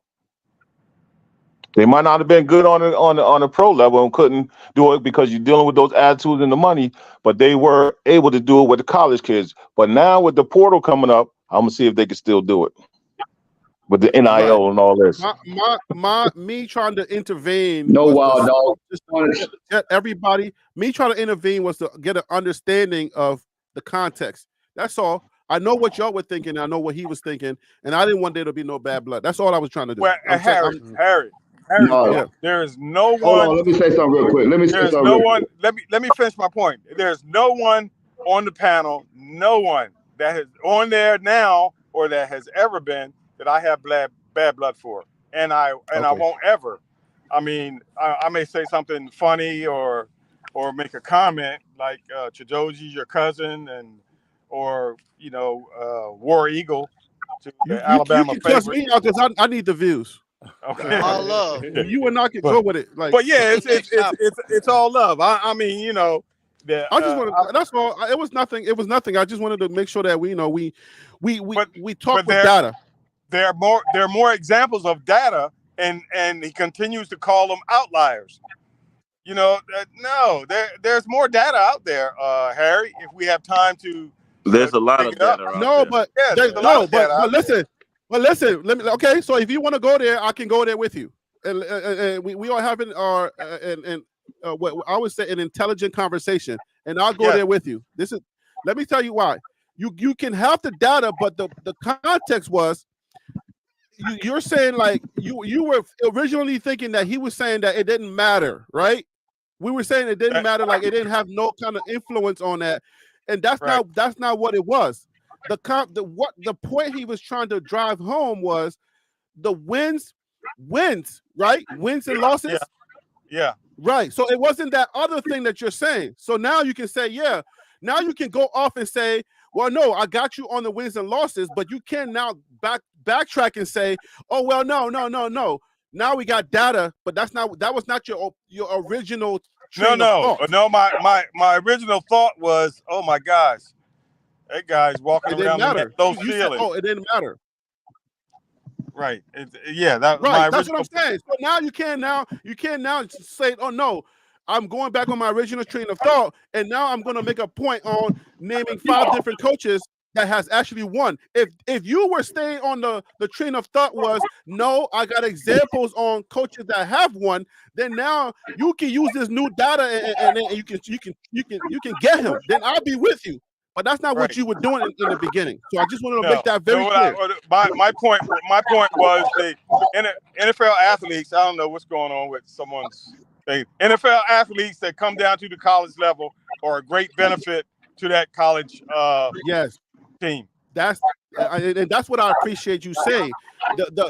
He wasn't saying it wasn't a benefit. That's why I wanted to make sure that we are clear. Now, if you want to argue that other point of, oh, let's name 5 coaches, then I said go get them. I stick with the one that I had. I stick with my point. Fine. But that was what he was saying. So if I'm wrong, we're gonna leave that alone. It's okay. Let's good. Move on. We're gonna leave that point alone because that was the point that you were arguing, and that was not the point he was arguing. So let's leave that alone. Coach Stretch, you wanted to say something. Go ahead, please say it. No, you got 10 NFL head coaches that coach in the HBCU that were coaches in the NFL or played in the NFL. Nobody cares about black schools around here, remember? Stop, man. That's terrible. That's No. terrible.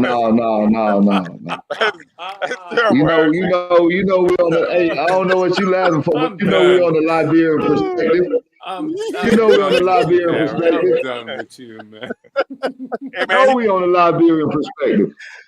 I guarantee you half the people in here went to the HBCU cool.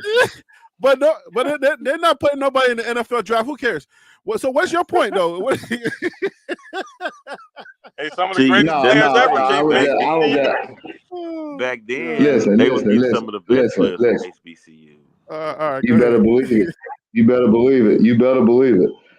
Hey, but listen, this is what I'm saying, man. The conversation is about this.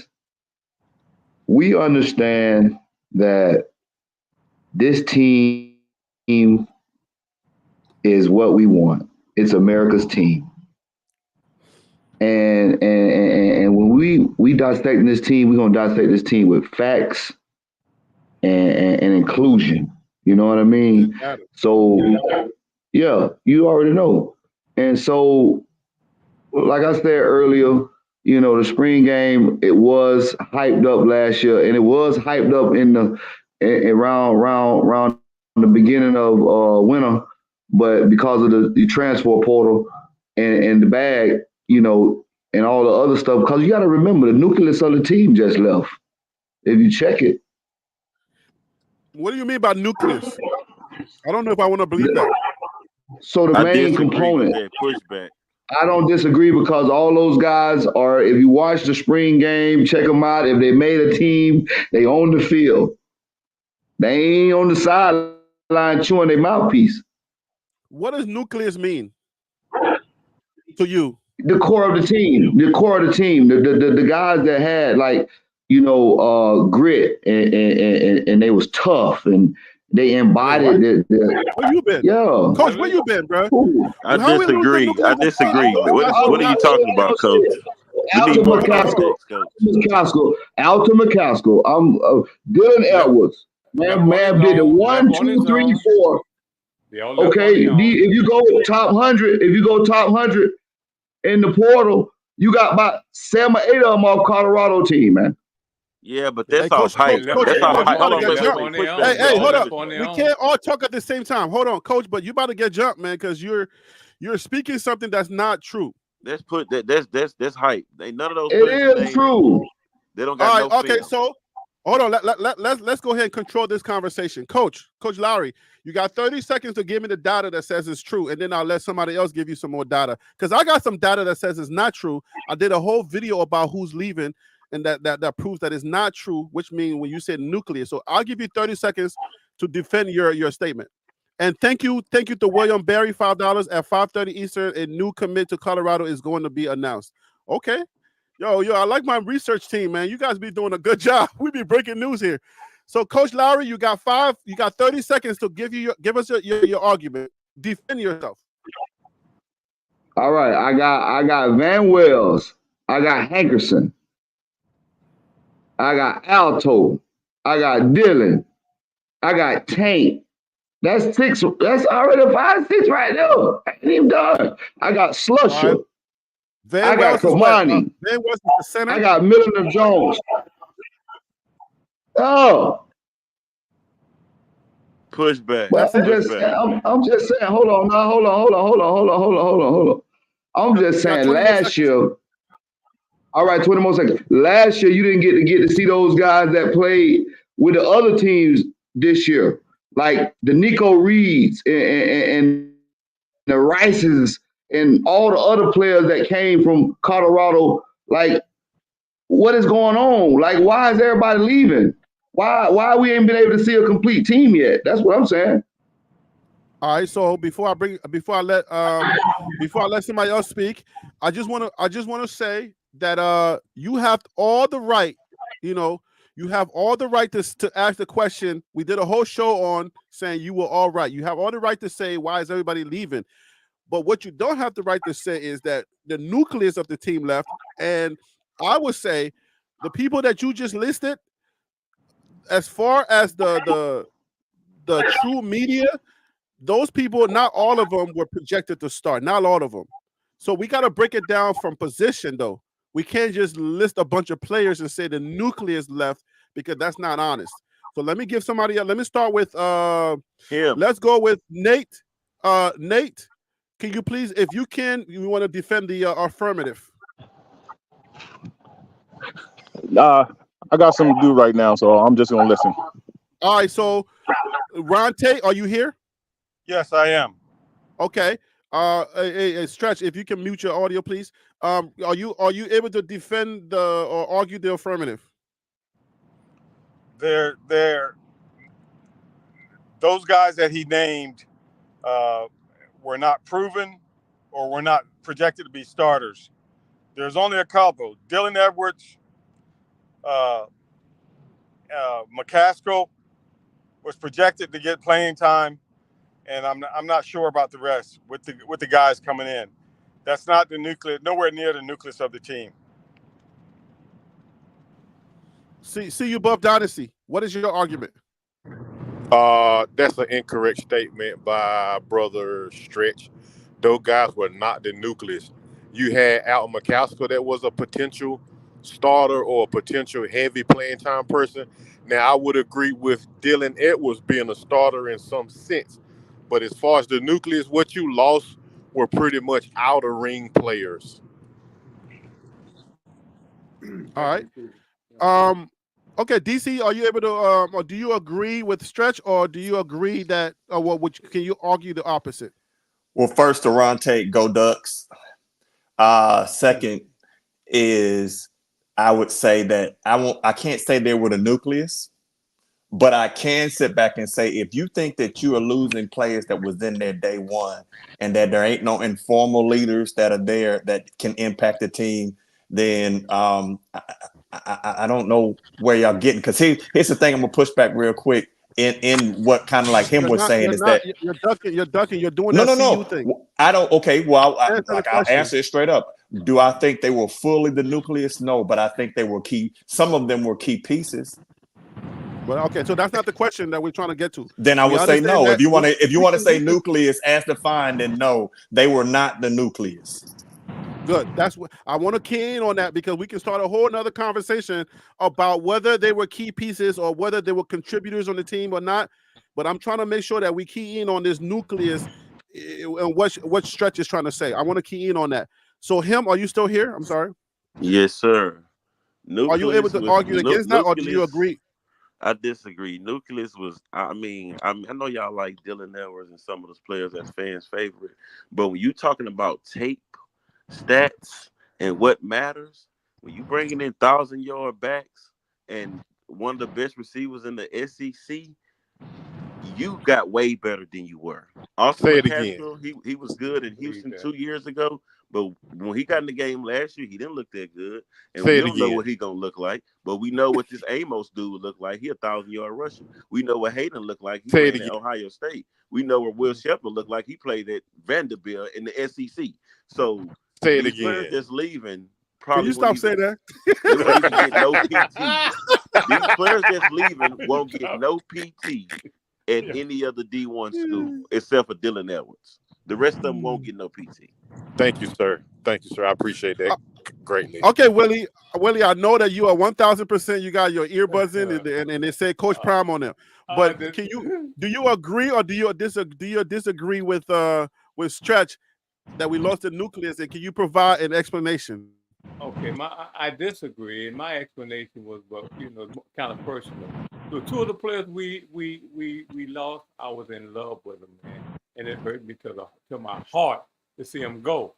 However, I believe that CU is a much better team, not because they left, but because of what we have coming in and what we have now. So that's So I don't think they would have done. All right, so Phil, do you agree that we lost the nucleus, or do you disagree? And can you provide an explanation? Yeah, so I don't know specifically how he's defining nucleus, but I will say I don't think the nucleus itself left. I think Shador, Travis, those guys are the nucleus of the team. They didn't leave, so the nucleus didn't leave the team. True. All right, Coach Stretch, we got everybody on board. And do you have a follow-up argument? And because everybody's saying that we didn't lose the nucleus, and we have, I'm saying the arguments are pretty clear. Like, how do you define nucleus? And did you mean something else? Or are you going to stay on business? Oh, is he still? Oh, he's gone. I don't see him. Oh, hey, Harry. Okay. Yeah.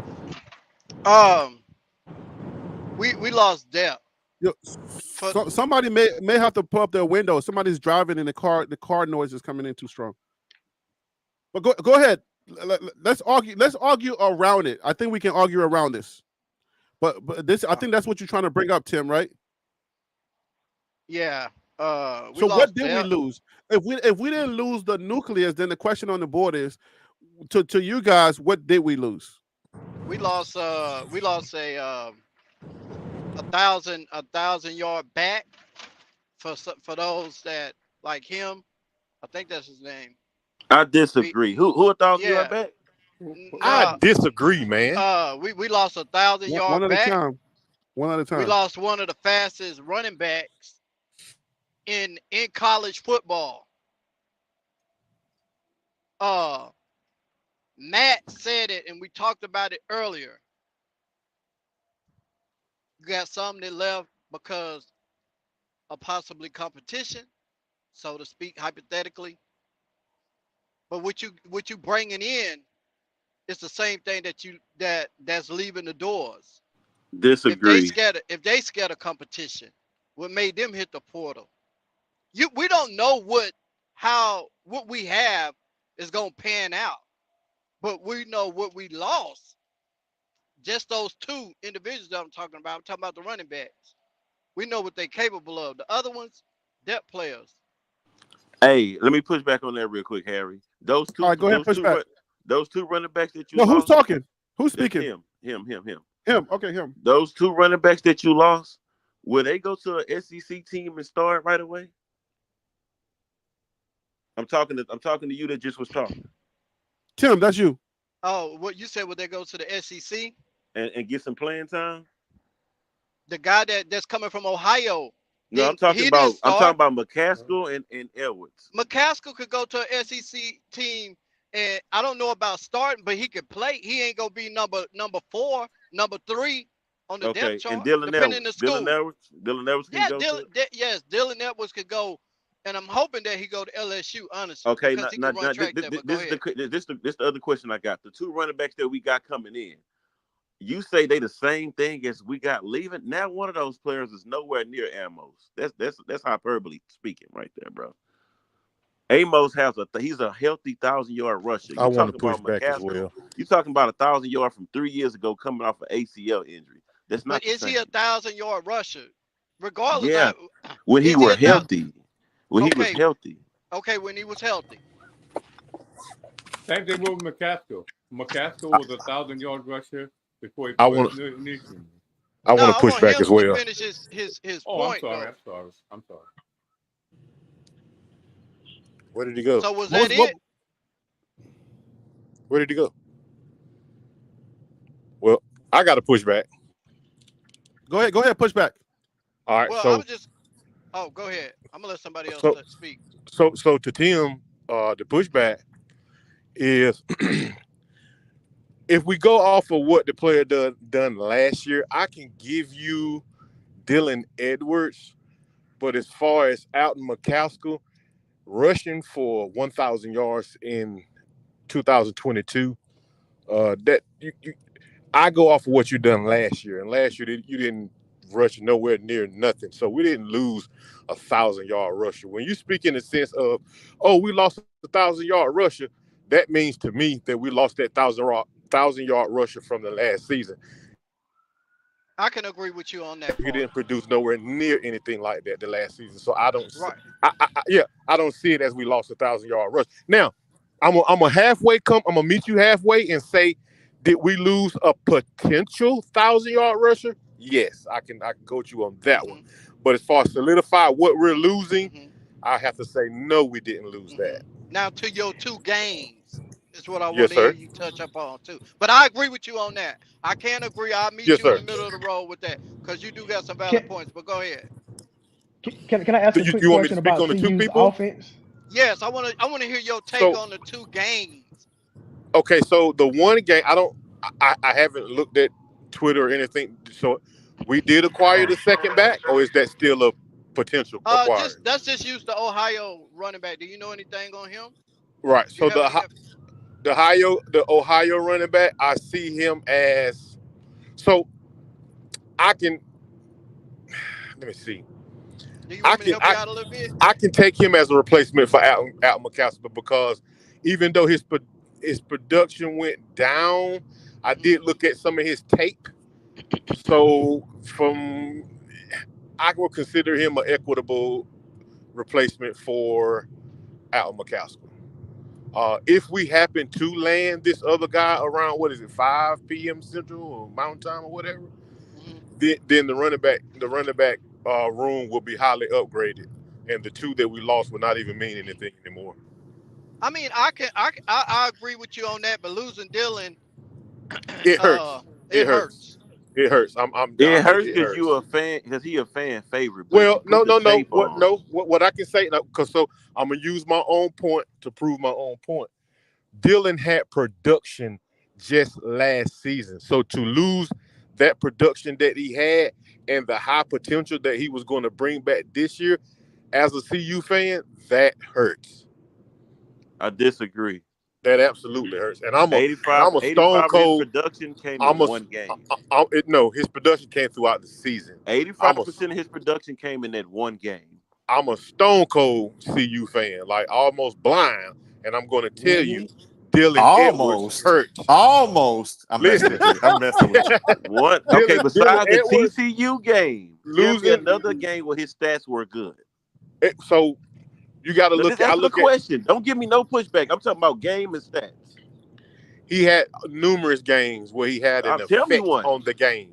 All of them. He had an effect on the Nebraska game, the effect on the Utah game, the effect on the Washington State game, the effect on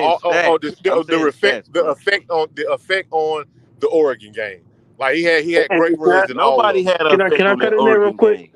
Can I answer that real quick? Yes, sir. Go ahead. Hey, Harry B. I just want to say, you got a great show today, man. You got some great guests on here. I ain't seen Stretch in years. You know, he don't write, he don't call. You know, but seriously, we didn't lose anything we can't replace. Thank you. To me, the nucleus of that team, of course, Travis, Shador, Shiloh, but the nucleus, to me, in my opinion, are those precious offensive and defensive linemen that are still there. Okay, True.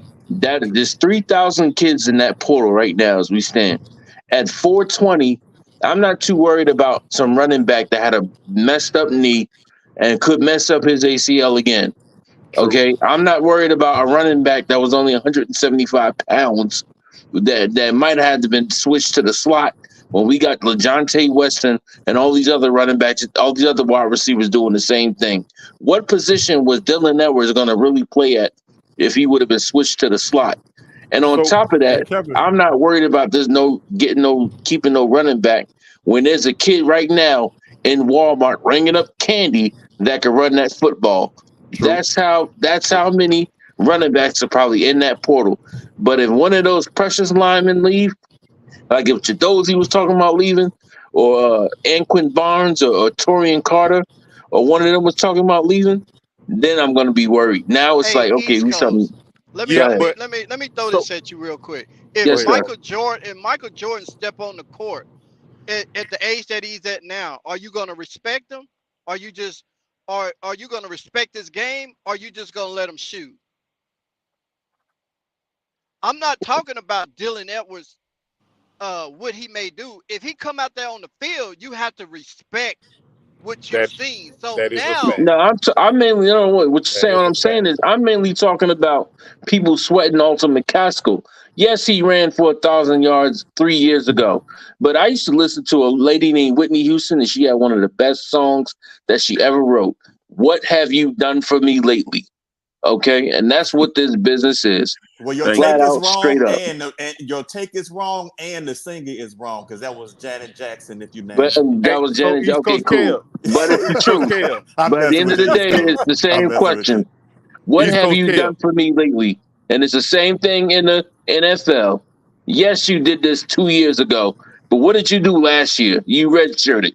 So I don't know what you were going to be, and I don't know if you're going to get injured again. So, like I said, it's a dude right now at McDonald's making smoothies that can run that football.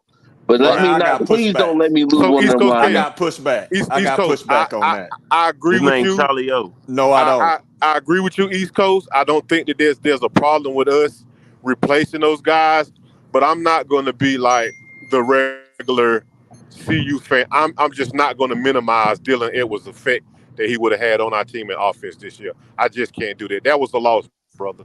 I don't care how big he is. I don't care how small he is.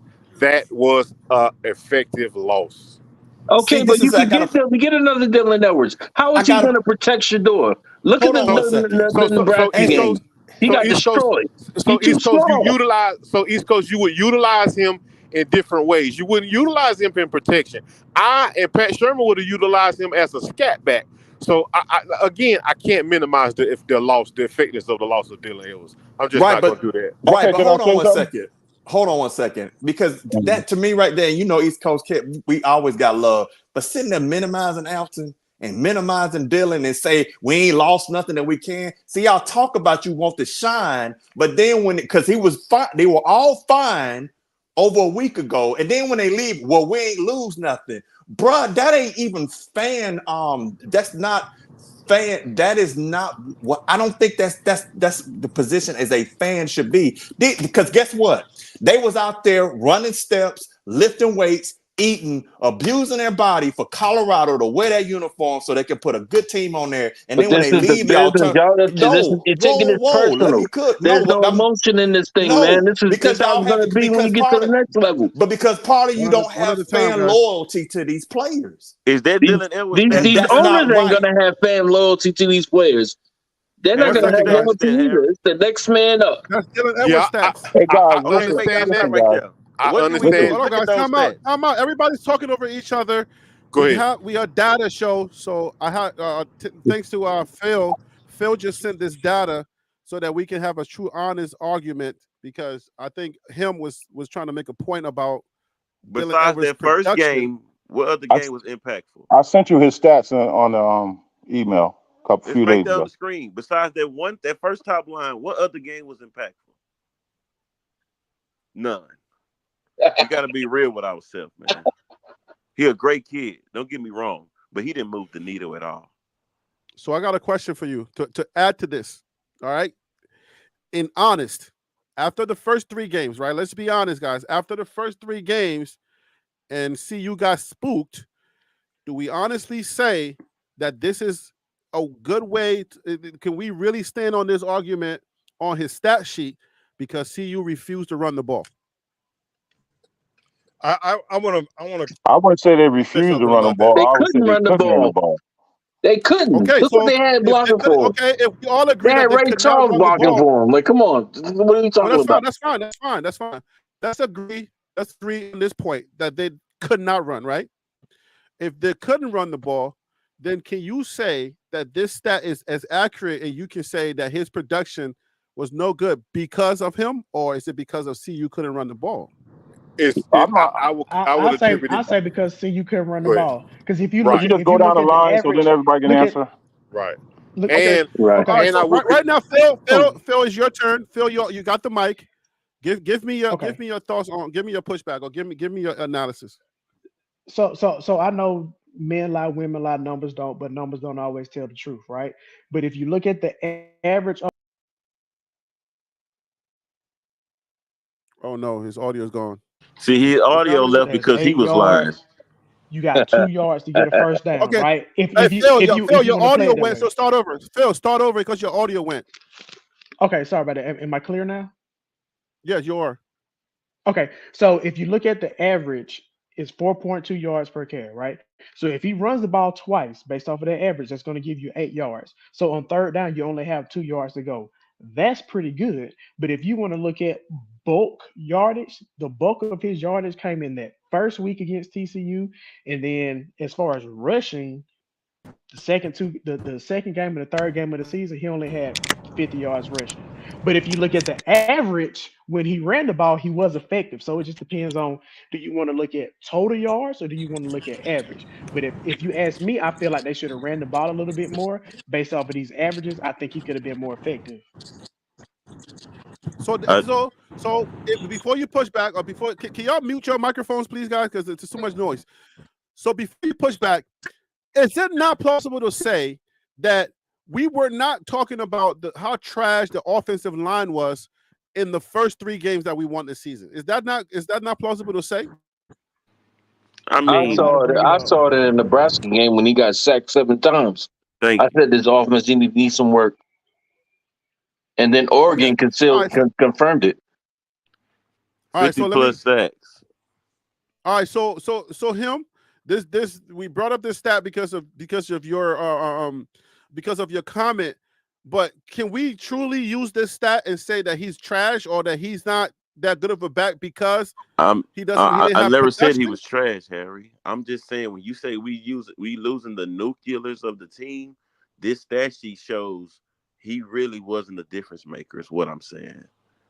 That's all I'm saying. But is that honest? Because who wouldn't have a 4.2? Who wouldn't want a back that can run 4.2 yards? Who wouldn't want that back? Most of those yards came when the team was dropping their defenses back when they was up scores. Hey, can we all be honest though? The reason why Dylan left is because he didn't want to be utilized as a scat back and stuff. He wanted to run in between the tackles too. He wanted to be on the field the majority of the times. That's why he left, and he wants to go somewhere else where he could be on the field the majority of the time. He didn't want to be utilized the way I think most teams are still going to utilize him. Maybe someone else said that they would allow him to run in between the tackles and everything as well. But they can tell him that and then get there and do something different. So that, I mean, I'm not saying he's trash. I think he's good, but I don't think that he's an every down guy that could run between the things. It's going to be difficult for his size. Hold on, guys. Everybody's talking at once. Let's not let everybody stop talking at once. But hold on, DC. Hold on, because I don't want us to leave this train of thought, because you guys are committing a sin right now. You're committing a sin because you guys are talking two ways, and I want you to stop talking two ways. If we could not run the ball last year, somebody please make this make sense to me, okay? Daniel Sons and Batmans and Robins, please make this clear to me. How can you evaluate a back on Colorado's team that could not run the ball last year because like you said, the line was trash, right? So how can you effectively evaluate a back and say that they were not, their production wasn't good when Colorado couldn't run the ball?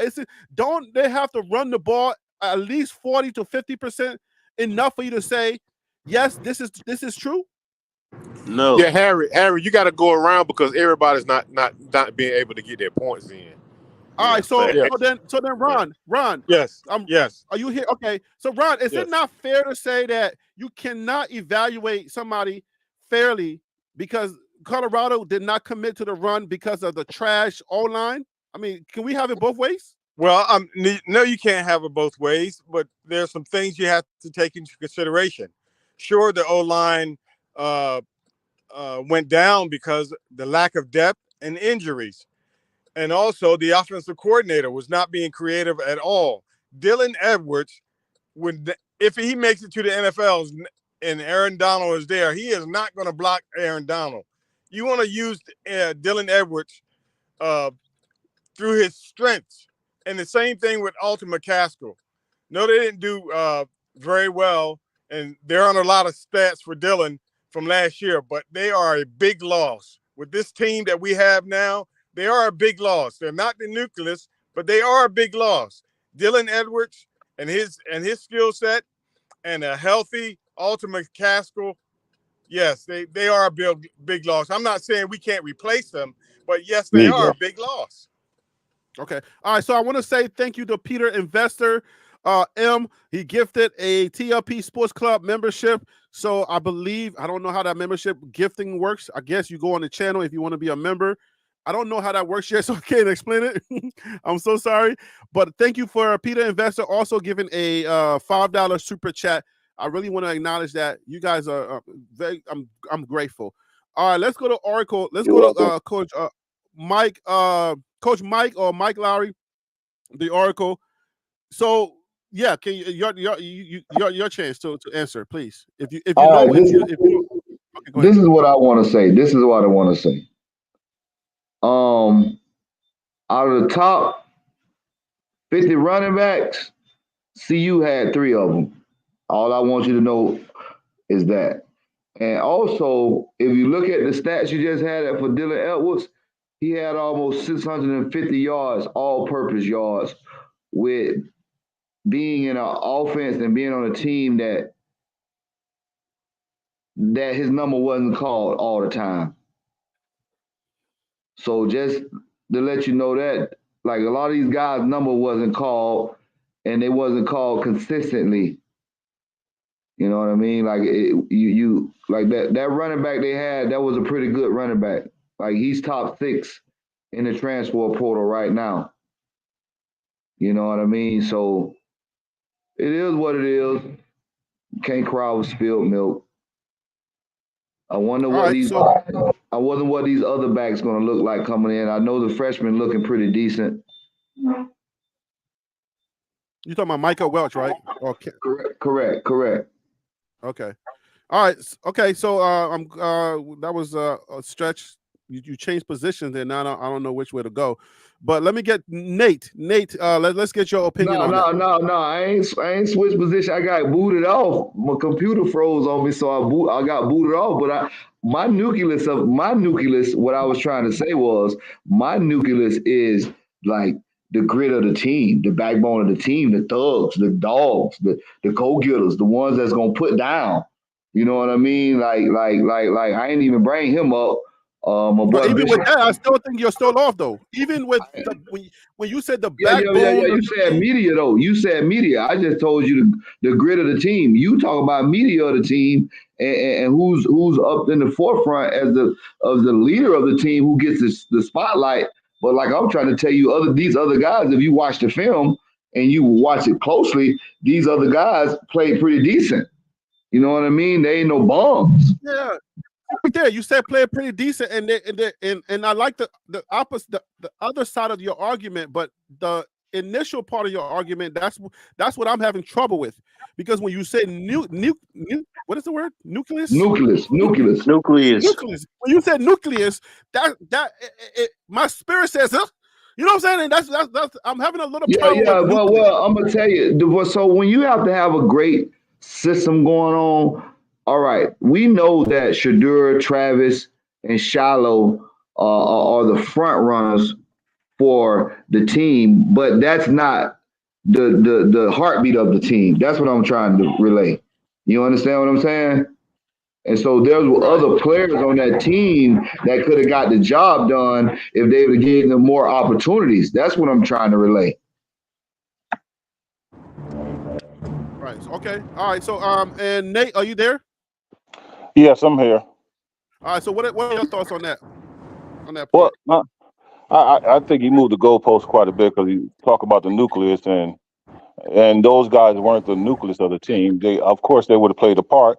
I'm not saying that Alton was trash. He showed that he could do what he can do, but he was coming off an injury, so he had the potential to go back to being what he was. I ain't saying Dylan was trash.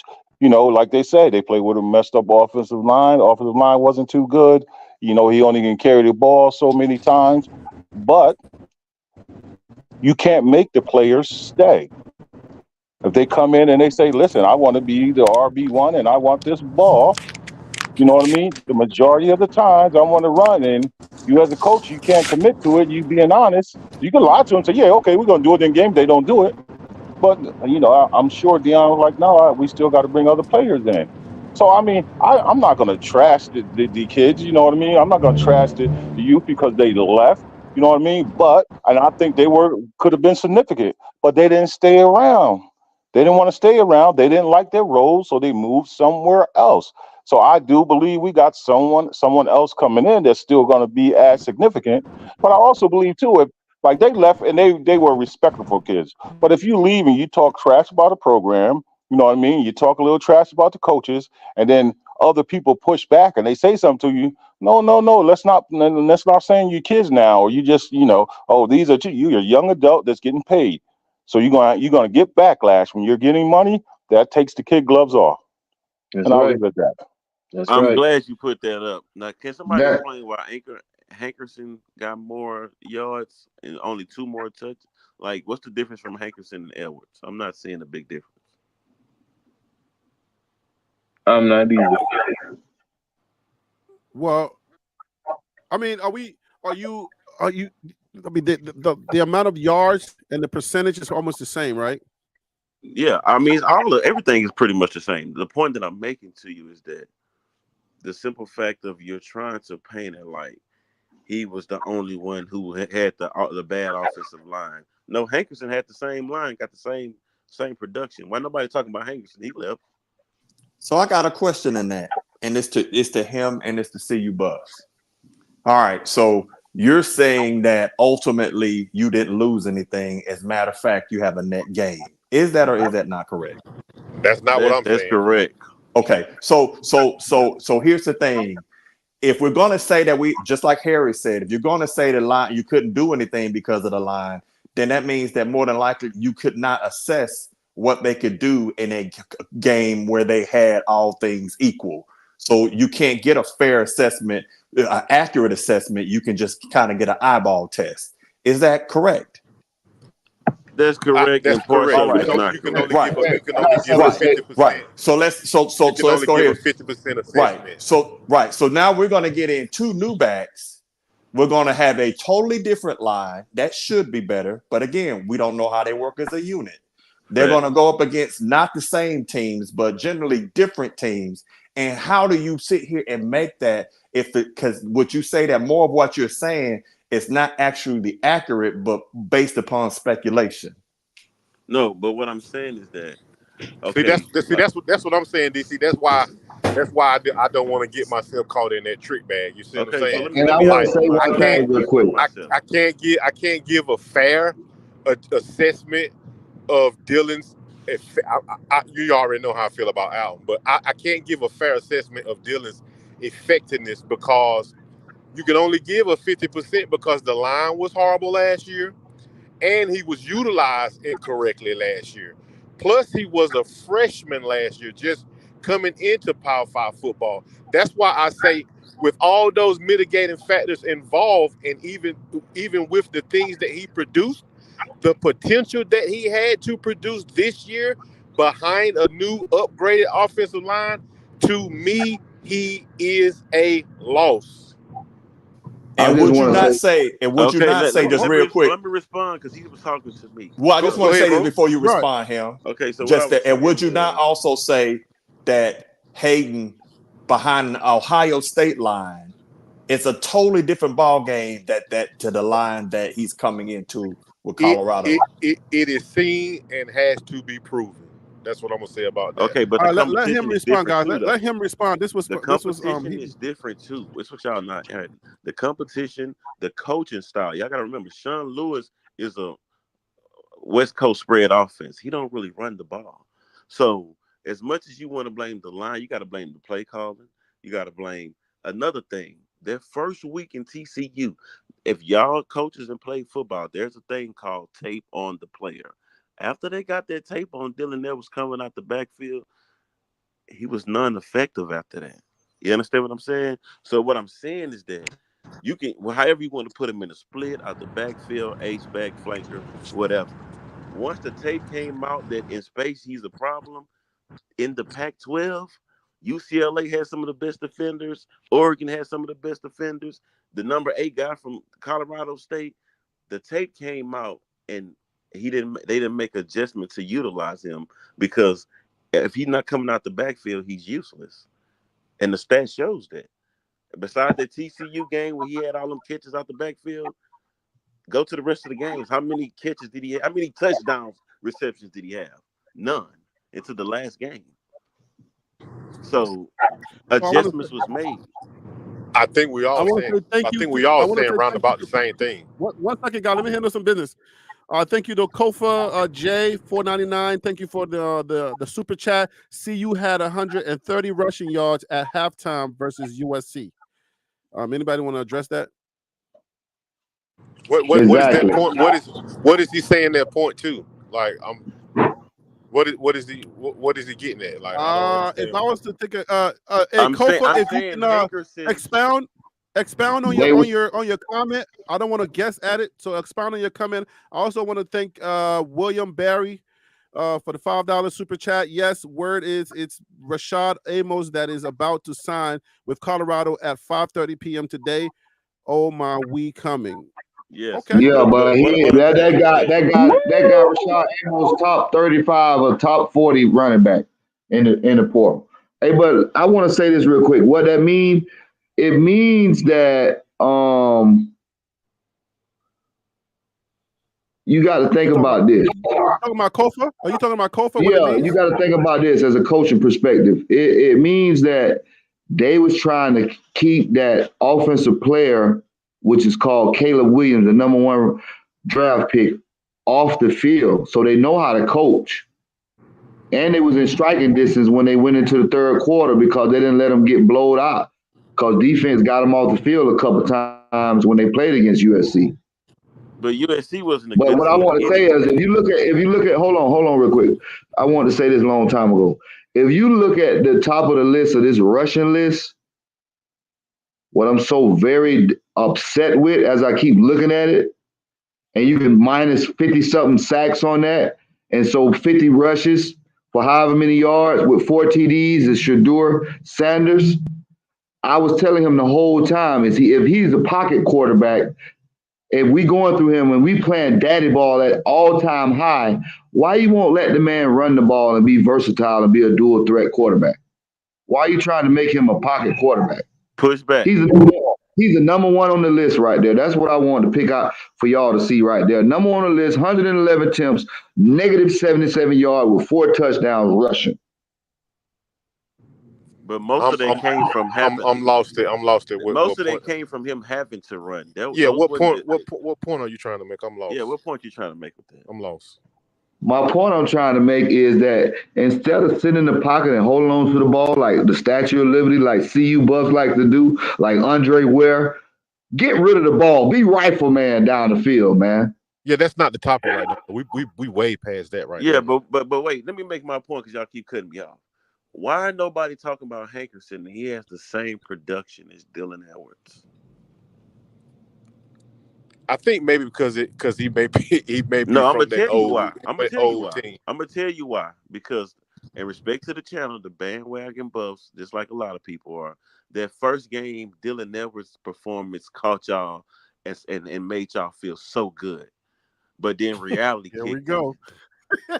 Reality kicked in and the Pac-12 conference kicked in, and we all saw that he was just a fast player, that if you don't have the right sets for him, he's useless. Push back. Well, okay. Then you clean it up at the end there. If you don't have the right sets for, he's useless, right? So you can't be useless. You can't be useless and be useful at the same time, because you can't say, like, intelligently, you can't say, oh, I can be useful if you use me the right way, because a fish out of water can do what? Right? Yeah, So Harry, I'm either useful, you're right, or I'm not. So you're right, Harry. but you gotta use me the right way. So you can't tell me I'm useless, but I'm useful if you use me the right way. In the running back position, but you can't be useful in the passing position because we got Weaver, Horn, and Hunter. We got 3 players that's better than you in the passing position. In the running position, you're too small. So what can we use? Okay, fine. Okay, let me ask you. Let me ask the football guys this football question: is there only one way? Example: running straight down the pocket, or running straight down the hole. Is that the only way that they use running backs in football? No, man. No, it's not. Okay, they so use let's stay right they there. listen. Let's They stay use right there for a second. Hold on. Wait, because y'all missing the point. Let them talk. Let's stay right there for a second. So if that is the case, and you have different styles of running, then how can he be useless as a running back if we're not using him in the way? Even Coach Prime has said that we need to get Dylan out in the open. How is it that Coach Prime can say that, but then you say he's useless as a running back? Because for this team, Harry, we need we got enough receivers. We just brought in another one from Vanderbilt with Will Shepard. We don't need no passing back. We need a between the tackles back. That's what. But can that be right? Can you be right that we do need that also? But Dylan Edwards could be a running back that could be used the other ways that they use running backs. And let me let Stretch come in here so he can give us some of the ways that some of the other ways that running backs are used other than straight down the middle. Okay, wait. Let me push back on that. Then let me let him go. Because if you look at the Kansas City Chiefs, once they lost their running back and they tried the skinny running back out the backfield, it didn't work. When they drafted Pacheco, they start back winning championships. And I'll leave that right there. Yeah, I mean, I agree. What I said to you is that it can't. You are right on the fact that we need a straight in every down back. We need a back that can go down the middle and that can create his own opportunities, where you're not 100% relying upon the O-line. You can create your own holes. I get that part. That can be true, but the other part of Dylan Edwards could be true as well. And let me let is he still here? Is Stretch still here? Yeah. Yes. Let me let Stretch tell you how other ways that you can use a running back. Yeah, so you can use them in jet sweeps. I ain't see no jet sweeps where he run the jet sweeps. Xavier Weaver was running that. Weaver is a better player than him, but keep going. All right, if that's what you want to say. I ain't see him doing no orbit motions. That's Jimmy Horn position. Keep going. I ain't see him do. No, you got to run off. You got to run an offensive set. You got to create plays for players, man. What are you talking about? You have better receivers and players on the field than him. That's what you're not saying. I want to get all my guys in open space, not some of my guys. After the tape came out on TCU, college teams adjusted to that, bro. You're a coach. You should know that. They know because they didn't run the plays the right way. You got to go back and watch the film, man. See, when we watch the game and we watch it from like a fan perspective, you don't get to see what happens on the breakdowns of the plays when he was in the game. All we getting is just numbers, black and white. You know, this guy is the top 6 running back in the portal. You know what I mean? That's And because he's a freshman. no, it's because of a lot of things. All right, Coach, hold on 1 second. So can you mute your audio, Coach? So let me ask you him. You're saying that because you're changing your position now, right? You're saying that Colorado only needs a straight down the middle back, and Dylan Edwards, because we have wide receivers that could do what he does, he was pretty much utility and we didn't really need him. Are you switching your position to that? I'm saying, based on his size and ability, for the plays that the coach just said we should put him in, Jimmy Horn fits that's better. He's stronger. They probably the same speed. Dylan might be a little faster. And he can catch better than Dylan. He can take a hit better than Dylan. And Xavier Weaver was the same way. The point that I'm making to you is, if you could try to fit him in certain places, but you have other athletes who's bigger and stronger that can do the same thing that he's doing and probably better. You understand what I'm saying? So go ahead. Okay, so you wanted Zay and you wanted Jimmy to line up in the spot that Dylan was lining up. So essentially, we didn't really need him. If I'm not mistaken, didn't they say Jimmy Horn was in the backfield this weekend practice? He was the other day ago when all the running backs left out. And that's the point that I'm making. He was. Besides the TCU game, where there was no tape, I'm looking at the Nebraska game right now. The first screen play to Dylan Edwards, it was 4 guys tackling him. Go look at the tape. Once the tape came out, he was useless. The stat shows that. Where were he against Stanford, the team that came back from 28-29 down? Was Dylan Edwards anywhere in that game? No. So I guess at the end of the day, the argument could be, if Dylan Edwards is not the straight down the middle back, then the CU need him because CU have other players that can do what he did. I'm starting to understand what you're saying, bro. Is it him? Yeah. Yeah, I'm starting to see exactly what you're saying. I think I might agree with you. But yeah, I mean, it's basic information. Yeah, but I think I'm starting to agree with you. But I'm still not going to come off the fact that his loss was a hurt because of the potential that he could have for us in the position and in the way that we could have used him. But I do understand what you're saying, and I'm slightly starting to agree. Yeah. Well, why are you reserving? Why are you reserving your agreement? Back. Hold on. Why are you reserving your agreement? Why are you not going all the way on understanding or agreeing with him? Because that's why I'm giving the time so that we can go all the way. Because the data is important, right? That's a great question, Harry. That's a great question. You know what I'm saying? The data is important. So if we have the data, then why are you halfway or why are you even 80%? So what I was saying in the beginning was losing Dylan Edwards hurt because of the potential that he had and the ways that he could have been utilized in the offense. But the points and the facts that him has brought forward, I'm starting to agree with that because I can see it clearly. I can see exactly what he's talking about. And I'm looking at it from my coaching eyes. Okay, so when you go and you think about it fully, because you say you're starting to, because you're on the fence with it, right? So I just want to make sure that from a football perspective, right? I want to make sure that we understand, and even the people that don't understand how him is dissecting the data and saying that he wasn't as effective. So I'm hearing it clearly. I'm hearing certain parts of his argument where he's saying, if you have Jimmy Horn, if you have Zay, if you have these people, you can do a jet sweep. If you have this person, you can do what Stretch was saying that you can do with Dylan.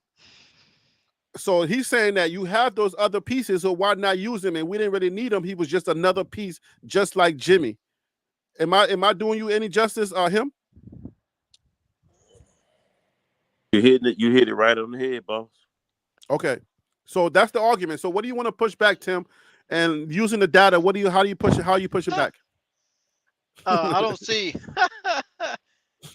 Hey, I see where him sit, bro. Like I'm starting to see a clear picture about him. If you with CU, he riding with you. But if you jump ship, he don't ride with you no more. At all. How does the data support what you're saying? Yeah. So what I'm saying is Jimmy Horn, he's seeing glimpses of Jimmy Horn now that they down to 1.5 running backs in the running back room. He's seeing glimpses of Jimmy Horn back there at running back. So now he feel like Jimmy Horn is a better fit. He would have been a better fit than Dillon to run the sweep. This the first time we ever seen Jimmy Horn in the backfield. So I don't understand how he could draw that conclusion that, oh, he would have been a better back at running the jet sweep. This is the first time we ever seen him in the backfield. So that makes me say if you there, he with you. If you not no more, he ain't ride with you. He gonna find every little thing to pick out wrong about you. Hey, look at the data, Tim. Wait, Harry. Yeah. Hold on, guys. Hold on, guys. Everybody's jumping. Everybody's jumping. Hold on. Go ahead. Does anybody have?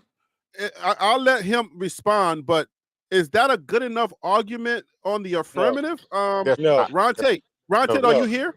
Yes, I'm right here. I'm right here. Yes. Did Tim push back? Is Tim's pushback accurate? I mean, not accurate, but is it a good enough argument? Well, look at the data. Hold on. We're going to control the argument. I wanted to say this, that are you going to change the conversation, or are you going to answer my question? No. I'm talking about Dylan Edwards and his ability. You know, I'm asking you a question directly, or I have to go to somebody else. Did what Tim Smith just say, was that a good enough pushback data-wise to say that Jimmy Horn in the backfield may not have the ability to run that jet sweep better than Dylan Edwards? Is that a good argument? Jimmy Horn would not run the jet sweep like Dylan Edwards. No, he can't do it. He doesn't have that ability. Jimmy Horn's more straight line. Dylan Edwards can cut. The data is there. It say 2 carries. Jimmy Horn averaged 9 yards a carry. Xavier Weaver averaged almost 8 yards a carry. The data is right there. Okay, we're talking about last year. I'm talking about the player's ability with what we have now. So I'll wait till we get on that discussion.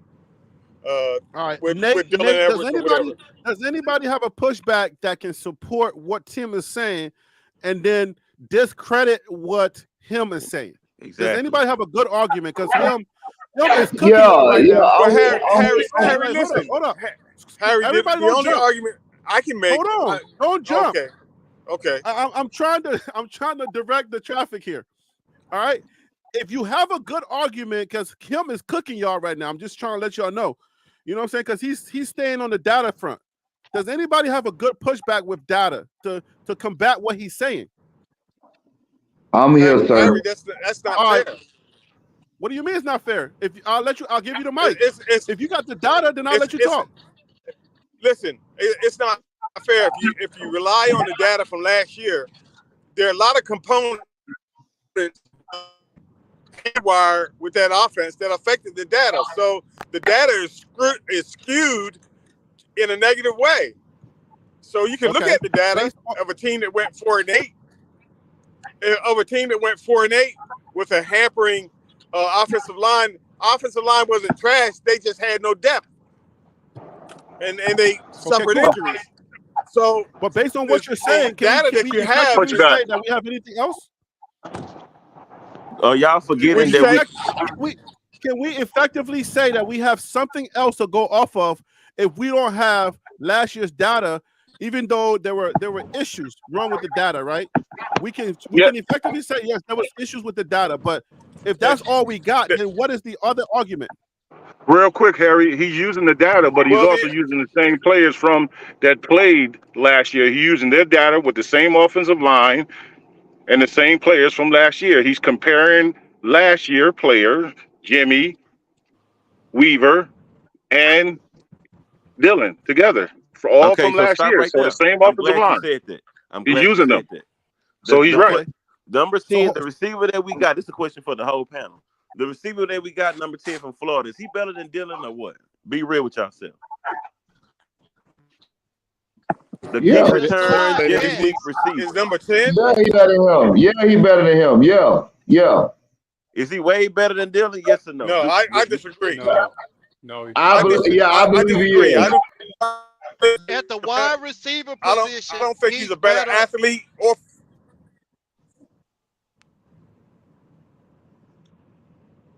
Okay, so Tim, you were saying what? What were you saying, Tim? We lost you, brother. No, I was saying Tim, the guy from what's it, Wester? Yes. The wide receiver, the slot receiver. Yes, he's a better slot receiver than Dylan Edwards. Dylan Edwards is a running back. That's what you want him to be. Listen at what I'm saying. What does when you look at the data, what does it say on the on the data thing? What's his position? Does it say wide receiver? It say yes. You're right. You're right, then. But it's kind of like the hold on, wait. It's kind of like the Deebo Samuel thing. Deebo Samuel was the same thing in college. Deebo Samuel was a wide receiver. Deebo Samuel was an H-back / wide receiver in college, bro. It's the same thing. Now wait, Harry. You see number 12, Harry? You see number 12 down there that left that into the portal? Dotson. You see that?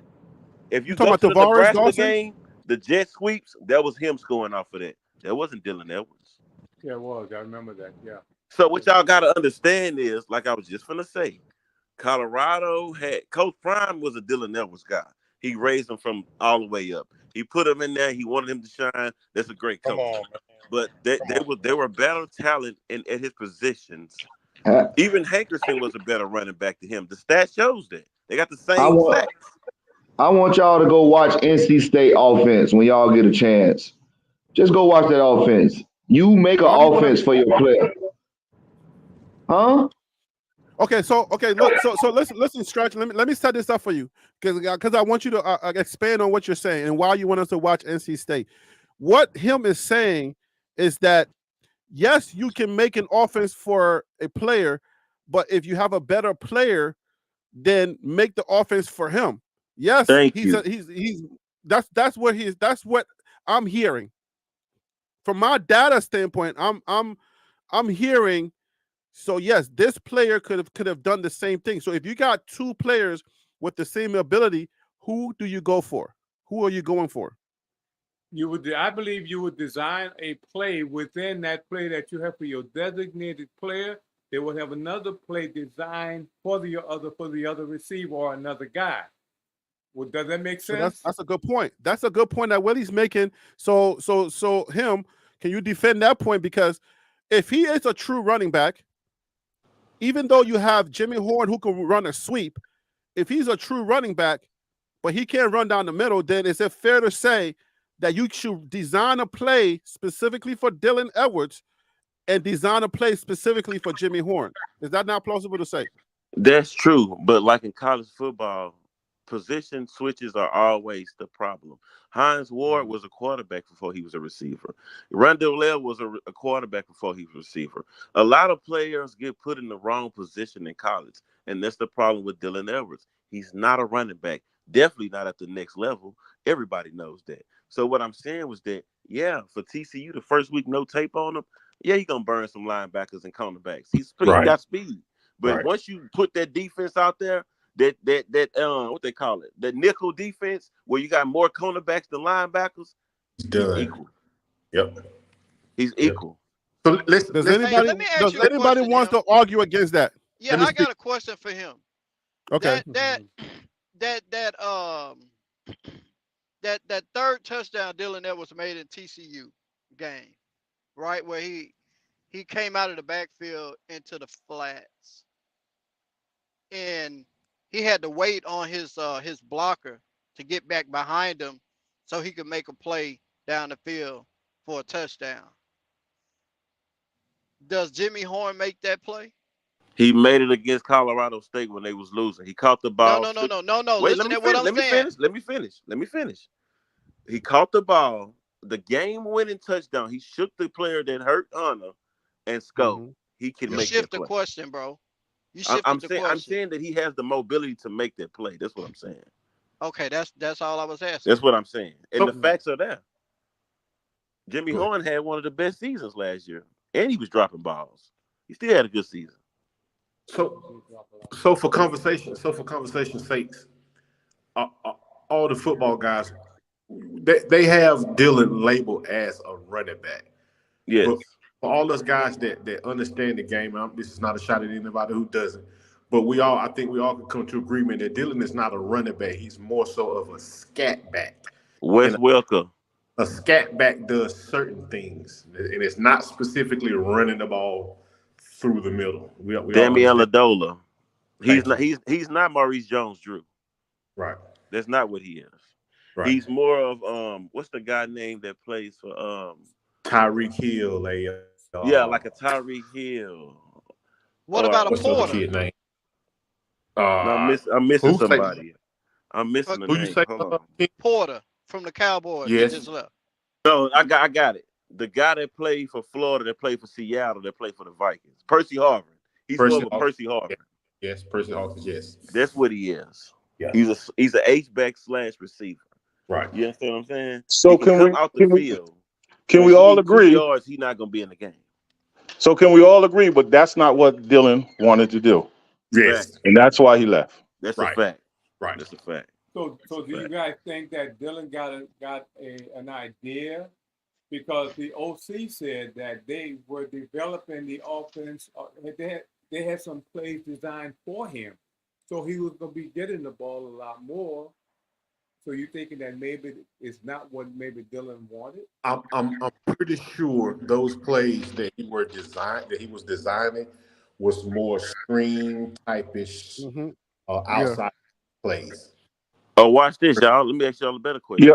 Hold on one second. I don't know if he came late, but we said that earlier. That's why Dillon left. They had packages and stuff for him, but he wanted to be every down. He wanted to run in between the tackles. He bulked up and stuff for a reason, and he felt like he can do it. And that's not what the offense was going to be designed for him. But in y'all remember press Pat conference, Shurmur, he said he didn't want to run in between the tackles. That's a fact. He stated that in his press conference. That's a fact. So he not saying that, oh, I want to be maybe like your every down back. He understood that they had packages designed for him, but he clearly said that he didn't want to be that back that running between the tackles.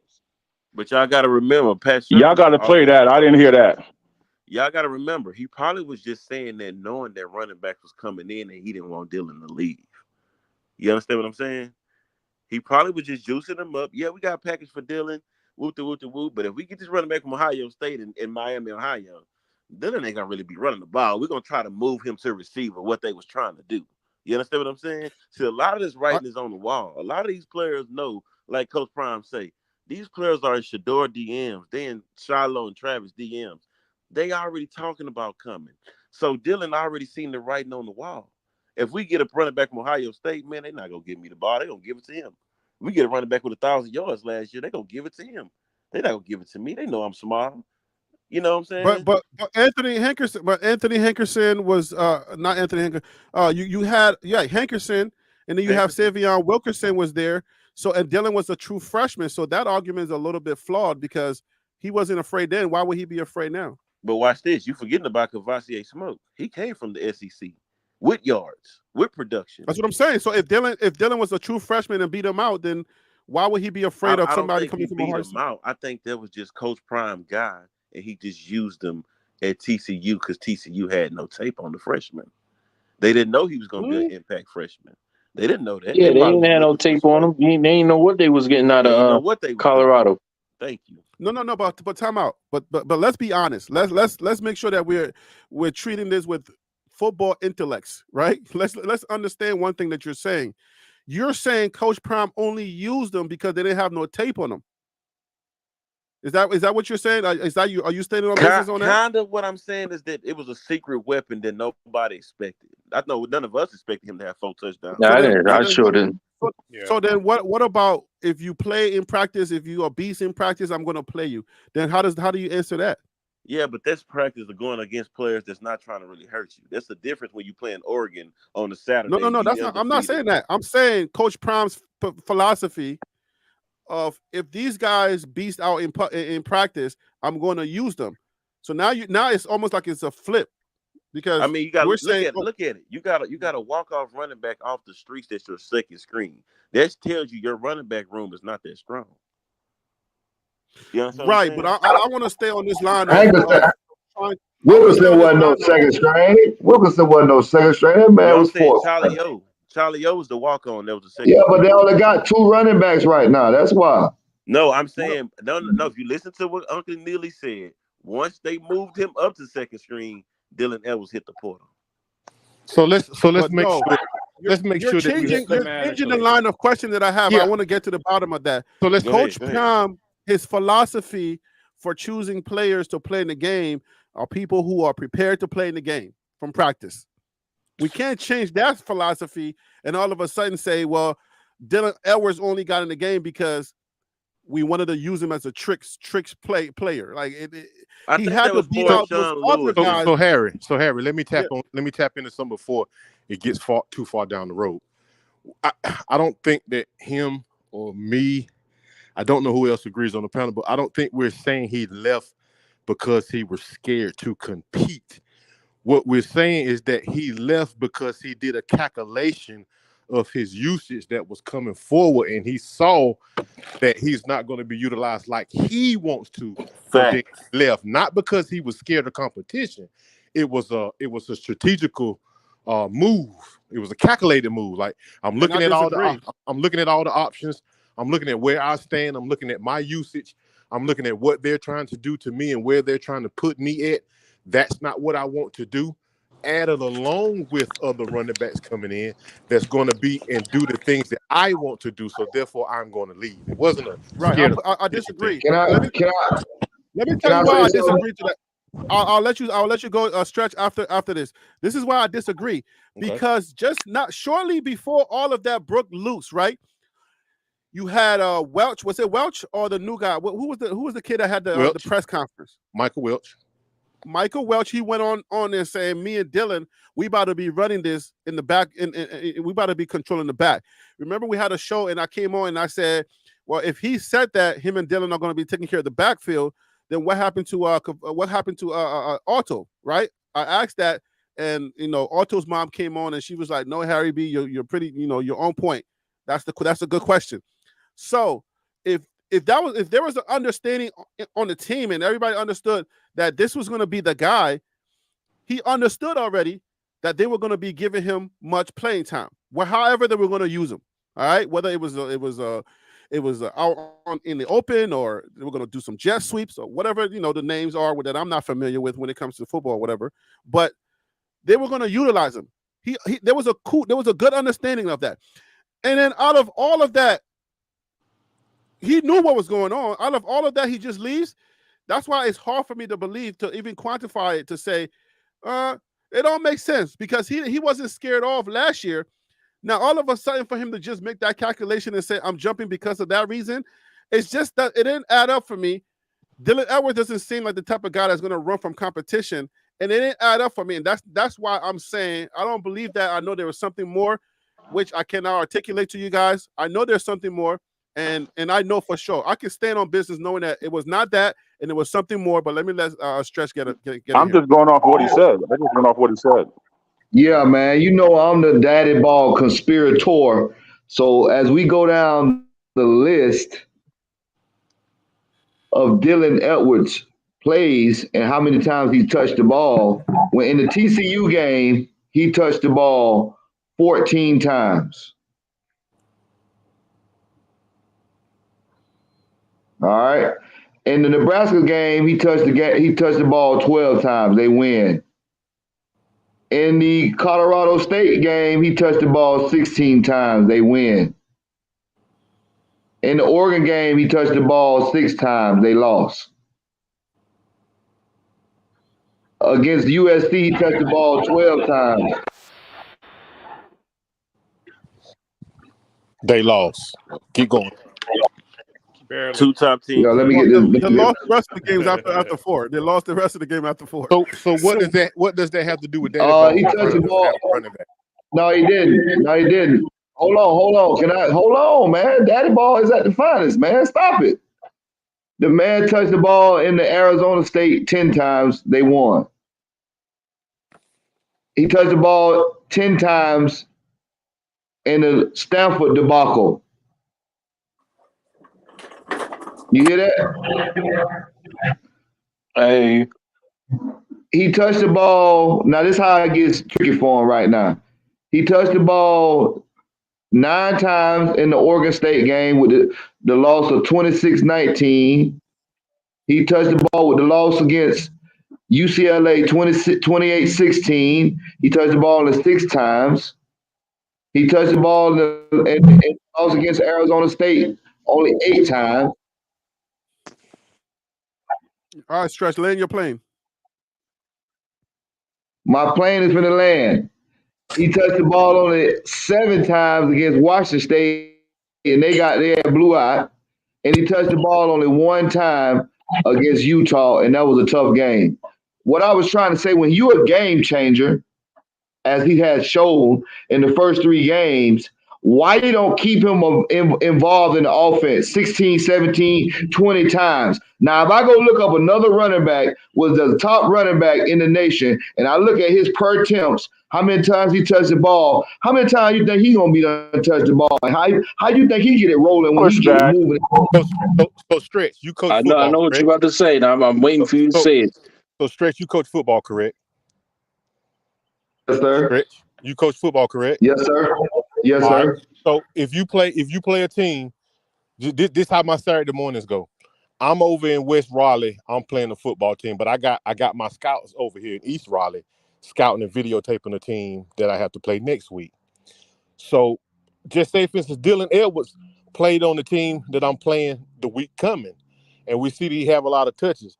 Am I not going to come in this week of preparation and put my defense set to stop him because I see that he's the most effective player on that team? That's what happened going down the line. That's what him opened my eyes up to make me see the part that I was glazing over, that I wasn't paying attention to. After the first game, everybody in college football was started to key in on Dylan Edwards, and that's why he became less and less and less effective.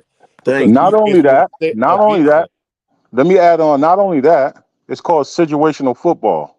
Right. Look at the scoreboard. If you're down 14 points, 20 points, can you continue to run the ball? You got to throw. This man got lightning speed, man. Touches of the ball, it depends on the situation of the game and the defense. Sometimes you got to be lightning speed. This man got lightning speed. All you got to do is get the ball in his hand. He can change the game at any given second. You want to put it in his hands. You don't want to keep the ball in the quarterback's hands. Get it out. You got a black and white right in our face with 111 carries with negative 77 yards. So you think they weren't trying to get the ball out, trying to throw them screens or whatever? Is that what you're saying? Man, they was trying to throw long progression routes, man. When you hold on. Can I jump in there real quick? I've been quiet all minute. I just want to say one thing. Hey, Stretch, you know you my brother, but you mentioned that he had 1 game for 4 touches, 1 game for 10, 1 for 6, 1 for 15. So whether it was 10 touches or 4 touches, they still lost certain games. So what difference did he really make towards the end of the season? Is what I'm trying to get you to understand. The games that he lost, they didn't give him the ball, but no more than 10 times. When they won, he touched the ball between 17 to 16 to 15 times a game, which produced all those yards in the beginning of the season. But those were scat back. But most of those were scat back yards. It wasn't rushing yards. He didn't run up the middle or run north or run east and west. As a coach, when we come into my offense in the new age is throwing, and I got a running back that can give me 50 yards rushing and 130 some yards receiving, I take that any day in a pass and arrow lead. I don't know what y'all talking about, especially with a guy running the 4. Especially with a guy that's running the 4.340. Especially with a guy that's running the 4.340. Let me push back on that real quick, Harry. Let me push back on that. All right, hold on, guys. What Let's you're get a not timeout real saying quick. is Listen. Yeah, give me an opportunity when you get a chance. Let's get a timeout real quick. So, hold on, guys. Timeout. So, I've listened to him and see you, Buff Dynasty. I got a new question for you. You were starting to, but are you now on him side? I just want to bring you back to honesty. I agree with the information once I put my coaching eyes on. Yes. Good. So now, okay, I cleared that up. Now, I think what Stretch is saying and what I gleaned from what him was saying, I think we can come to a conclusion and say, if you put Jimmy Horn and Dylan Edwards in the game together, I think they can both be effective. I think Jimmy Horn Dylan Edwards is not a throwaway player. Based on what Stretch is saying, that you got a back or you got a whatever you're calling his new position or whatever, right? He's a hybrid. Right? He's a hybrid. Right, he's a hybrid player. I think he's effective on the field. Any way you want to look at it, where he may not be a back, and I agree with him, where you're saying, hey, you don't have a real every down back. You had it in Otto. You may have it in Wilkerson, but you don't have it in Jimmy Horn. In Dylan Edwards. I agree with that, but I would say I'm with Stretch in saying, because he's so fast and he's so agile, find a way to put the ball in his hands. And the data that I have for that to back that information up, it's Coach Prime himself. Coach Prime himself said it in a press conference. He said, with a player like Dylan Edwards, we have to put the ball in his hands. We have to do a better job of putting the ball in putting him in space and getting the ball in his hands, because he's such an agile player. Nobody's denying that. Said that. So I'm saying if we're gonna say he's not a back and we're gonna change his position, I can ride with that conversation.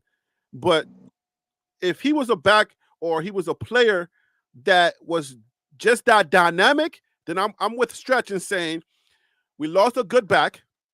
Or we lost a good player. Let's change that up, right? We lost a good player, and we needed to keep him and find a way to make plays for him. And I don't think Jimmy Horn could have erased him. I don't think anybody that him said was just as good. I don't think they could have replaced him. Nobody. I disagree. Let me push back on that. The 3,000 kids in the transfer portal, you can't replace him? No, wait. I'm saying the players on our team to replace him. I say we do everything to keep him, because I can put Jimmy Horn in that same spot. Hold on, let me push back on that. Let me push back on that, Harry. I would say Jimmy Horn could not replace him, and Zay could not replace him. Around the panel, Harry. That's my final. From just listening to both arguments and saying and coming to an agreement with both him and now Harry, you're not listening to the facts, Harry. The facts I got you. Let him finish and let's go around the panel. No, you missed the fact point. I literally took everything you said and I took it into consideration. But I also have to look at the fact that he's a dynamic player, and I say we could have used him. We could have used them just like the same way that we could have used Jimmy Horn. But go ahead. No, Harry, what I'm saying is that the tape is out. If you look at the second game after that, Nebraska keyed in on it, and what they do, Colorado used another speed option. Dawson, he had 2 touchdowns that game. He was just as effective if he was in the first game. So Dylan Edwards, once they realized he wasn't effective against Nebraska, they went with more speed, bro. I gotta say something about that. I know what you're saying, but I don't totally agree that Coach Prime really knew that what Jimmy Horn was going to do, and they keyed in and they were using Jimmy Horn a specific way, and they keyed in on that. I don't think that. I think what they keyed in on was the fact that Shador was holding that ball. What they keyed in on was that offensive line could not block. What they keyed in on was that whole offense. I don't think they keyed in on anything that Dylan Edwards was doing, and specifically what he was doing. They just keyed in on the fact that we were one-dimensional, and it went and got us. So no matter what anybody could do. So Harry, my question would be this then. out of everything you guys are saying, and all of it is valid. We at this point right now, and this is the question everybody want answered.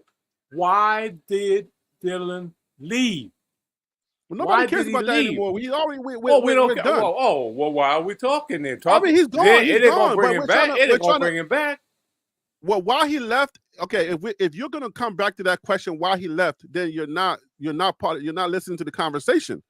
Why he left is different from trying to say whether he was effective and how the dynamic of his play could have been affected. Now, why he left is just matter.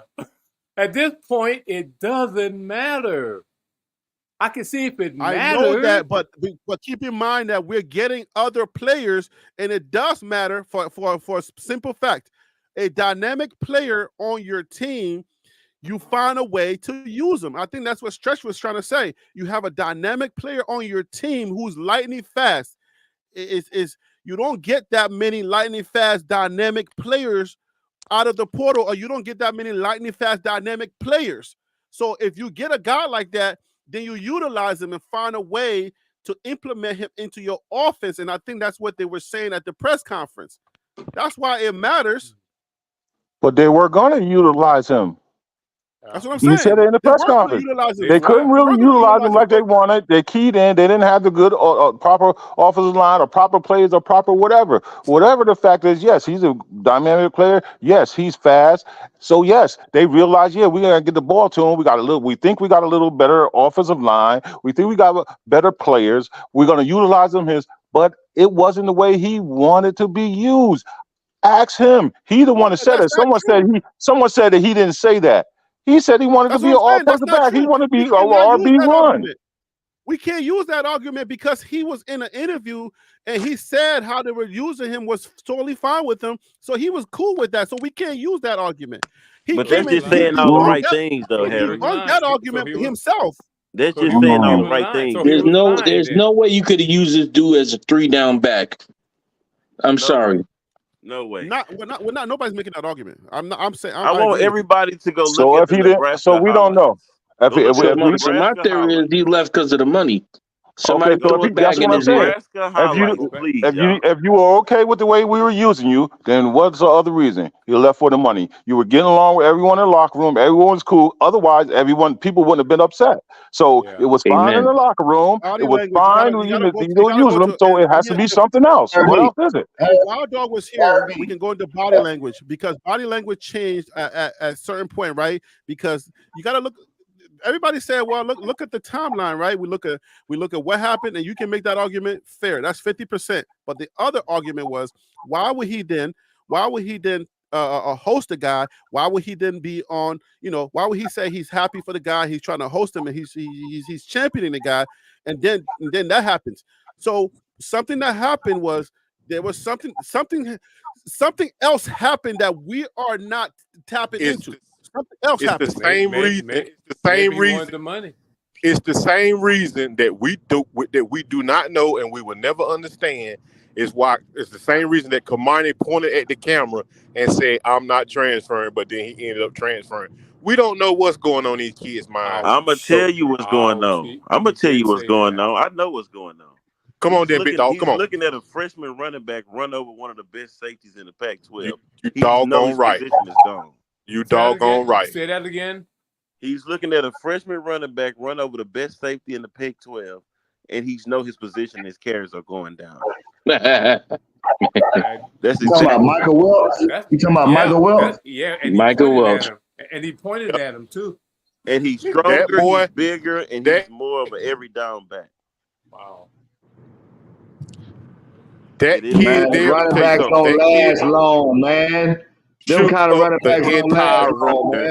But they last. So when they're in there, they last. They're terrible. They hump. They rough. They don't last long. Did y'all hear me? What? Did y'all hear me? I said that kid Michael Welch shook up the entire running back room. He ran off sophomores and juniors. You hear me? He ran them out of there. Yeah. I haven't seen him, but from what I hear, this boy is rough. and I mean Hey, tough. Harry B. That's that Georgia stuff. That's the Georgia boy. Yeah. Can you pull up Dylan? Can you pull up Dylan Edwards highlights? Yeah, they were catching out the backfield. He wasn't running up the middle. Hold on. Hey, Man, we Harry, don't can want I to say see his something to what highlights, you man. just stated? Hold on 1 second. 1 second. Let me get Tim in here. Tim, go ahead. I wonder if this could be a reason for thought as well.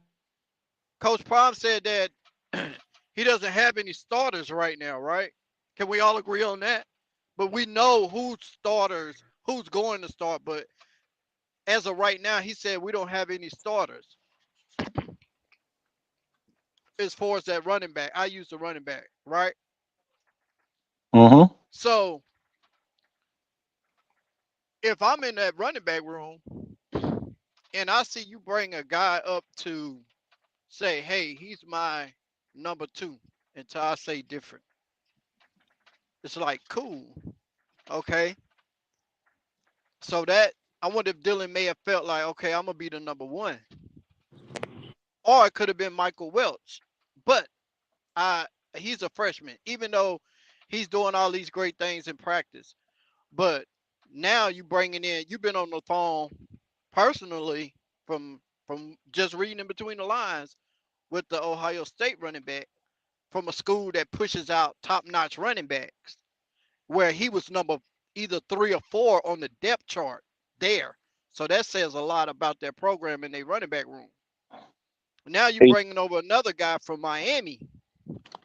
Hey, Tim, I just want to make I'm sorry, I didn't mean to cut you. I just want to make an announcement. Whoever came from Mississippi State, 6'2", 235, just committed to Colorado. Oh, yeah. That's nasty. Okay, that's the breaking guy. news. That's the guy. That's Amos. So now we can end this Dylan Edwards nonsense. Okay, no, I'm kidding. So back to what I'm saying was, Well, I wonder how. Let's get that on officially. Tim, give me a second. All right, guys. So breaking news. According to who is it? According to? Do you know? East Coast Cav. Who is it according to? I'm just looking at the website, Colorado website, and then another video just popped up. I'm getting news feeds. Another video popped up from Bird's Eye View that whoever from Mississippi State just committed to Colorado. 6'2", 235 running back. That's the kid let me from go Miami. to Twitter and see. That's Amos. Yeah, that's. All right, How many years do we have? Let's get this. Let's get this on tape, guys. Give me 1 second, please. Let's get it on tape. Please, please, please. All right, so breaking news. We got breaking news. Former Miami, Ohio running back Rashad Amos has committed to Colorado. He tells, could you please mute your microphones, guys? Let me get this on tape without any interruptions. All right, so give me 1 second. All right, so breaking news. Former Miami, Ohio running back Rashad Amos has committed to Colorado. He tells On3 Amos rushed for 1,075 yards and 13 touchdowns in 2023. In 2023 was committed to Mississippi State before making it to Boulder yesterday. 2 years of eligibility remaining. So did you see the breakdown tape on him on Buff and Prime? Boy, it's quiet. You see the line that he had, and he still was getting done. It's quiet in here now. Huh? Did anyone see? Did anyone see Buff and Prime break down the film on this kid? I saw it. Yeah, those are my guys. I watched Buff and Prime. Hey, did you see that offensive line that wasn't that good, but he still made something? Okay, y'all flexing. Can y'all stop? Can you stop with all the flexing for a second? No, it's not flexing. That's data. quiet. You want Man, data? I'm giving you the data. That's not flexing. That's data. I'm waiting. Can I handle some business? Please. Handle your business, big dog. Handle your business. Thank you. Thank you. I'll let y'all have it. I'll let y'all have it. I got to flex with him, Harry. I'm sorry. Handle some business, man. Come on. Handle your business, big dog. Go ahead. Handle your business, Harry. Guys. William Berry, I want to. You guys are terrible. William Berry, I want to say thank you for the super chat. Thank you for the super chat. Thank you. I told y'all Rashad Amos now stop with all the RB talk. He had 1074 yards in 2023 alone, and we good. We coming. Yeah. Hey, listen. Listen, y'all need to stop. Whatever you Nah, But I Harry. thought somebody said Nah, that Harry. earlier already that he was Nah. coming. Listen. I gotta bring Go Wild Dog in, but I just want to make this statement. We're not talking against anything we're getting. Please understand that we're not talking against anything. I feel like y'all are acting like when Coach Prime starts to win and he starts to do it, y'all gonna come back and say, "I told y'all."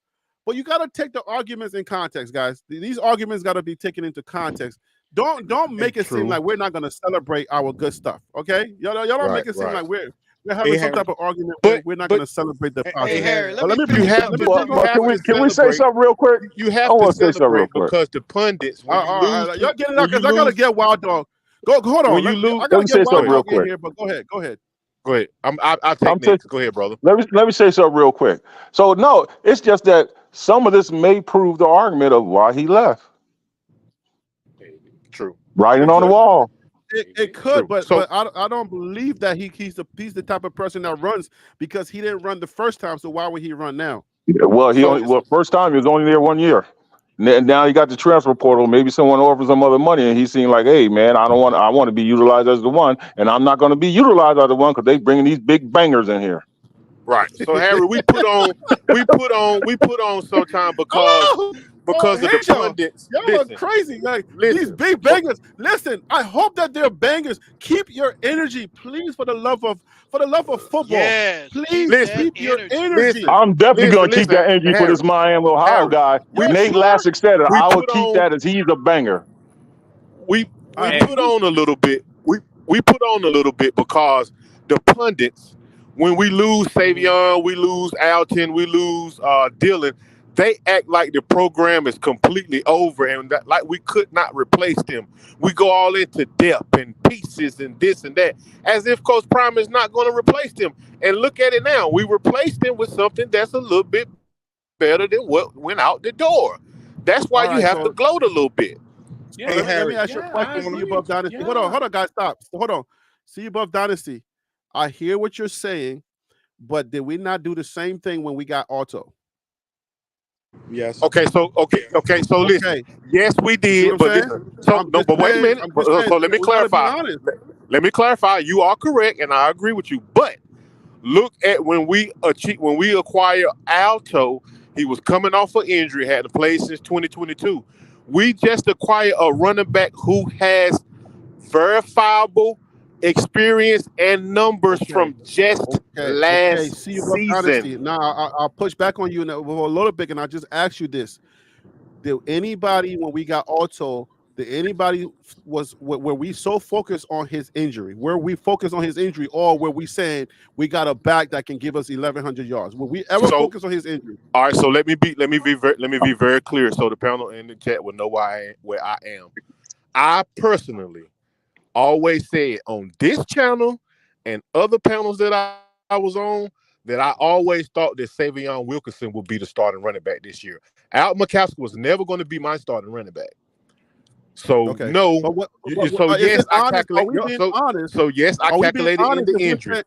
Yes, I calculated in the injury. Are we being honest to say the fan base was really like, oh my gosh, he was an injured back? The only thing I'm saying is, I just want to make sure we keep it honest around here. I want to make sure the fan base is honest.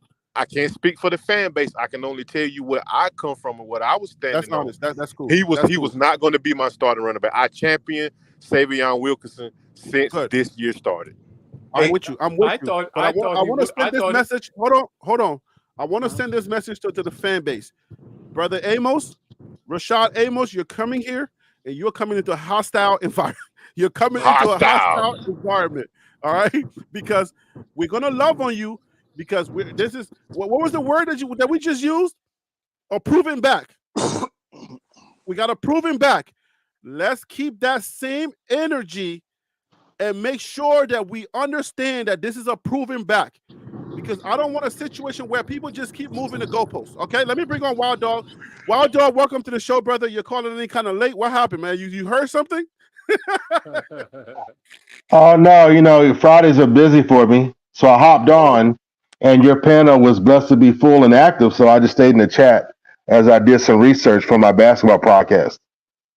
Yeah. Oh yeah. You were cooking in the. I saw you cooking in the chat. So I definitely want to say I appreciate you.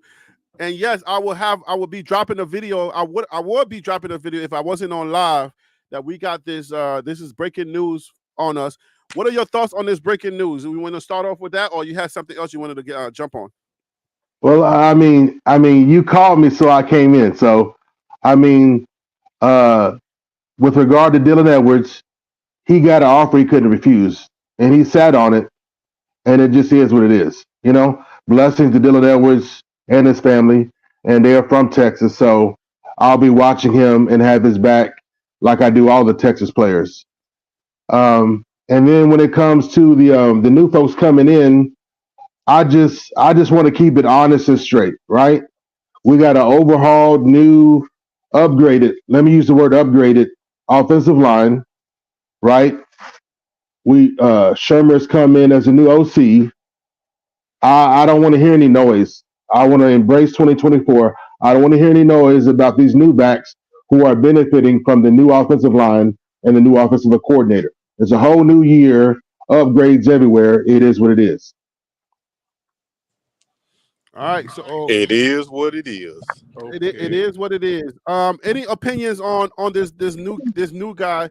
Let me give you some fresh opinions on what this guy means to our back. Since we've been arguing about backs and we don't win. Well, what's his stats? What's his stats? Oh my Since God! everybody want to talk about all the crazy backs, and he don't want no pushback. What did he have last year? Read his stats off again, man. Yeah, read the stats off again, bro. Here we go with the bull crap. You guys are a tough crowd, boy. I tell you. All right. And he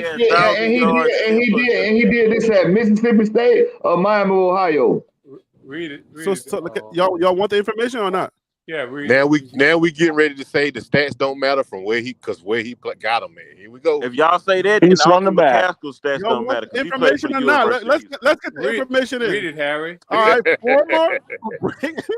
former Miami of Ohio, right? Running back Rashad Amos has committed to Colorado. He tells On3. Amos rushed for 1,075 yards and 13 touchdowns in 2023. Who was his competition? We don't know. All right, maybe we can argue that for the next couple of minutes. Who was his competition? Because competition matters. How much did his team run the ball? That matters also for us to be able to get understanding of if we're comparing them to who got left and all of that stuff. Because you know what I'm saying. So who was his competition? What was the competition like? Where he played in his conference? I don't know Miami of Ohio. What conference they're in? Do anybody know? It's the MAC. Yeah. Okay, so the MAC is that FCS? MAC is FCS, right? Yes, FBS. All right, yes. so MAC is FCS Football Championship Subdivision. They are one level down as far as Football Bowl Subdivision. So we're getting a MAC conference running back who has the skinny on this guy and can big him up or big him down. I mean, I can say this. Let me say this. Let me take the affirmative and big him up. Let's get the big him up. Let me say this first. If you're talking about competition, Alton McCaskill of U of H, I'm in Houston. U of H don't play no top 25 schools. So the competition that Alton McCaskill was running against at Houston, can y'all mute your microphone? I can barely hear him talking. The competition that I was bragging about, the 1,000-yard Alton McCaskill had at Houston, is about the same that he had. So if you're going to say that Alton McCaskill 1,000-yard back in Houston, you can say the same thing for him. Was Houston in the MAC? Thank you. Oh, no. But Houston competition is probably worse than the MAC. Okay, so Houston was in the conference. What was Houston's conference? Conference USA.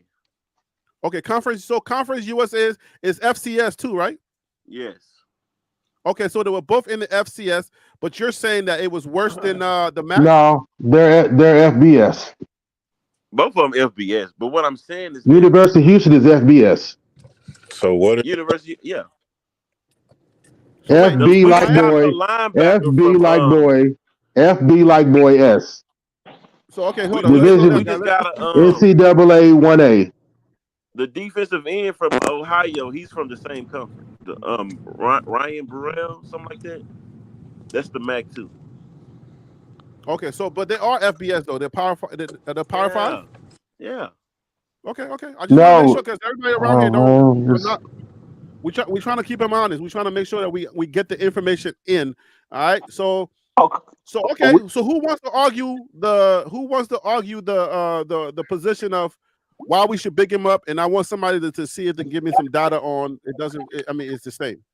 All right. Well, I'm gonna give you just from Hold what we on, saw on Buff and Prime, or somebody else can talk if they want. Somebody said, "Hold on, you want to go?" I said something. I just wanted to say the man played in 14 games and had 1,000 yards. Come on now. Okay. If you So a real back, if Hold on. you supposed to be, Come on now. Are you gonna give me some data? yeah, he's a doubter. He ain't playing against nobody. He playing against people like Appalachian State. He ran the ball 33 times. That's Come cap. on, He played man. against Mer- He played against teams like everybody was just talking about the two that came from Kent State and Toledo. He rushed the ball 15 times for 74 yards. With it Jack Bailey and whoever else they said that came over there, Tank and all them. Come on, man. They just was talking about how bad them guys was, and them guys got picked up quick out of the portal. You can Well, see, I'm not going off of that. I'm just going. I'm going off. I'm going off the film from what I've seen, and the offensive line was weak. You could say the MAC was is not up to par, and I watched this kid rip through them, still get yardage, and they was also saying he had a fumble problem, and he only lost maybe one fumble, and the fumbles that he had was in the monsoon, a bunch of rain. So we'll see. You know, we can make all these different judgments, but he's proven he just did it last year when he steps in. He had 8 rushes for 30 yards. Excuse me?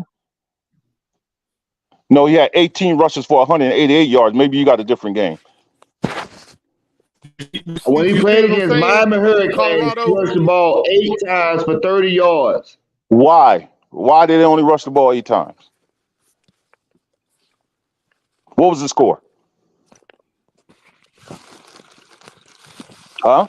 Inquiring minds want to know. The score was 38-3. The score was 38-3. Thank you. I rest my case. I'm gonna mute my mic. And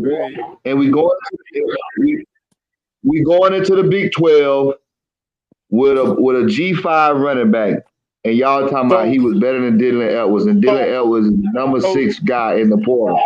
Y'all need to stop it, man. So does he? The man got the ball. Hold on.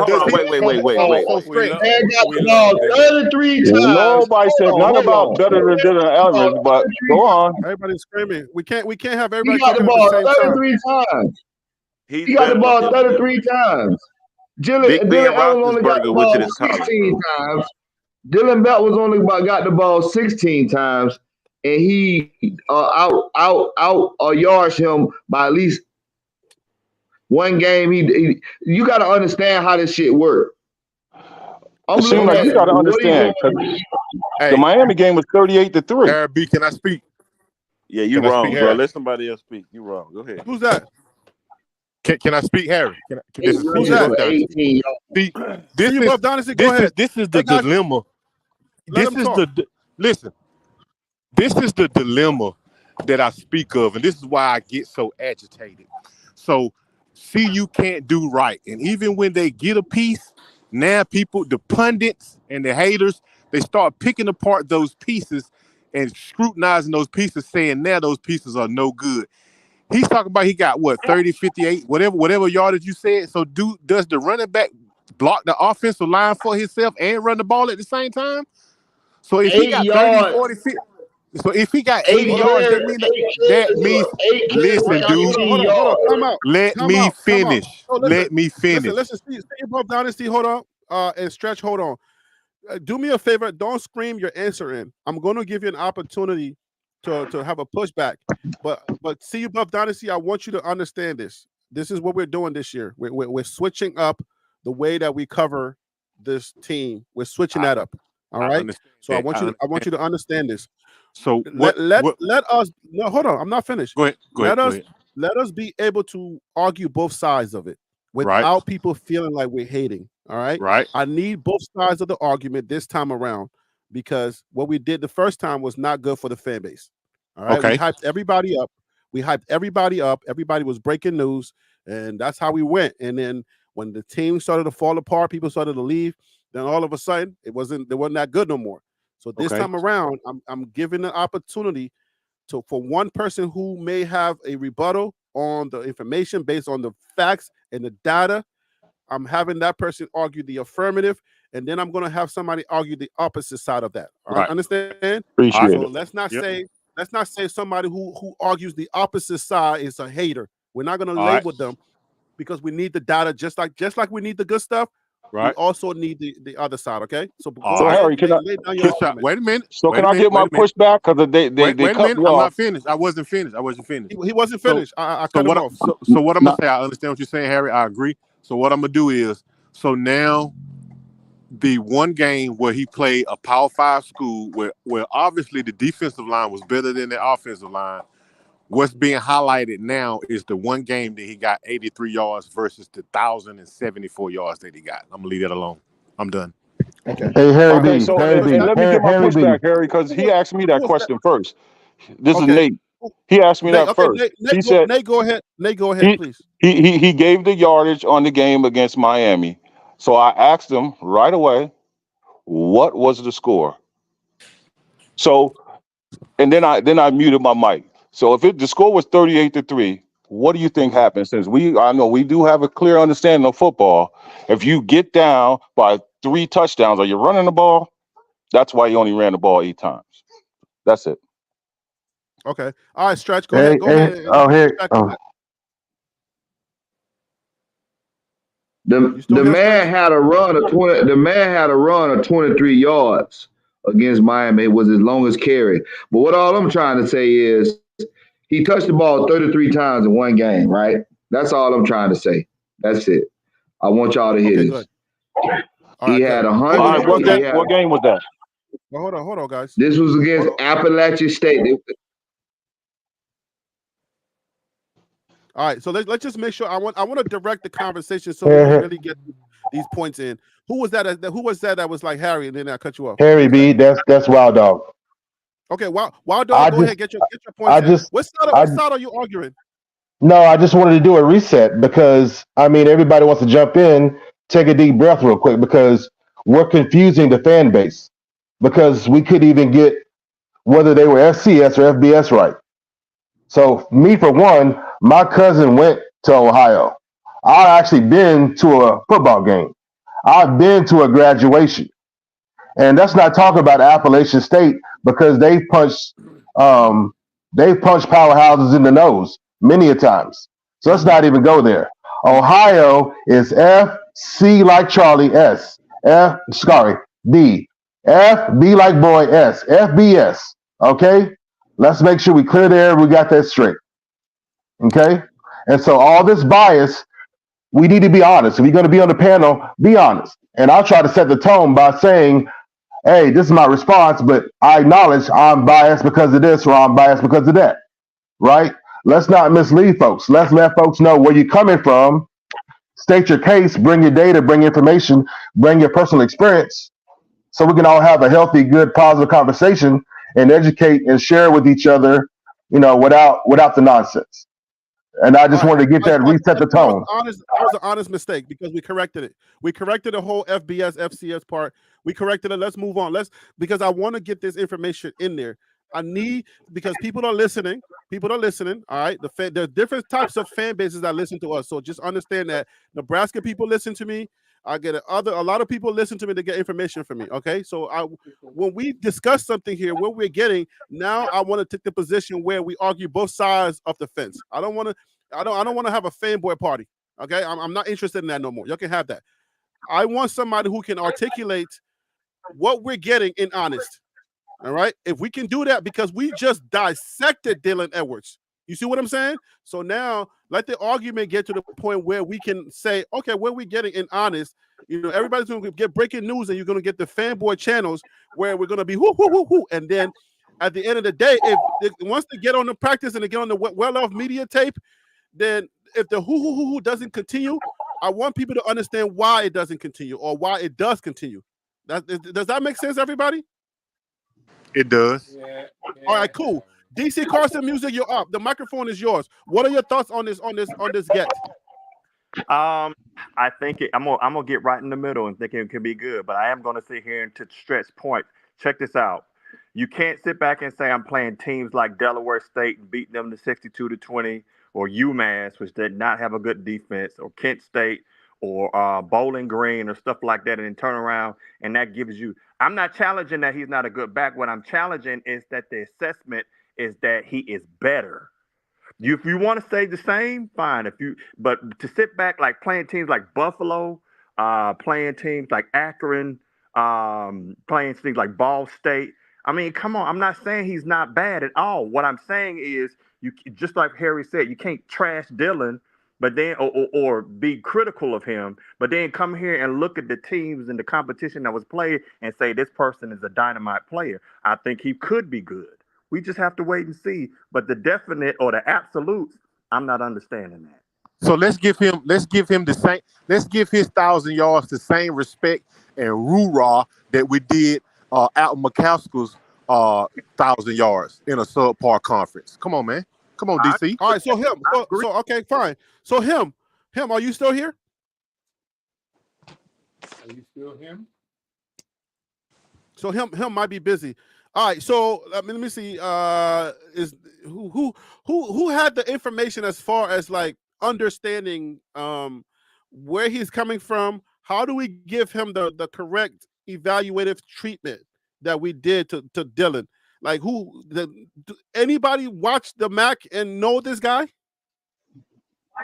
I don't know the guy, but I just brought up the stats. They gonna give him the ball. They gonna give him the ball.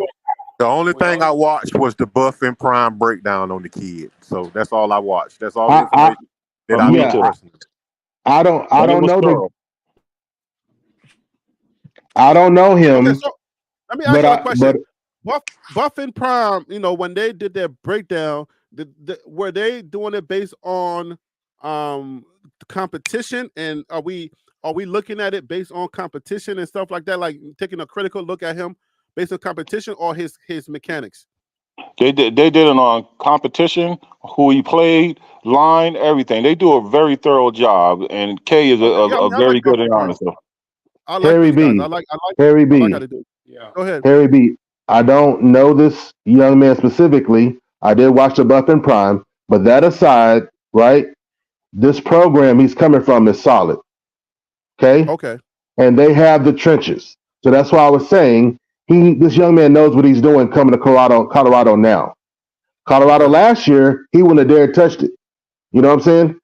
So he's fundamentally sound, but then running behind at least the average, the quality, average to above average offensive line. There's no problem with the trenches in Ohio. Okay. Also, let me say something real quick. Hold on, guys. Let me bring on Alfaru. He just joined the show again. Alfaru, you got some thoughts on this recruit? I don't really I don't know him. I came up to kind of, there's a guy that did a full breakdown of him that watches the MAC constantly. So I'm trying to get the link up so you can watch it. So I'll give it to you in a second. Just pay attention to the private chat. I'll give it to you in a second. Okay. All right. So who was that? Who was talking right before? That was me, Nate. Hey, listen, I don't know. This is just for me, for Nate. I didn't trash Dylan. I don't know where that came from. So I don't want to be lumped in with everyone else. I didn't trash Dylan or anything. He's a different back than Dylan because he's gonna be able to run in between the tackles or whatever. So you know what I mean. So put that aside. From what I saw of Buff and Prime, he's a strong back, a very decent program, and he could get it done with a weak line. So we'll wait and we'll see. That's good.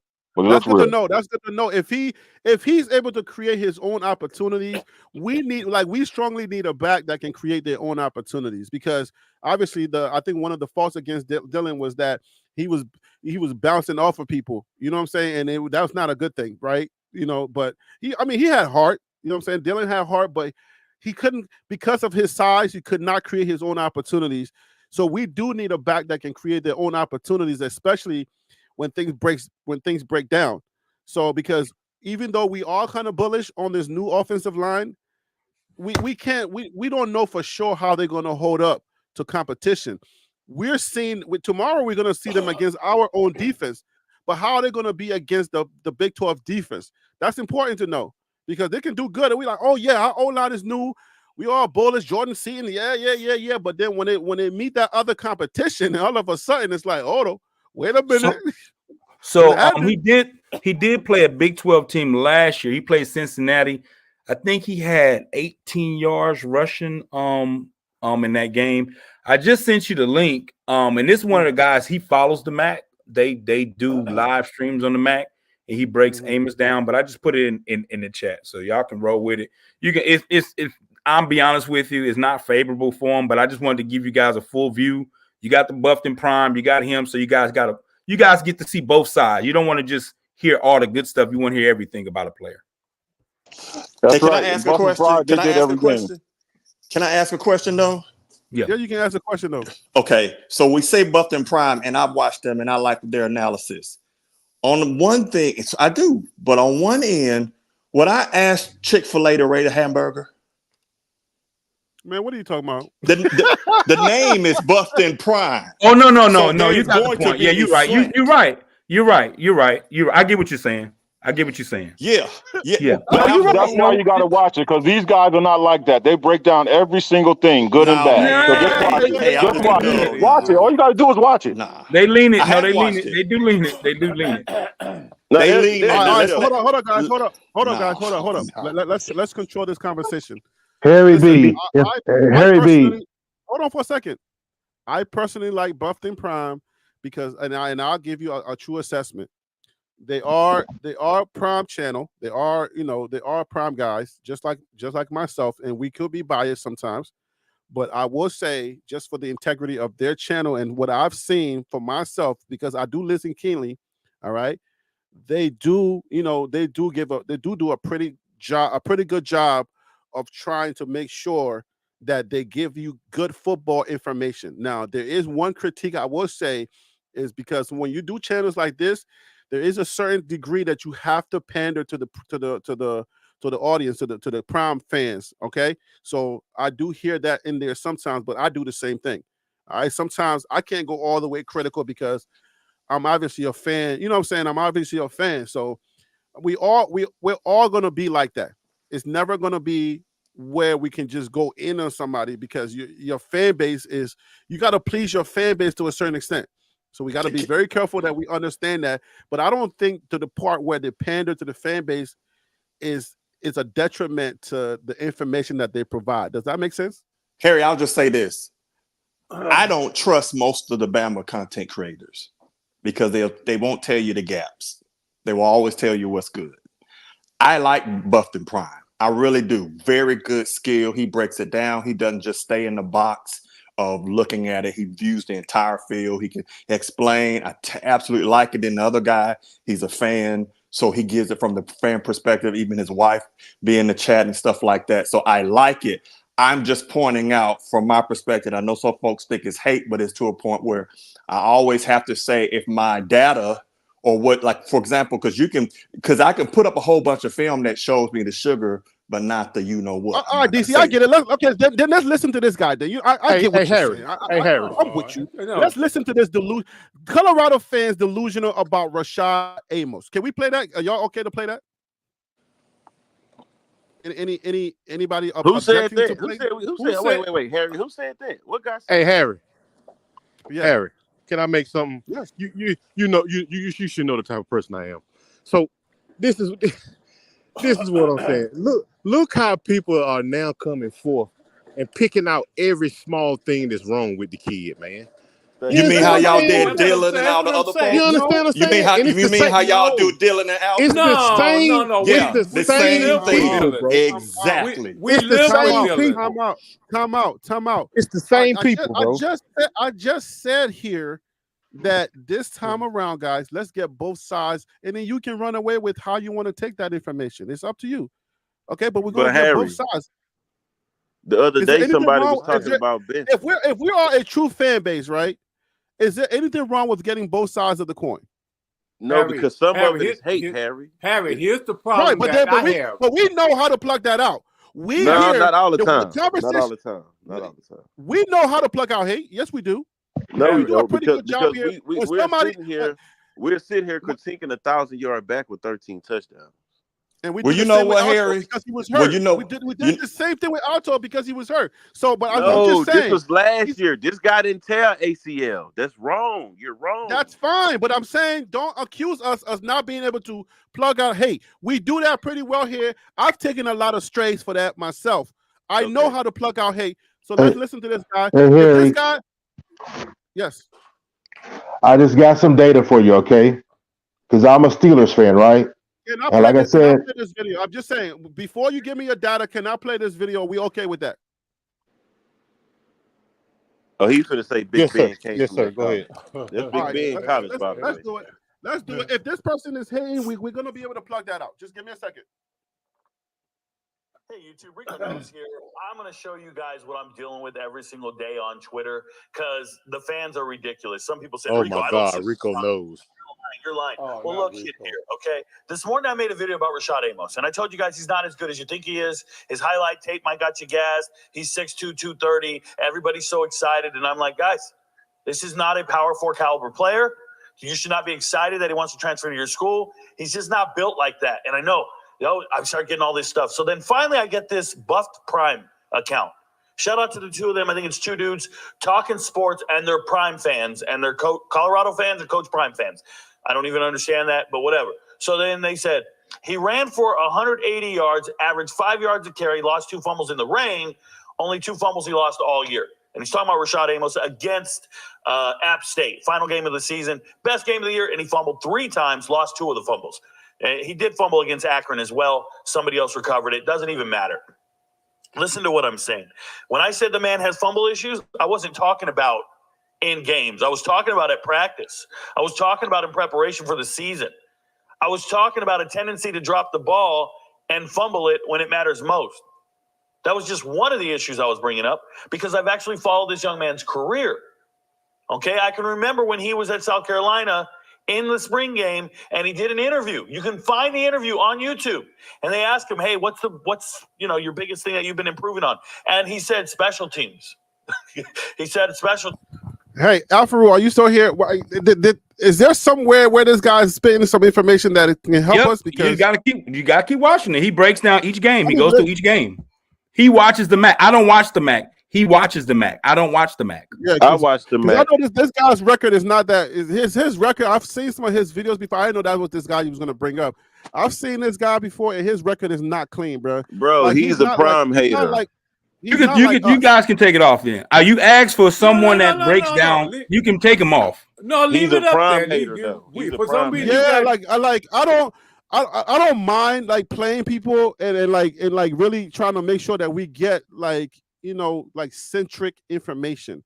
But I mean, you start saying like, oh, he was dropping passes in practice. Practice? We talking about practice, bro? He shows him film. He shows film of him in the games.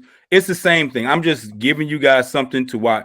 He breaks down. He shows the film of him in the game. Let's go to one of the breakdowns. Let's see. Let me hey, Rico knows is credible, man. Rico knows who's credible, man. All right, hold on. Okay, hold on.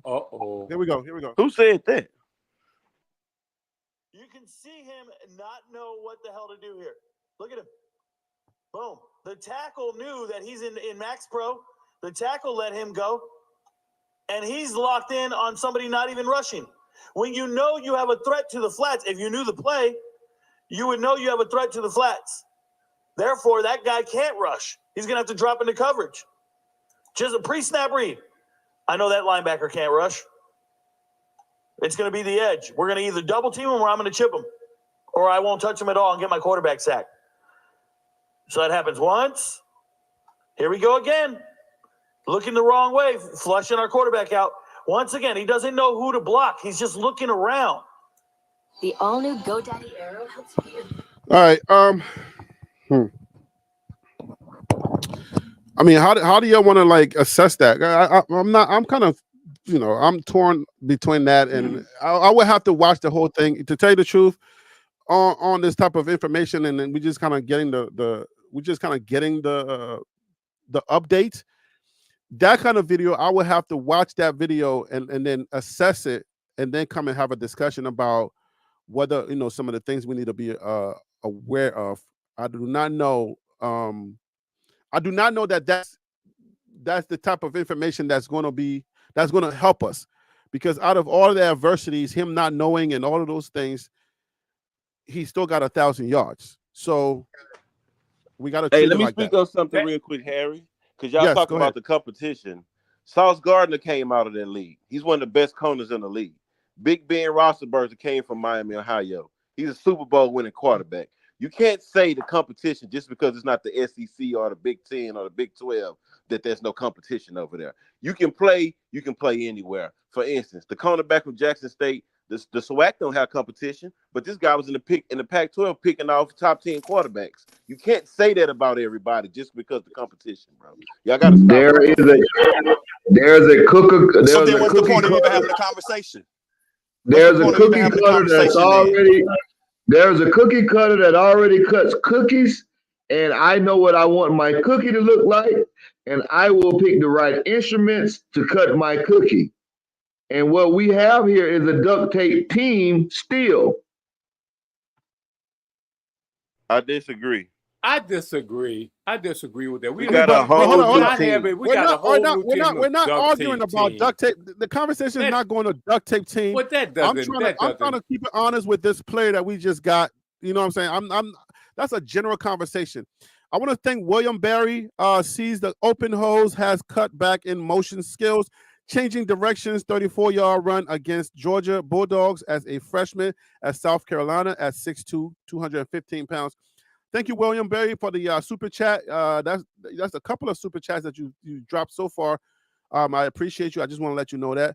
But listen, I want to have an honest conversation. I don't want to give life to somebody who has either a vendetta or something against somebody, because if you start from that point, if your history and your aura is you're already against, then you will find the knick-knack paddywhack things that you want to find, and it's going to make sense to you. That's not what I'm doing here, okay? I need objective stuff. I need somebody who's on the panel like, yo, yeah, this back, he got good competition, like Wild Dog said. Wild Dog, like, look, that conference is pretty good. They do a good job.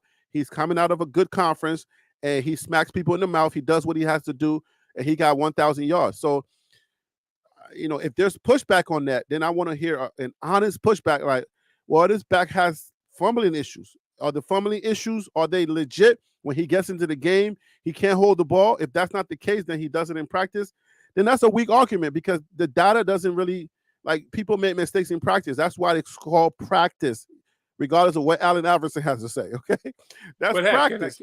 Can I say something, Harry, along with that? I was just thinking, okay, so like if you say we were all hyped on his 1,000-yard season or whatever he did, but nobody said anything, or it wasn't said that, well, somebody, the way it could have been put, but it's been said that he may have some issues with fumbling. What back that don't get over 1,000 yards? That's a lot of running. You're gonna have some fumbles. Maybe you shouldn't have as many, but you any back that runs. I mean, unless they've been really trained how to hold that ball and run with that ball and do that, you're going to have a few fumbles. So, yeah, there's a way that could have been presented. This is what I'm saying, how people will take negative stuff and they'll spend it in a negative way. But you can take positive information, and even though you're throwing something, there may be a negative incident in there, the whole conversation is about the positivity of the thing. This is what I'm talking about. When people give out information, it's not, they never tell you the good stuff. They always tell you the bad stuff. Why not mix some good stuff in there with that? But you take the good and the bad, because that's what's coming to see you. That player's coming with the good and the bad. And we can accept that, because that's how we are. Well, that's the whole point. I want to know both sides. I want to know if there is concern, but legit concern, not like, oh, you're getting a dude that can't practice. That's why I had to stop it, because I feel like hold up, Harry. This is the thing this is the thing that is sad though, Harry. This is the thing. Out of everybody on this panel, the dude that you played the video, regardless of how you feel about him, he watched that conference more than any of us.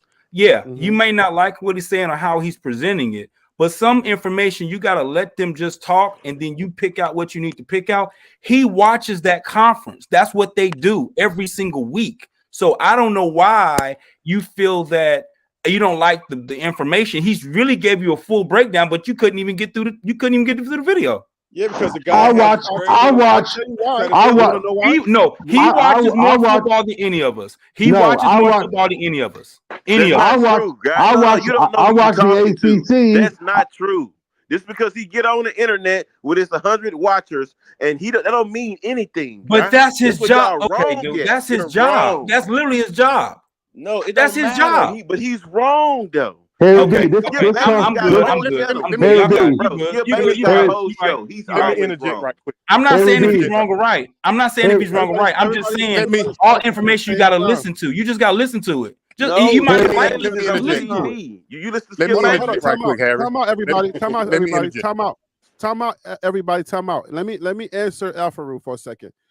I want you to know. I mean, you already know how I rock out, Alfaru. Understand something. There's a reason why I stopped that tape. I already know how this dude rolls. You see what I'm saying? If I'm listening, if I want objectivity, I gotta listen to objectivity based on somebody who doesn't have an agenda. You see what I'm saying? I know how he rolls already. So objectivity has to come into the play. If I already know that this guy is he makes his views, he gets his views off of like you know, calling CU fans delusional. Okay, so but then you got to go to other side. Then if that's the case, we can't talk about Buffed and Prime because that's not objective. Because Rico has hold up. Rico also has pumped up players that Colorado has gotten. So if that's what you're doing, then anybody on the good side or the bad side, you can't use. You can't use it. Buffed and Prime go through player by player and evaluate. That's what I'm saying. Let me finish. He evaluates the film, and he tells you what he sees through the film. Good when and bad. Let me finish. When he's evaluating the player, and he doesn't do that to every player because he doesn't think very highly of BJ Green, loafing as he called it. You know, with different plays. So I've seen him talk highly about players, and I've seen him talk. You know, hey, this is not a dog here. They may get him if they want him, and maybe they can do something with him, but he's not a dog. Now, I've seen them do both. Now, you can't compare Buff and Prime to this guy that Harry B is talking about. Buff and Prime has you there watching. I know his MO. I know his MO already. I'm telling you personally, I know his MO already. And when people already have an agenda, it makes it very, very hard to listen to them because their agenda is going to skew how they look at the data. And you're saying I'll tell you another thing. You're right. No, you guys are right. You're right. I'm good. You're right. Go on with the conversation. But Harry, hold on, Harry. Let me say this, Harry. What they are not also adding to that is this guy is going to be playing with a top 10 quarterback and a top 10 receiver that wasn't over there with him. So you got to put him with that talent too. See, that's how you know they be hating. Because they don't say, well, he might shine with Shador and Travis Hunter and Jimmy Horn. They gonna say, well, he still fumble a lot. That's hating. I didn't say that, but I will say this. I didn't say this DC. I didn't say that. What I am gonna sit here and say is, and this is keeping it real because I got mad love for Harry and I ain't going nowhere. But it comes to a point where, well, then if you can't have an objective conversation with, because some of y'all don't do pros and cons. You do all pros, and then I also see some people only do the cons and not the pros. But at the end of the day, is the conversation goes nowhere if every time you sit back and bring up a legitimate point, whether you think it's coming from a place of hate or not, where it's like, well, no, that's not true. So if everybody's getting dog, I kind of feel the same way about Alfaru. Then hey, you got it. I'm not a fan of Rico, but I am sitting here saying. And just, I want to see this team do well, but I'm not understand. You know what? Y'all continue. I'm gonna sit back and listen. I just want to know how can you listen. I just want to know what Harry bring up with somebody. Can I make a point? 1 second, guys. 1 second. 1 second. I'll give it to you in a second. I'm gonna watch this, and I'm going to evaluate it, and then I'll be able to determine whether he's hating or he's not. I can tell that. Trust me. I don't know. I switched from the fanboy channel to trying to get an objective look on this team and understand, well, who are we getting now? Because people are leaving and people are staying, and then we're losing and then we're winning some. So now I want to give the fan base some good quality information But to hold on Harry, to, not necessarily just to be like, oh my gosh, I'm all fanning out. I have a bias. I understand my bias, right? Buffton Prime also have a bias because they're fans of Coach Prime, right? So we have these channels, but I look at, if my heart is in the right place, then I can say, well, let me take a critical look. If I criticize Prime and I'm taking strays from my own fan base and saying, who are you to say that, or who are you to talk about Prime and stuff like that? If I'm catching strays, I want to be able to be objective enough to bring some type of good information, but also not come from a place of hate. You see what I'm saying? If you already hate somebody, then you can find ways. I'm tell you, I know this guy. I know his MO. So anyway, Wild Dog. No, I wanted to say something, Harry. All right, Ron, go ahead. Yeah, I've been quiet for quite a while. I just I want to push back a little bit on a comment that was made that this we don't look at both sides on this channel. Because I know, Harry, months ago, you and I were going back and forth, and I accused you of being a quiet hater on the fence or something along that line, because you were doing both sides, the pros and the cons, and I think you took some heat for that. I always take heat, bro. I take heat umbrage right now in the community about what Matt McChesney said. I'm taking heat for that. People saying I'm a hater, I'm a bandwagon buff, I don't know what I'm talking about. I'm always taking heat. So no matter what side you on, it doesn't matter with the fan base. Well, I know on this channel with the panel members, I just don't want anyone to put out there or suggest to those other ones that are listening that we're not subjective here. That's what I wanted to say. And Harry, you gotta help me become a member. I'm trying. Are you on your computer? I got my laptop in front of me. All right, so go to the channel. You got to click on my name. You got to click on TLP Sports Club, and when that comes up, he can do it. He can do it from the stream. From the what? I got to do it the easiest way I can. Okay, y'all go on with the show. I'm gonna try and do that. I'm still listening. All right, Wild Dog, what's your point, man? You wanted to get in here. Go ahead. No, you hit on it, and I just let it go with the bias, right? You covered it, whether it's yourself, Buffton Prime, or this, reporter or whatever like that, like even myself, reemphasizing more in the Big 12. I'm doing that, trying to be as logical about it as possible, but with the understanding of where my biases lie and being truthful about it. Right. That's why I can sit at 6-6 and still be a CU fan since 1989 and a Coach Prime fan. That's why I can sit at 6-6. Right. But understanding my bias. So you covered it, and I just let it go.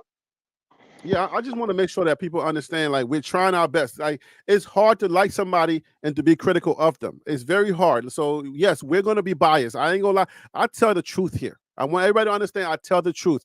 If I am biased, I will tell you I'm biased. If I have some type of, if I'm feeling like, oh my gosh, it's hard for me to be critical of you, I'm gonna say it. I call myself BWB for a reason, guys, because I'm trying to be truthful here.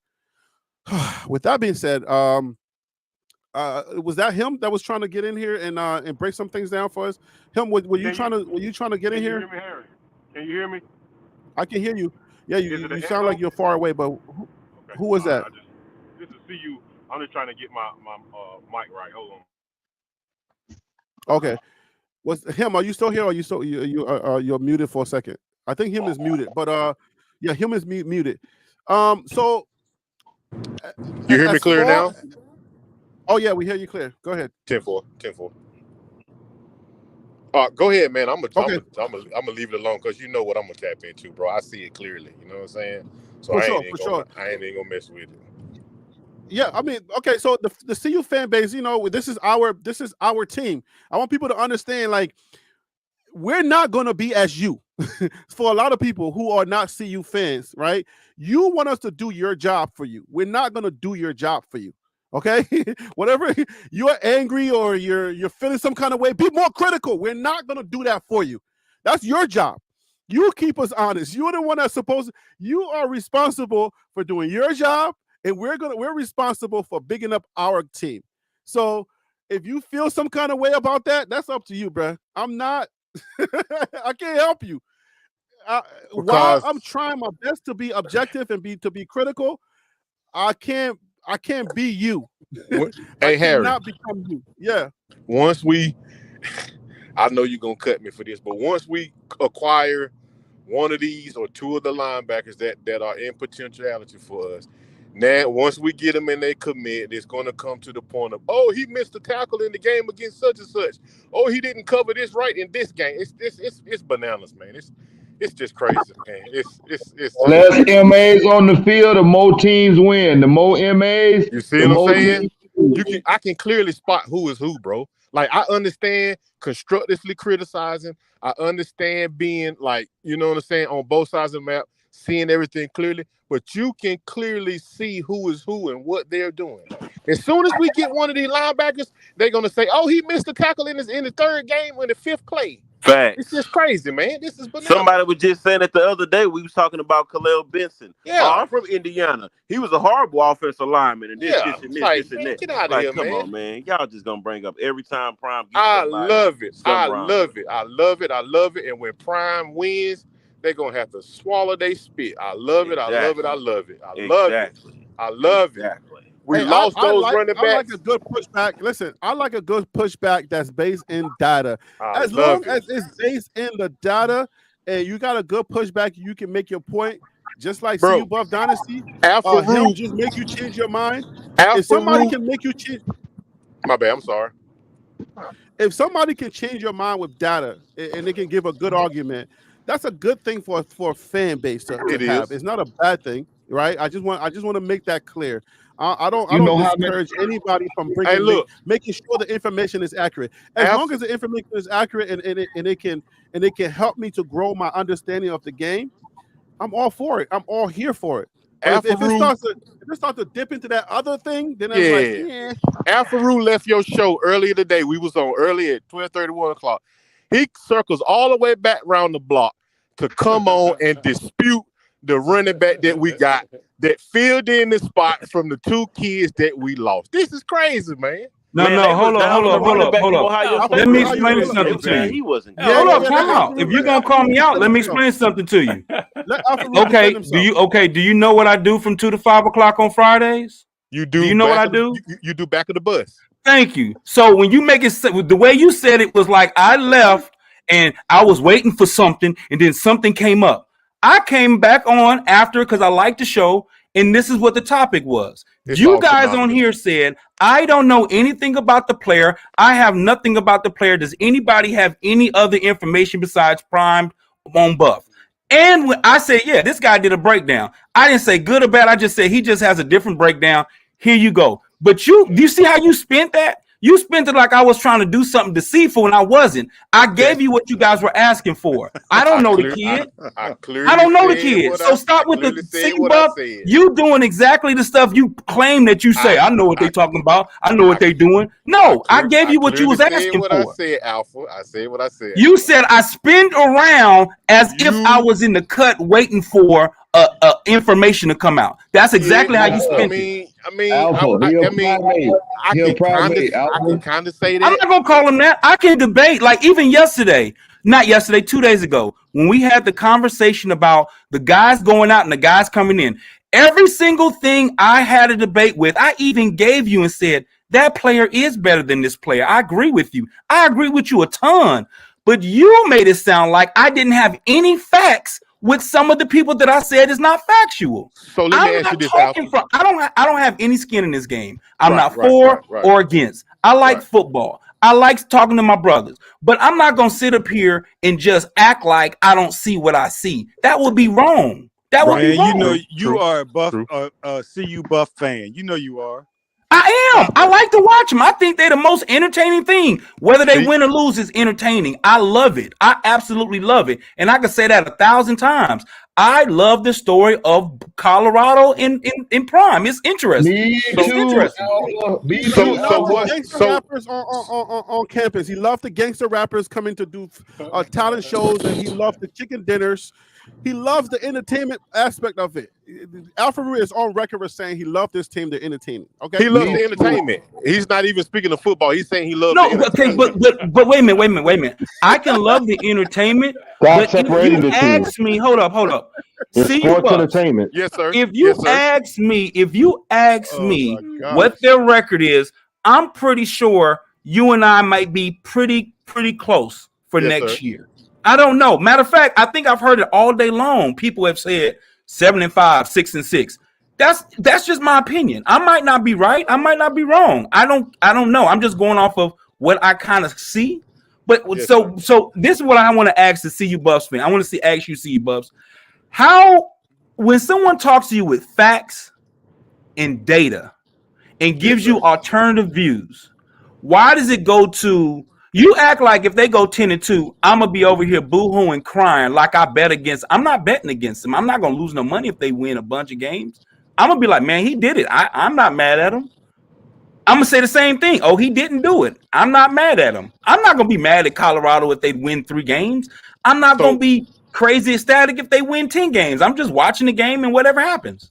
I understand, and I don't know who else in the chat or in the panel. I listen to you. You understand what I'm saying? This is not the only time that I listen to you. I know, and I come with facts. I always come with facts. Right? Always facts. But let me finish. I listen to you so I can kind of get a guesstimation of your profile as far as what the CU thing is concerned.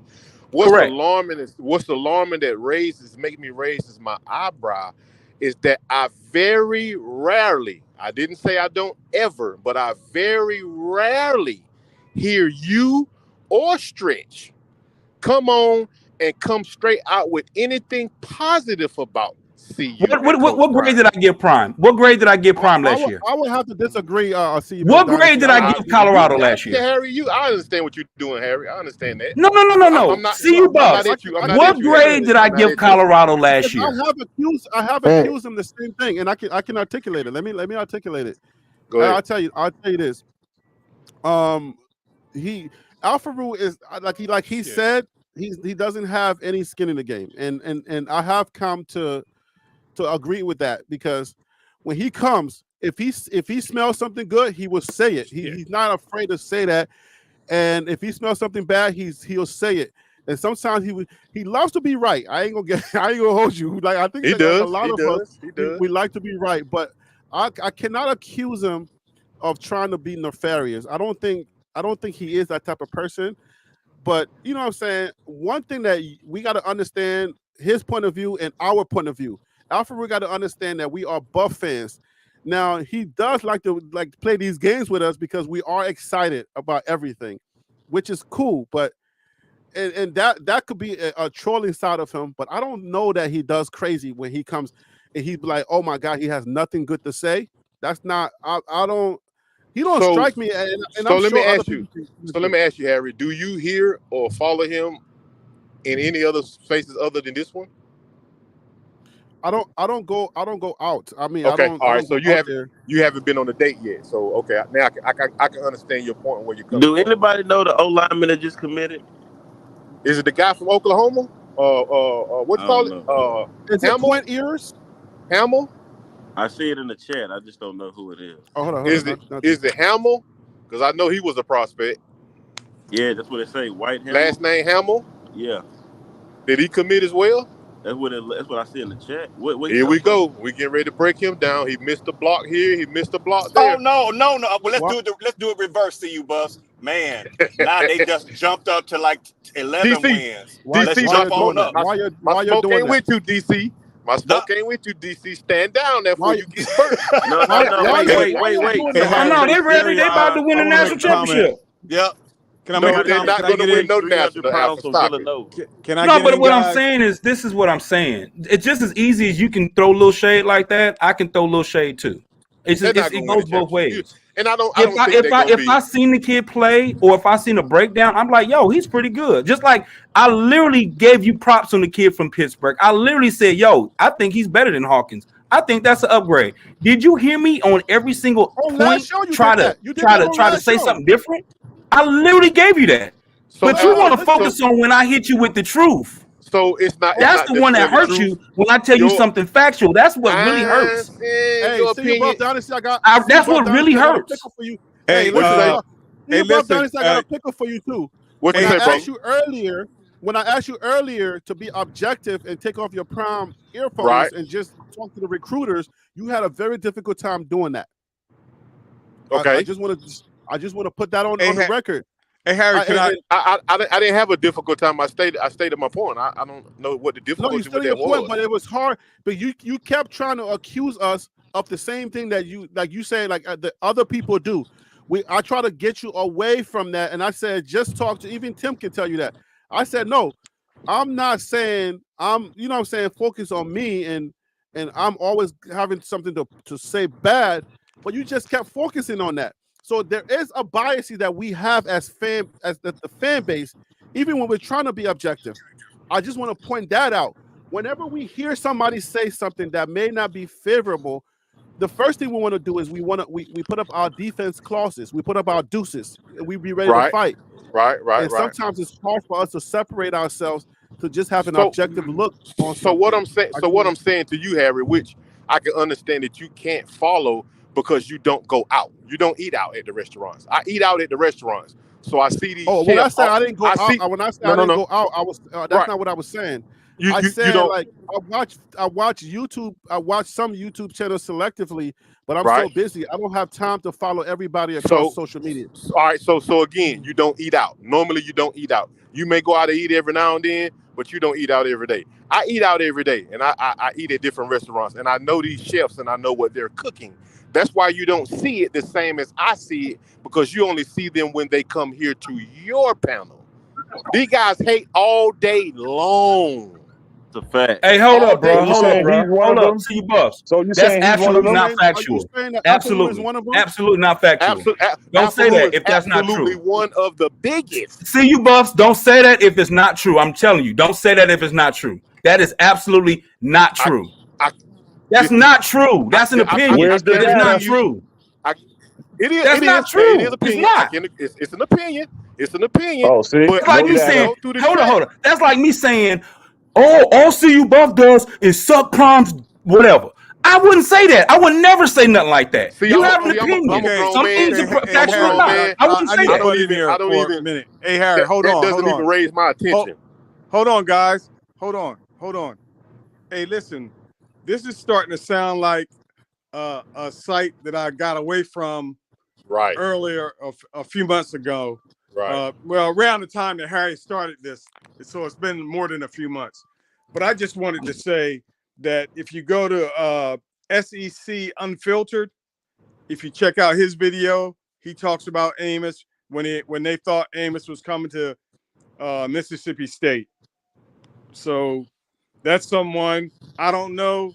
You don't know. I just researched it a little bit. Anybody want to go there and look at SEC Unfiltered? Hey, yo, can you email me that link when you get a chance? Okay. Now, Harry, were you trying to embarrass me in front of everybody? No, I said when you get a chance. When you get a chance, can you send me that? When I get the knowledge to do that? Okay. Oh, dang, you can. See? Now, this is everybody laughing at me, man. Laughing at the old guy. My bad. Good job, Good job, bro. I didn't know. Harry, I tried to get you to send me an email address so I can, There's a share button on YouTube. On YouTube, if you hit that share button, then it'll give you options to either send us a text message or as an email. You hit the email button, and then you just put in my email address. Just like the same way you do to try to get onto the show. Okay. All right, I can do that. I can do that. I see the the reason why I'm asking is because I want to check out these videos offline. I don't want to. Like I said, we all pandering at a certain point. We all have our biases, and stuff like that. So I have my bias to my fan base, and if my fan base feel like somebody's a hater, then I'm not gonna give them that energy. I just don't want to give them an energy to my fan base because I already know what their MO is. So I'll look at the video in my own time, and I'm going to take a critical look at it. I can tell because I listen to JB. JB be ripping Colorado in shreds, right? But sometimes he will say something.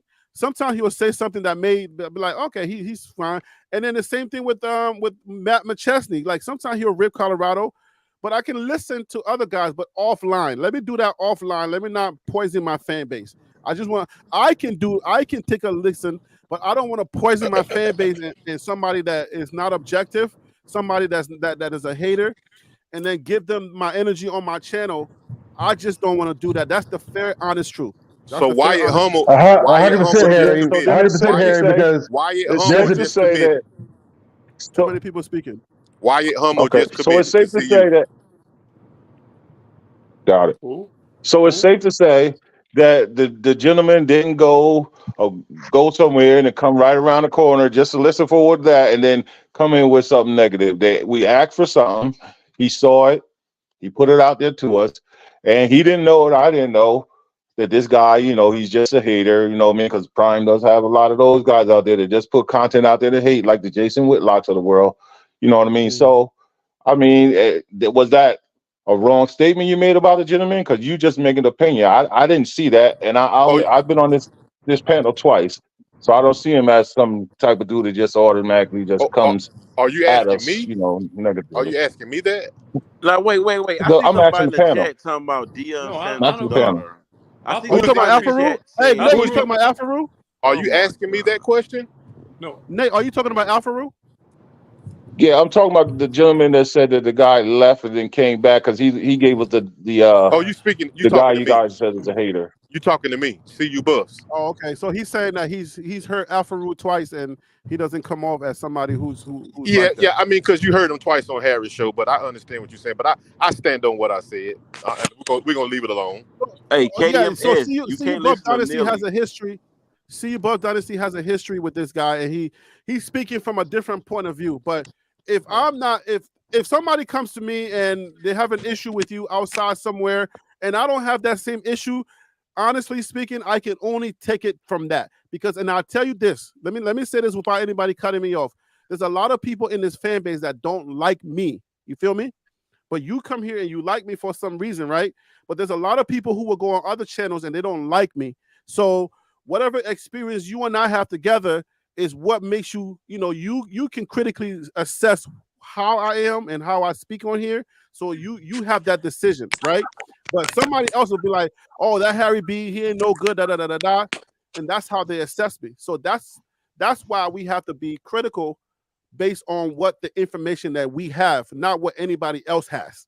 I can't go off of how you don't like somebody, because then your view could be skewed based on what you know outside of what I know about this person. So I'll leave it like that. Right. I'll leave so it at that. I didn't say, okay, so let's make this clear. I don't dislike or like Alpha. Like, we pretty cool. I'm just saying, as far as the football talk discussions on Colorado and football, that's my assessment of him. Not personally, anything like this. Just speaking in football sense. That's it.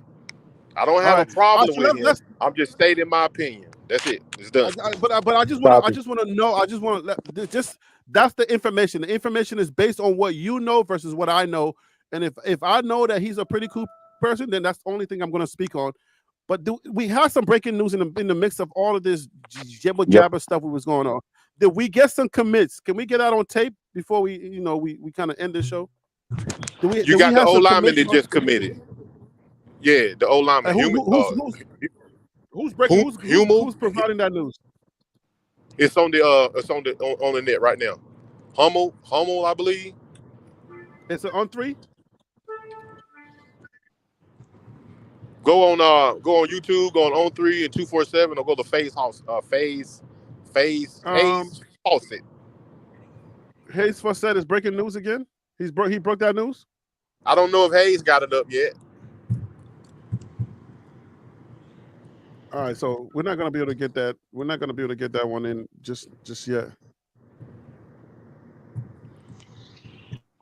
There go Marcus Burnett with the data. Said Rashad Amos had 21 carries, 163 yards, 1 touchdown against the 4th-ranked defense in all of college football. That's what I want to hear. Yeah, but that's they're not going to pull that up. What do you mean? I just pulled it up. No, I'm saying Not you. Right down the they street, know what I'm right talking there. about. They know what I'm talking about. They know what I'm Y'all talking got your about. feelings on your shoulders, man. Get your feelings No. What he's saying is, no. What he's saying is, they'll bring up his fumbles before they bring that. What he's saying is, they'll bring up his fumbles. They won't do it, Harry, but you will. Like, okay. Hey, DC, you my guy. Hey, DC Carson, you my guy now. I DC get what you're Carson saying, is my though. guy. They'll bring up their fumbles in practice before they bring up some stats like that. You know it. You know it. You know I it. know, That's the man. hate that I'm talking about, though. If That's we hate. talking about practice, DC just got out of the portal, man. DC is my guy. I like just got DC out of the Carson. portal. if we talking Hey, about practice, then I'm gonna keep it real with y'all. Like I went in the Dollar General and then I felt like Willie because I really was in the portal and my phone dropped. So I had to come out, and now I can hear something and not have to plug up my phone to the wall like at AOL and get you got mail. I will say this, y'all. I'm gonna be straight up. I do bring a critical view from a negative standpoint a good percent of the time, but there's a reason for that. And it's not out of that I don't like it. It's just to a point of I understand how college football talks go. This is the dry period, folks. It's dry as all get out. So you got to have that comparison contrast. But I can sit back. I have no problem saying that Colorado. I don't necessarily know about the line, but they should have a prolific offense, but they might have a horrific defense. I mean, that's just So what DC, it is. DC, can I talk to you for a minute? Let's do it. I listen. I've been on this panel with you for a minute. I respect your viewpoint. It comes with solidifiable facts and solidifiable opinions. I like the way you relay it. And what I don't feel from you, and I'm a great sensing type guy.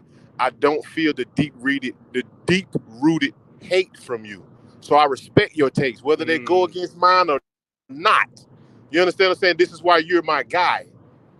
But there are some takes that come through. You can just feel the hate. But I'm gonna move on from that though. But I respect your viewpoint, bro. I know what you're talking about, and I can speak on that. I can tell you that. I know what you're saying. I know what you're saying. This is what you're saying. A lot of people make fun of us. They have your audio is coming in crazy now, so just click off and come back on. But what you're saying, I know what you're saying. Trust me. What you're saying is that a lot of people make fun of Colorado fans, especially a lot of our chat rooms. They come in here and they try to because we're fans of Colorado and we're always saying positive things about Colorado, they feel like they have to take the opposite position. And for them, it's like sometimes they're clowning us. They're calling us all kinds of names. You're bandwagon buffs. You don't know anything about football. You're Johnny come latelys. So yeah, I mean, I know what you're talking about. When Phil So Real came to this channel and when DC came to this channel, they didn't come with that energy. They truly had some objective things to say and say, hey, look at this, look at that. You're failing to look at this. And that's when I started to change my viewpoint and say, okay, I understand, because I think DC and Phil can tell you when they first came, I was ready to come at their throat. Like, bro, like, would you tripping? And then when you start opening your eyes and you start looking, okay, these are football fans. These are not the hater types. That's what when you say you can evaluate people, I understand what you're saying. But some guys, they will never get off the talking point where they're still clowning us and trying to make us out like fools, like we don't know what we're talking about. I can hold an intellectual conversation. Like, let's not joke yourself. But you know what, Harry? I'm gonna say this is that I don't care if I hated Colorado. I'm gonna support my community. Hands down. We don't do enough of that. I'm not finna trash Prime or say stuff. I mean, that at the bottom of everything I'm coming from, and there are a couple of others out there, but it's like we have to support. The biggest thing you take, one of the biggest takeaways in all this is that we have to support each other, because if we don't, I mean, you got people out there putting content, and they really, you mentioned a couple, I don't like to mention names, but are basically just they eating off of all this Colorado stuff, and it's really nasty and hateful, and I don't like that. Mm-hmm. Let me get this on tape, guys. We got Scott Proctor from the Coloradoan. I use his writing sometimes, and this is what he's reporting right now. Colorado adds Villanova transfer Wyatt Hummel or Hummel or whatever his name is to O-line room. The 6'6", that's pretty big. Paul, 315-pounder can play center, guard, and tackle. Has appeared in 30+ games during his career. Do we have how many years he has left? He's garbage, so it doesn't matter. He's garbage. Don't do that. I'm just kidding. Stop playing with me. I'm trying to keep us honest. Let's go see what Rico knows say about him. Stop. Y'all clowning right now. Y'all are trolling and clowning. Stop playing with me. So okay. 6'6", that's Michael Jordan's height. That's a big boy. 315 pounds. How do y'all feel about this? It's more depth. They're getting some big boys. Big boys. Yeah, Deion said it last year, man. Once he get the big dogs up front and 8 more dogs, y'all gonna have to respect him. He's doing exactly what he said he was gonna do. That's true. And who does he replace? Can anybody articulate who he is he replacing? What's the guy name?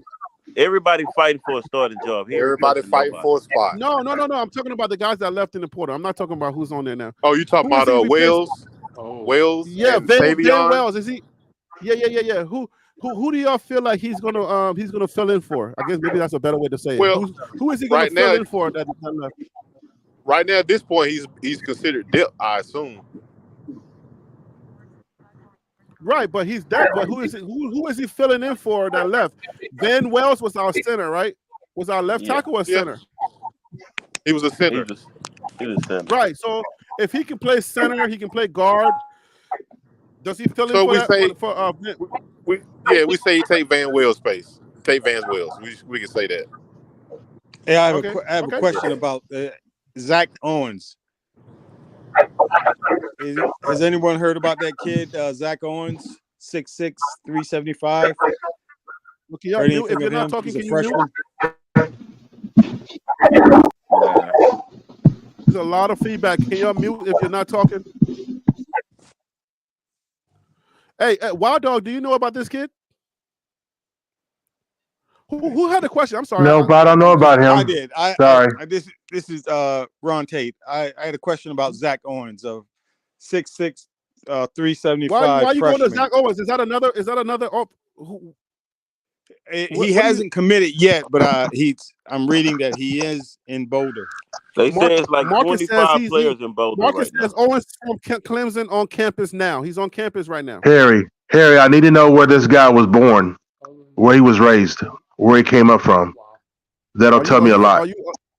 Are you trolling right now? Everybody's in their feelings right now. He gotta be. Hey, why nobody talk about Will Shepherd? What? Nobody Me? talk about Will Shepherd at all. Can you hear me, Harry? Will's coming. Wild Dog, why you need to know where he was born? What's going on? That's fundamentals, man. Yeah, That's like, it's a difference if you tell me, oh, somebody's from Texas or they're from, North Dakota somewhere. I mean, it just helps. Yeah. And I could just start. No, I got a question, Wild Dog. Is your microphone like drilled into your tooth? Like when you had a root canal, did you put your microphone? Because I mean, that junk is like. I love it though. I love when you talk, man. I'm just messing with you. I'm trying to work with it because I'm on my phone.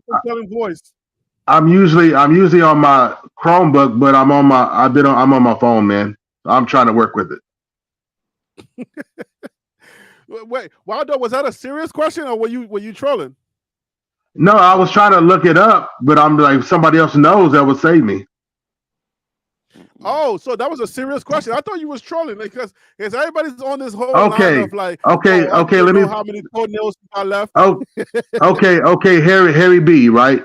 We know you Liberia. You're from Liberia, but right, you from New York, right? I live in New York. Yeah. Right. I'm not And from New York, basketball. I live in New York. But no, you live in New York, right? But you've been there long enough. You're a convert. I can tell. So, like one of the things that we bring up when we talk about this point is everybody will say the basketball was born and bred in New York is the Mecca, and everybody wants to think Michael Jordan is from North Carolina. No, he's was born York, right? In Brooklyn. Yes. Yeah, this is the point. This is the point.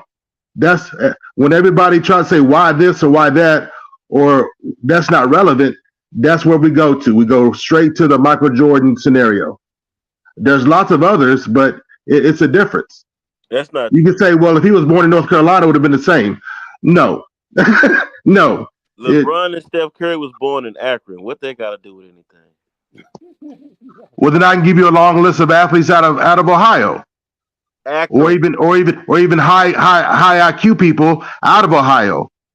Dave Chappelle's from the same area. Do you really want to go there with me? I can back this point up all day long. Born that don't matter. Is what I'm saying. I'm saying it does, and I have data to back it up. And you're refuting the data. No, LeBron James IQ supersedes his athleticism, and I'm telling you, from the same region, you have Dave Chappelle. Okay, besides Steph Curry and LeBron, but what? Where's your data? Another basketball great from Ohio. Oh, you want another? Okay, I can do a whole story about that then. I'm saying great. You asking me off the dome? I've already given you enough data off the dome. I've already given you enough data off the dome. Don't circumvent me over nonsense. Do not circumvent me over nonsense. Listen, I brought data. That's rude and disrespectful. That's rude and disrespectful. I brought data and backed it up. That's rude. Born in Baltimore. What they got to do with anything? Thank you, guys. Hey, hold on a second. I got a question. That's disrespectful. We all agree to disagree. Listen, I'm running a little behind. I'm a little slow on this computer thing. Running back Dylan Hayden, has he committed to CU? No. Because I just saw a thing from Bird's Eye View that said, hey, CU fans, we got another one running back, and he did his whole spiel on Dylan Hayden. Maybe. Well, yeah, but that's already done though. We good with that. I mean, that's what I'm asking. That's Ohio Am I State behind guy, or what? Oh yeah. You behind. You way behind. We been done with that. Yeah, they said the other day they said he only had 100 yards last season and he wasn't that good. Look at your screen. Oh, he was you see the backup, man. He was the backup for the guy when the guy. I remember the other day I was in this same room. They said he only had 100 or some yards last season and he wasn't that good. Oh, they don't know what they're talking about. Wait, hold up, guys. Let's forget about everybody else, okay? Let's focus on what's going on here because y'all bringing in too much outside noise. Harry, that was in this room, Harry. That was your room. I was here. What happened? When I was saying Dylan Edwards, we didn't lose nothing. I was saying we got a kid from Ohio State. The first thing they were saying was, well, he only had 100 yards last year. That's why. Let's talk in context. Let's talk in context when people are arguing the affirmative, and when people are arguing the whatever the other side is. I just know the affirmative. When people are trying to make a arguing, let's put everything in context and let's just not loop everything together. Okay, that's what's happening here. I think we were having a conversation about something very specific when somebody said that. I don't think somebody just said, hey, we're getting Dylan Hayden. No. You remember I came in the room and I was the one that was going against everybody's word when I was saying we didn't really lose nothing. We got this guy from Ohio State. The main pushback I was getting was he really didn't do nothing last year. He only had 100 yards. That's not really an upgrade over Dylan Edwards. You got it's on YouTube. We can go read back and play it. I know what you're talking about. I remember the conversation. I was right there in the middle of the conversation, but I'm just saying it wasn't like somebody was just saying, oh no, he ain't nobody, like at the top of the conversation. It was deeper into the conversation where we was trying to do an analysis, not somebody just coming out and saying, oh no, he's no good. I don't think it was that. But what we didn't talk about, what we did mention about this guy is that he was the backup to the player, the person that got hurt. He was he was the official backup. I think he gained something like 500, 600 some yards. But then when the guy got healed or whatever, okay, then that's when he had to take a back seat. That's probably when he got to 100 yards. But before that, he was the featured back. when the other guy got hurt.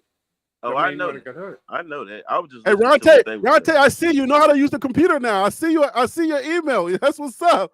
Congratulations. Okay. Yeah. Okay. Don't call me Ron. Hey, Harry B, don't call me Ronte. Call me Mr. IT. Mr. IT, I see you. Oh my goodness. I was sweating on that. Crazy. I'm going to have to go back and do a little bit of research on these guys, and maybe we can do a breakdown show, or not necessarily a breakdown show, but the arguments have to be based in something. If somebody's going to argue one side of the coin, I need somebody to be able to argue the other side of the coin, unless there's no other side of that coin, and we're just getting a complete dog. Okay. Okay, Harry. You know what it was? I remember what it was. I was saying I took the stand that said I said some guys that come from these big colleges, or most of them are dogs because they're recruited highly out of high school. And somebody was pushing back saying just because they go to these schools don't mean they're a dog. And I say no. Alabama don't recruit people that are not top ranked in their state. You remember that conversation? But you see how specific that context is versus what we just went through. And no. Because I was telling y'all if he's at Ohio State, he was a dog. The pushback that I was getting was just because he's at one of those schools don't mean he a dog. That's a fair statement. That's very plausible. That's a very fair statement. And do you not agree that that's a very fair statement to say because because once again, you don't get recruited to top programs if you're not that good. I don't know what state y'all stay unless in. you're related to someone. No, it don't even matter if you're related to no one. That means that everybody's a dog, and if you are a dog, and then I think it was Phil who said, well, then then they need to be. Somebody said they need to be winning the national championship every year. If everybody's a dog, then I mean everybody can't be a dog just because of the name of the school. You can't. No, what I'm saying, no. Put this in context. If you go, it's a picture on the internet. Most of the best receivers in the league from Ohio State are all dogs in the NFL. Ohio State don't recruit players that are just home people and just okay. No, they recruit top recruits, NFL caliber players. I don't. Bro. The data point has to. Okay, if the data point supports it, then I'm with it. If the data point supports it, then I'm with it. But I don't. The statement just feels weird to me. I don't know. It just feels weird from a data standpoint. I mean, you know why, Harry? Because you're in New York. Why? That's not a high school football state. So you won't understand. But now, no, basketball, I would say regardless of geography, right? If you say that the top schools, right? I mean, just let's intellectually speaking. If you say that the top schools, all the recruit are dogs, right? Will you agree that if Kwamani McLean was to choose Miami, that he wasn't a dog? He was a top recruit in the state. He was a dog. But he was a top recruit. But I'm saying, listen to the question keenly. If Kwamani McLean was to choose Miami, right? Would you say that he was a dog? Yeah. So Miami, what I'm saying is Miami don't recruit regular people. You have to be something top right, to go to Miami. Right. But because regardless of the stars, right? Are you agreeing that Kwamani McLean fared out to Colorado as a dog because these top programs only recruit dogs? Harry, let's not use anybody's name. Let's just make the point without using anyone's name. I can't make the point without Kwamani McLean. We gotta drop this name. This name we gotta drop. No. Just Kwamani McLean is the best example I have for an argument against what he's saying. No, it's not because we seen flashes of the dog against USC and the top pick of the NFL. No, listen. Now here's my opinion of a dog. You agree that Kwamani McLean is a true dog, and we just didn't train the dog right. No, he's a true dog he's a true dog that some players you can't coach. Like Marshawn Lynch wasn't a coachable player. He's just a true dog. So you saying some dogs can't be trained? Some dogs don't listen to the coaching, and it affects their ability, bro. That's in basketball too. That's everywhere. Okay. You know Sebastian Telfair? You from New York? You know who Sebastian Telfair is? Yeah. Don't say. Okay, was he a dog? Yes or no? Yeah, he was. Okay, how long did he last in the NBA because of what? Off the field, he was short. Right? He was too short. He was too short. Top 5 pick, bro. He got paid. Listen, gave him I $30 know what you're saying. Listen, there's two parts to what you're saying. And from an intellectual standpoint, there's two parts to what you're saying. historically based, most of your top programs are going to go after the top players in high school. That's a fact. All right. But the other part, when my ears hear that, I have to look at it a little bit more critically, because I'm thinking like, wait, we got a 5-star in Kwamani McLean who was hiding in the bathroom, and we know more about him because that was our fan base. So I'm like, like there are players, and then the players that do leave those top schools, they don't always pan out. So I'm like, all right, so if they were that much of a dog, then dog would perform to, we can't be talking about auto and all of these things and say, well, everybody is a dog at these top programs, right? And I'm hearing it and I'm like, he's right, but he's not right in all of it. Like, there's a certain percentage of saying you got to be very careful when you make that statement that all these top programs, they get dogs. So when you get somebody from a top program, they're going to be a dog. I can't ride with that 100%. I just can't. Okay. Let me rephrase that. Let me rephrase. Let me say it a little better way for you, so everybody can understand. Okay. Before the NIL, only dogs were getting paid under the table. They wasn't paying your nephew. 100. No, let me 100. Finish. Huh? I'm with you on that. Okay, let me finish. Jameis Williamson was a dog out of high school. He went to Ohio State. Too much receiver talent, didn't pan out. Where he went to after that? Alabama. Where he played for now? The Detroit Lions. So what I'm saying is, let me finish. Joe Burrow, dog out of high school. We went to Ohio State. Where he went to after that? LSU. Michael Penix Jr. Where he went to But when is Indiana. it stop after we agree with you? When do you stop? So what I'm saying is, most of these players are all recruited by the top schools in the program. That's where the stars come in at. 4-star, 5-star, all that extras, whatever. But what I'm saying is that you don't get to Ohio State if you're an average player. And you can disagree with me all you want to, but you can look up all the best players in Ohio, the state of Ohio right now. I guarantee you, once you go past 25, the rest of them not getting offers from Ohio State.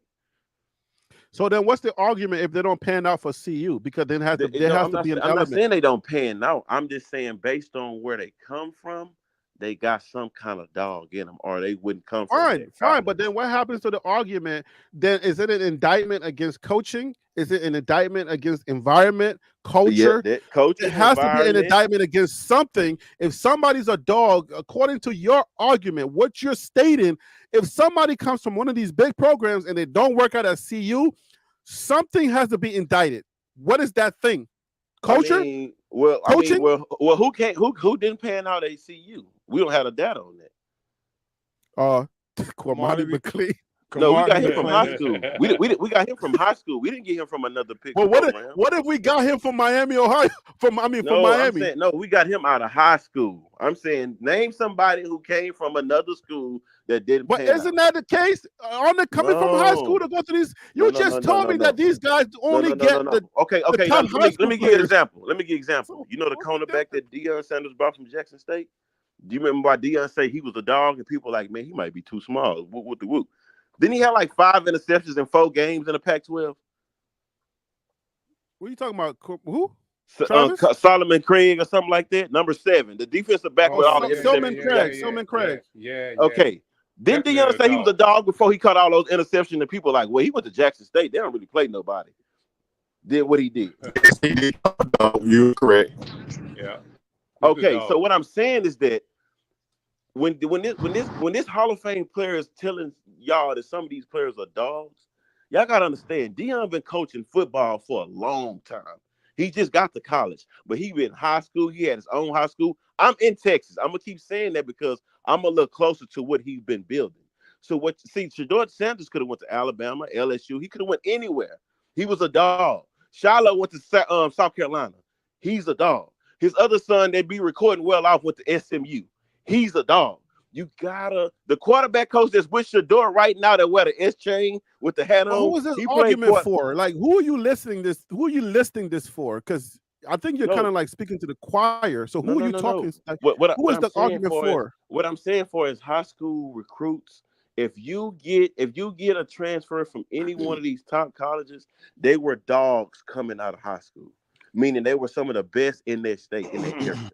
But you just said that Cormani was, but that's the same argument I just said with Cormani. But He was no, a dog coming out of high school. McClain was a high school product that people wanted him to. They wanted him to be Travis Hunter, and he's What's not the difference? That's the same thing. No. Cormani, you just bring said you that bringing these up high school Cormani recruits are McClain. dogs. But if Cormani McClain came out of, if he went to Miami and we got him out of there, then you got to take the argument the same way. You can't duck that argument. No. It's the same thing as Alton McCaskill. He's from Conroe. Houston is the biggest school close to him. So he probably was a top running back in Texas for Houston, but he probably didn't have recruits from LSU, Oklahoma, Alabama. You understand? He probably only could have went to Houston. Said probably, but do we know that for a fact? Because I think he was highly recruited. You're not listening to what I'm saying. He didn't go to these schools. He went to the University of Houston. Okay. Hey, Harry, can I jump in here for a minute? Sure. Okay. All right about all of that, but it means nothing to what we're doing here. Absolutely nothing. You know, we're talking about high school players or transfers and who's a dog and who's not a dog, and if they fail, they got the dog in them. If they, if they join the queues, they're a real dog. I mean, I don't know. No. Come on, man. Let's get back to the recruits, the transfers, CU buffs, or something about football. And if I disagree with you, and my point is different than yours, we have to move on. If I'm not going to agree with you, we have to move on to the next point. But we're not talking about CU. We're talking about college and high school recruits going to big colleges. This is a conversation that we were having the other day. You said it 10 times. You said it 10 times. Alabama was stacked with okay, that makes your point. Alabama and Georgia, they make your point until the NIL. They were stacked. That's why those guys didn't get a chance to play until their senior year. Because first, second, and third string were all 5 stars. So, I mean, your point is correct and well taken, but in this day and time, it's not so. Okay, so basically you said whoever come from Ohio State and all these other places wasn't highly recruited. That's what you're saying. No, that's not what I'm saying at all. I'm saying that once we beat that horse, we got to move on to something else. No, Harry was pushing back on it. That's why we was talking about it, though. Okay. Harry was pushing back saying he don't. I mean, I'm pushing back on an intellectual level. I'm just saying it's a little hard to qualify or quantify, because we have an example in Cormani McClain, because he was a high school 5-star. So if he was a go-to on Miami and we got him out of that portal and everybody's talking greasy about him like we do like we've been talking, then does that make the same? Does that hold water for him being a dog that comes from a big school? Isn't Miami a big school? But you got to put discipline in. Coach Prime speak on discipline with character. Now you're changing your argument, man. That's what I'm saying. No. Let me land my plane. Let me land my plane. You're adding stuff to the argument. You keep cutting me off. You gotta let me land my plane. You said these big programs. You said he came from Miami like he was a student there. No, he committed there and decommitted. He never went there. I said, what if we got him from Miami? I said, no, what if? That's a what if. I'm not speaking hyperbole. I'm talking about facts. But we are talking hyperbole. No. I'm not. I'm talking about recruits from top colleges or dogs. Factual information. That's what you said. If we got Cormani from if he went to Miami and we got him out of that portal. Okay, Harry, let me rephrase that. That was enrolled and spent a year at a top college, not a high school decommit. That's two different things. Things. Well, that's just like Jordan Seaton was committed. You got to include a hyperbole when you're trying to make an intellectual point. No. It's like Jordan Seaton was you're committed. Saying these schools, Cormani McClain has so many schools on his recruiting track, right? If Cormani was to choose one of those schools, knowing now what we know in hindsight, because hindsight is undefeated, right? I always tell my kids that hindsight is undefeated. But knowing what we know now, based on your argument, if I'm just staying right there, based on your argument that these top schools recruit dogs only, Cormani McLean has a discipline problem, trying to make sure that he gets his body right. He watches tapes. He's not worried about external stuff. We know that now. If he went to one of those schools and we did get him, not knowing that stuff coming from that school, then we got to plug holes in your argument. That's a hole that we got to plug in there. And Not say, when the high well, school no. coach already came out and said this stuff though. But that's not the point that we're trying to make here, You right? steady bringing up Cormani McLean. You're bringing up a player that we got from high school. I'm talking about a player that was already enrolled and already suited up for a D1 powerhouse. The point that you made that all players that are recruited by Power 5 schools are dogs is false. It's false, and you cannot. No matter how you try to twist it, but you're not trying to listen to the other side of the argument. No matter how you try to twist Tell me it. somebody who's not a dog that's in the NFL that didn't come from a Power 5 school. Now I'm not talking about the NFL. You said recruited to the Power 5 schools. That every last one of the players that are recruited to the Power 5 school, you say they are dogs, and I'm telling you that is false. Okay, so the dude Julian Lewis right now, who's committed to USC. No, I'm not talking about him. I'm not talking about. I'm talking about the individuals. It's the same thing. No. Listen, I'm talking about the. I'm talking about the individuals that are recruited by the Power 5 schools that aren't dogs. Those are the ones I'm talking about. Right, not the ones that are. Because what you're gonna do in your argument is plug out the ones that are. But what you're failing to realize is that I'm down when here you're where having they this have conversation and somebody's trying to argue the other side of it, you got to consider the ones that are not just count the dogs. Okay, for then instance, your argument doesn't make sense. Let's just use Cam Newton for example. Cam Newton went to Florida. Then we gotta leave that argument. Wait. Cam Newton went to Florida. Then he went to Harry, Blink. You need to make some money, Harry. You need to make some money. He went to Florida. Then he went to Blink. This argument is not making me no money, so let me make some money real quick. I'm right. I was right yesterday. William Berry give me another $5 for super chat. Just watch Wyatt Humble. Is that how you pronounce it? Humble or Hummel? White Hummel. Hummel, yeah. White is Hummel. White Humble or Wyatt? White, like JJ Watt, same thing. White Hummel. Okay. That's how you pronounce it? In New York, we said Wyatt. I don't know who said Wyatt. I thought WYATT is Wyatt. That's how we pronounce it in Louisiana, Wyatt. It could be. Yeah, it's Wyatt. Watts would be WATT. Right. That's Wyatt. I'm gonna go with Wyatt until I'm proven otherwise. So I'll just say, Barry, thank you so much. You just watched his tape. He said he has OX strength.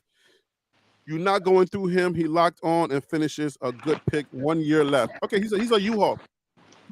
All right, guys. So we don't argue though. Affirmative. We don't argue all around. There's a lot of. Hey, Nate, did you want to come back in here? You got your photo on. Do you want to end your screen? Nate Lassick, you're sitting there. I'm gonna add you. Are you good with that, Nate? Or you wanna put the black screen on? Okay, there we go. There you go. All right, so Nate, welcome back. Oh, you gotta lower your volume. You got me repeating myself. All right, so okay. So at the end of the day, does anybody know did we just get whoever's that? Just that's me. I might be in here twice then. Oh, are you? No, you're in here just once, but you gotta lower your volume. Harry, we're hearing you. Oh, that's everybody. Yeah. That's everybody. Yeah, my volume is way down. No, I mean whatever you're watching it on, you gotta lower it. I'm watching on my phone. I don't got nothing else on the TV. I'll come back out and go on. I'll go out and in again. Yeah. Come back in and come. All right. So now we don't hear it. So that's what it is. Yeah. All right. So, okay. So at the end of the day, CU has their spring game tomorrow. CU has their spring game tomorrow. We're gonna be going live. We're gonna be talking about it live. Hopefully, I'll be able to put it on my screen because it's a YouTube thing. So I'll be able to put it on here. I think is it going to be Pac-12? When you play spring, does anybody know if it's Pac-12 until the season starts? Anybody have information on that? I don't think the Pac-12 has anything to do with that. No, but I'm talking about broadcast. Well, Are we still under Pac-12 contract? Yes, until we you are under the Pac-12. You are under the Pac-12 contract until the first game of the 2024 season. Until August 29th. Okay, so that means that it's going to be Pac-12 network still, right? Oh well, August 29th. Yes, you can catch it on you can catch it on Fubo TV. Okay, so Pac-12 is going to be the Pac-12 network. So Pac-12 might flag the game if it's Pac-12 network. It's probably going to be flagged on YouTube, but I'll try to catch it on YouTube, and we'll go live tomorrow so that we can look at some of these things that's coming out. We still got a lot of players that are still not with the team yet. I think at the end of the day, regardless of how much the fan base argues on who's who and who's not, I think Colorado's going to be good. We're not worried about Colorado, whether we're going to be okay or not. And hopefully nobody ever comes back to my channel and say, Harry B, I see you, I told you so. I just try to give good information. So Ron Tate, based on that, what is your final thoughts? We got to go ahead and close out until tomorrow so I can get some rest and be fresh enough to have a live tomorrow while the game is going on. What are your final thoughts, Ron Tate? Well, my final thoughts are this. I know how to share a link now. Dylan Edwards has amazing athletic ability. I believe that the guys that we have coming in, there's something in them that's going to help us out this year. That's my hope. 10-2, 11-1, and officially, I've contacted the FAA, and the no-fly zone has been removed. So, oh Lord, I'm man! telling you, if you don't get it, you don't get it. But Harry gets it. Yeah, I do get it. And listen, the transfer portal has a process. So we're watching the transfer portal, but some of the guys that have left, I think it was the ones that are getting out of that transfer portal now are the ones that were in there earlier. I want to know where some of these young men are going to go, because right now we're not going to get much information. We're going to be getting they have to enroll. They got to check their classes. They got to make sure that all of their classes transfer and everything before we get any news of them getting out of that portal. But I'm sure that Kwamani, sooner or later, we're going to hear where Kwamani's going. Sooner or later, we're going to hear where everybody else is going. So, all right, Tennis, you're the only one left. Let me get your final thoughts, and then we out of here. Everybody done left us, man. People got things to do, man. Let's get your final thoughts, and we out of here. Hey, man, good show again, Harry. Enjoyed it. I just learned a new word today. Well, I already knew it, but now I'm kind of understanding what it means. Hyperbole. Y'all must have said that about 6 times, man. Everybody was just wearing a hyperbole, so I'm going to look up hyperbole, because I never really included it in any of my conversations, but I will now. That's how the SAT goes. The more those, if you have kids, the more those type of words that you use, then our community is not disparaged when we take the SAT. Just wanted to say that. And I can share it with some of my kids too. Have you been getting into the information? I've been sending you a couple of emails. Have you been getting those? I think I'll respond. If I get it, I'll respond. If not, then I'm probably just behind on responding. Okay, that's okay. But I've been sending you a couple of things. But anyway, it's a good show, man. Really, really active today. Really, really good. It was had some pretty good stuff said, man. But, keep doing what you're doing. Brother, I'm with you. I give a little pushback sometime, but this is my therapy. I think I said this once before. Come to your show. It's my therapy. This is how I keep my sanity. What's up. But thank you, man. You're welcome. And I just want to let everybody know, in the fan base, we are fans, okay? This channel is a fan channel. I just don't fanboy out. Like, I'm not a super fan by any stretch of the imagination. Nate Lastic wanted to give his final thoughts, so let me bring him on. Nate, you wanted to have your final say? Yeah, I know. And, basically, it's good discussion, man. The bottom line is with the transfer portal, everything is going to be new and different. You get players to come in, players go out. We're going to get different opinions, but I trust what Prime is doing. And, I'm quite sure he's going to succeed. And, everybody just be patient and let's wait. But, in the meantime, let's go ahead and, talk it up and give our opinions, and keep it moving. Yeah, nothing wrong with the opinions. Nothing wrong. That's what fan bases do, and I don't want nobody to take it out of context. Like, hey, we're here. We're giving our opinions based on what we see, and guess what? It helps. This type of stuff helps a lot of people. Okay, whether you believe it or not, I get the emails. Okay, I get the communication. I get the people emailing me and be like, "Yo, I learned a lot from your show." All right, so we definitely do have that. So I just want to let everybody know. Thank you guys for tuning in. I will see y'all tomorrow. We'll chop it up again tomorrow. So bring your eyes and your ears tomorrow when we watch the spring game, and hopefully we'll be able to extract some information that we can share tomorrow. So I'll see y'all tomorrow. Let me get up out of here. I think I've been streaming for over 7 hours again. Gotta be fun. Gotta be fun. That's a you miss dinner, you miss lunch, you miss a lot of things. So let me go ahead and get up out of here. I'll see you tomorrow, man. We'll be streaming tomorrow. I'll see you tomorrow when the game comes on. Anybody know what time the game starts? Have we gotten that time yet? Dude, I don't know. I don't know. Yeah. I'm San Diego, I don't know. so I don't know. We didn't get no official start time of the game unless I overlooked that. But I didn't get no official time. But anyways, I'll figure it out and I'll go live. All right, guys. So I'll see you tomorrow. All right, later. All right, peace out.